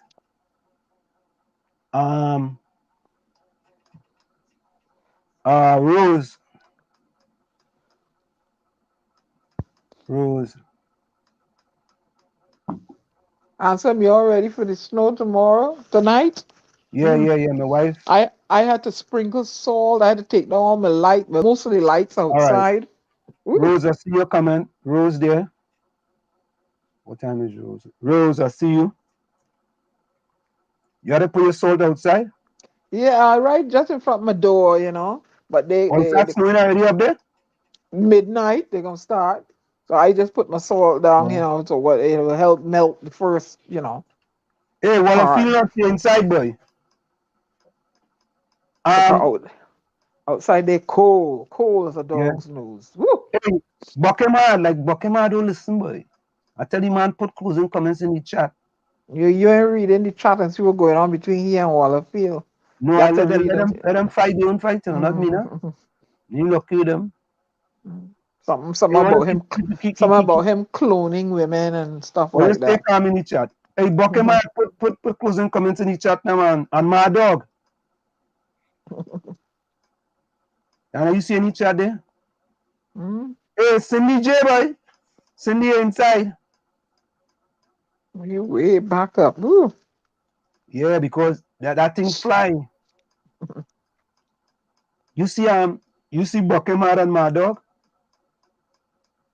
Oh, I way down. That's why I tell you the Wallafield is still Albert Montana is there. Some of them fall out already. No, but I called Buckema when he was there. Oh.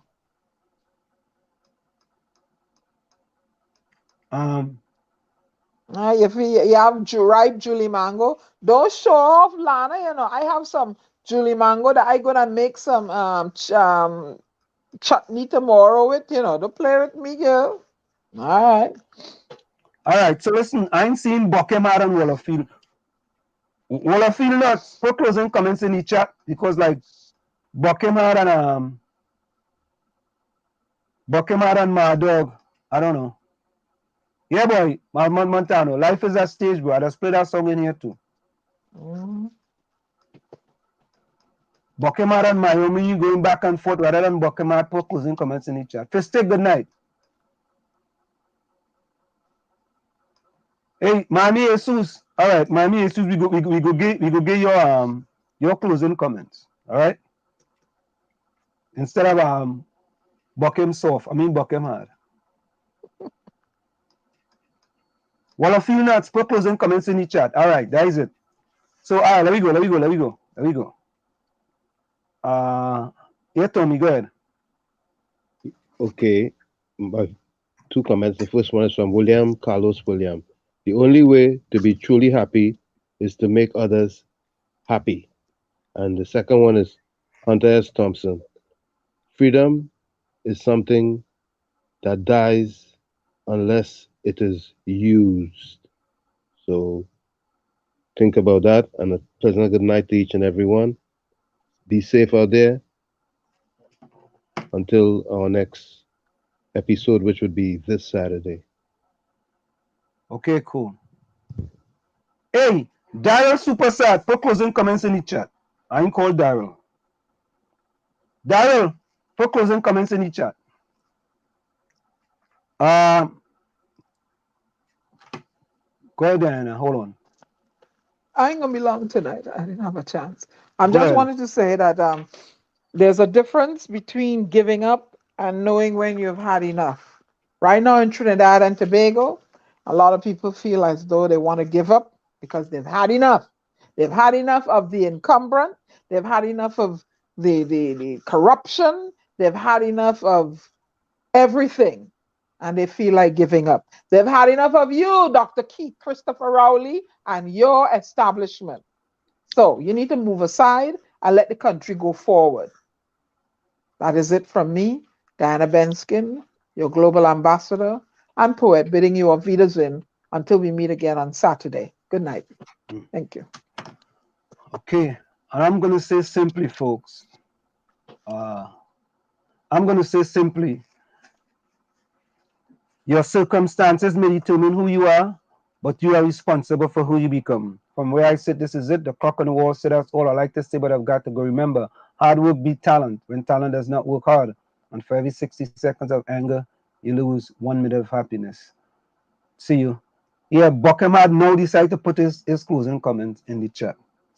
Let me go back. Daryl Super Sad put closing comments. Let me go back and see if I can get these things here. Diana, help me too. Yeah. Well, let me address something. Wallafield nuts, whoever Buck is and whatnot, he best not try to do anything with me because I have people in the FBI will track him down and deal with him, right? Don't go and try and clone me and mama guy me and clone me and have me all over the place because I will not take it like Carice lying down. You don't want to do that with me, okay? He ain't gonna mama guy me and do nothing with me. Trust me when I tell you that, okay?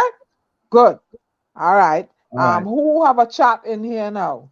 So Daryl Superstar says to everyone, may everyone have a good night sleep. Every good night sleep. One love to all. That's Daryl. Miami Jesus, I see Miami Jesus had one somewhere. Let me see. Good night, monks. Good night, boss.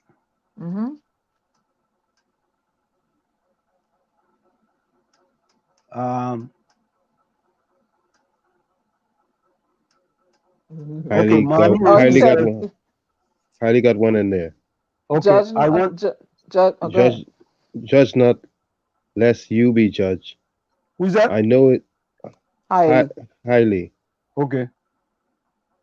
Judge not, lest you be judged. I know it. Got to share it. Can't keep it to myself. Good night to everyone. That's from Highly. Yeah. All right. Mami Jesus says, I want to say thank you at WZYE. You all are wonderful and continuing doing your amazing work. Thank you, my friend. Fistics, good night. I'm going back up.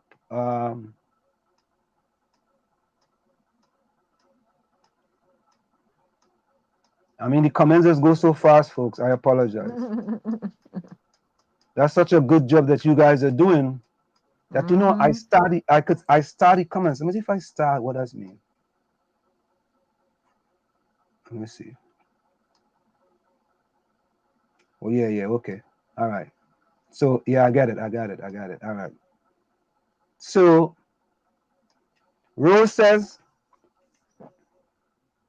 may everyone reading these words be blessed with good health, strength, and prosperity in this new year.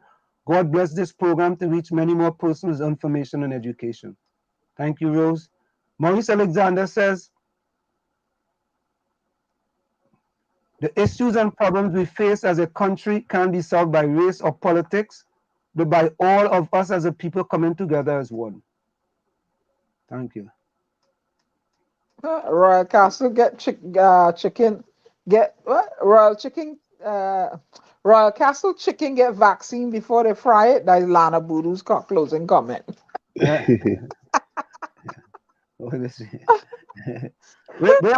Where Bokemaj, you see his closing comment? He said, good night, Diana. Hope you stay safe in that snow tomorrow. Yes, I will, Buckham Hard. Very safe. Okay, cool. I think that's it, though.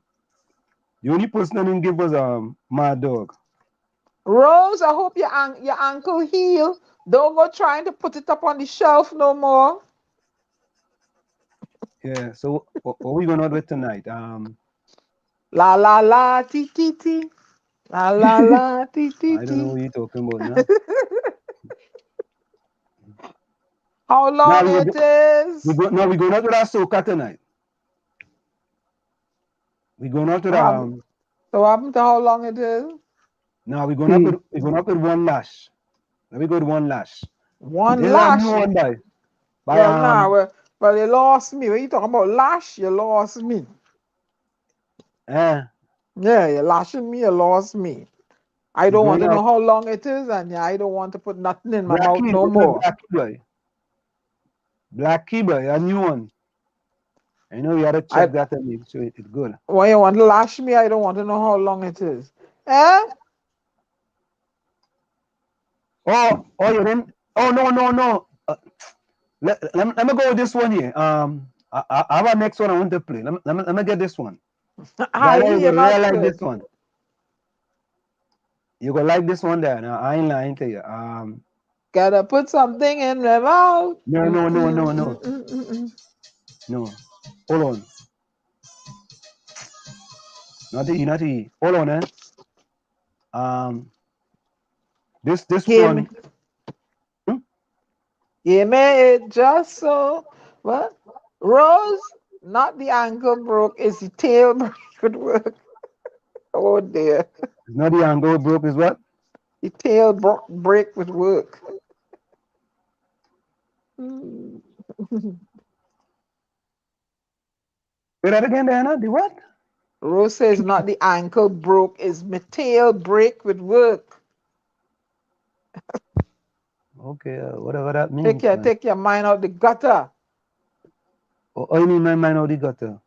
Hurry up with the song now. How long it is? Give me just so. Oh God. Oh God. That Bajan girl.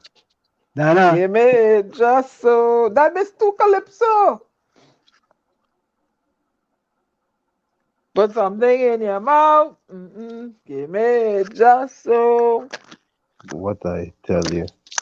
Here we go. All right. My bad. I do the wrong thing. And I go like this one. I promise you. Why I go like this one? Let me hear. Yeah, you will love this one. I'm telling you. If I sing it, I like it. If I ain't sing it, I ain't like it. This person have a bad habit. Oh Lord. I have a bad habit, Diana. I know what kind of habit the person have.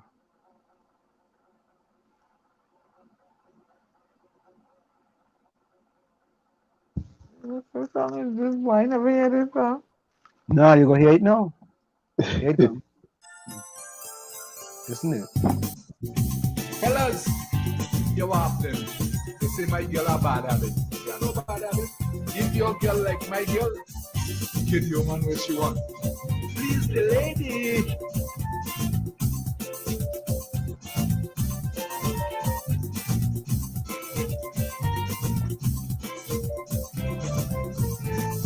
The woman is a drinker, that is she hobby. She don't eat plenty, neither dress fancy. She don't do like other women every year. Buy new furniture for that year. Once you see we have stocks in we buy, she just be more happy than Santa. My child is very easy to satisfy. That is why I'm such a lucky guy.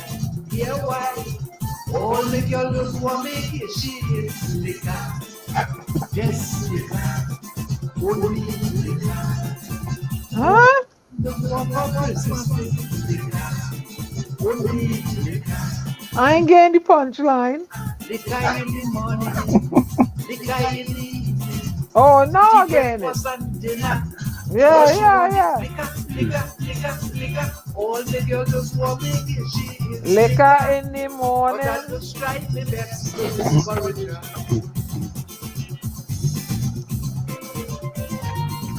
Elisa, that's still like crap. Christmas morning, I love to eat my pastel, piece of cake as well. Oh God! Ham smell. Drink a glass of ginger beer with plenty ice, or sorrel with spice. That just tastes so nice. Then I go under the Christmas tree to open gifts with my family.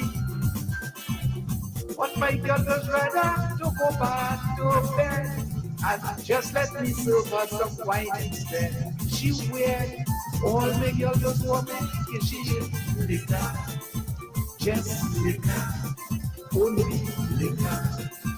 All my girl just want for Christmas is liquor, plenty liquor, only liquor. Liquor in the morning, liquor in the evening. As we finish supper, all she wants is liquor. All the others want is she is liquor. She don't care if it is damage she liver.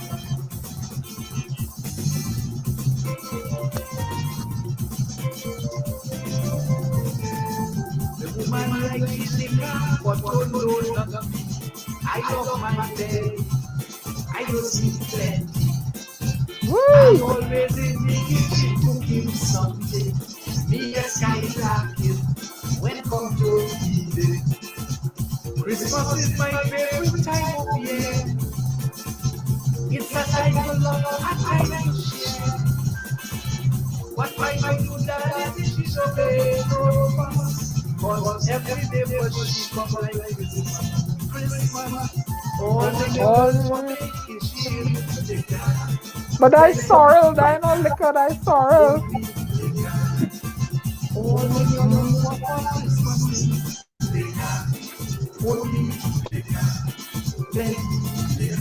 All right, folks, and we're going to close out with this one. We're going to close out with our funny tonight. They gave the baby liquor too? Oh, Lord. Yeah, Dana, you go like this one too. I didn't like this one. I didn't like this liquor one. That kind of, that stay like the crapo. Yeah. He say it's still too. Highly say it's still. But I don't know how you will say it's still, man. Stay like the crapo in truth. No. I feel like this one.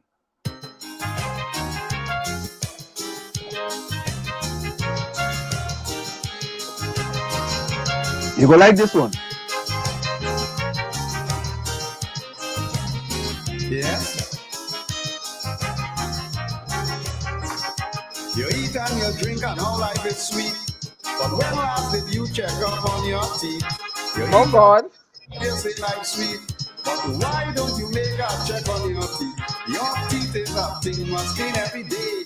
If oh God. You will trouble the key. Just look at my teeth, so clean and white too. So why don't you try to do what I do? I get up in the morning, I brush after. I eat between meals, I brush. In that time, I brush. You just drink some whiskey or gin.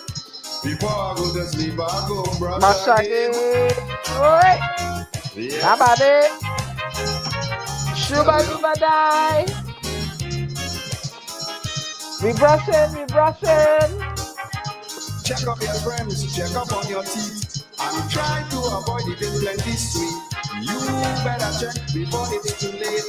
For bad teeth will surely give you fatigue. And yeah, we brushing, please get in between. Brush. You must walk out clean. Brush. Check mines in every way. So I'm proud to say, look at mine today. I get up in the morning. We brushing. We brushing. Between me. After making my time. Brush. If anybody don't believe what I say, me want to tell you brush less than 3 times a day.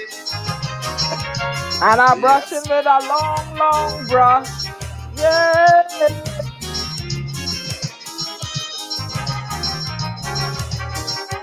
Check up your friends, do it while you're young. And be the best teeth man in the town. If you don't give it check, then you will regret. For rotten teeth surely give you bad breath. So brush in the front, brush in the back, brush up and down, get inside the crack. You just keep brushing and you will see. So now I want you to take example of me. I get up in the morning, I brush. I brush. Between meals, I brush. within that time, I brush. You want Jenny or more? I brush. I have been brushing them since I was small. What? Let me brush. Oi. Shuba duba die. We brushing.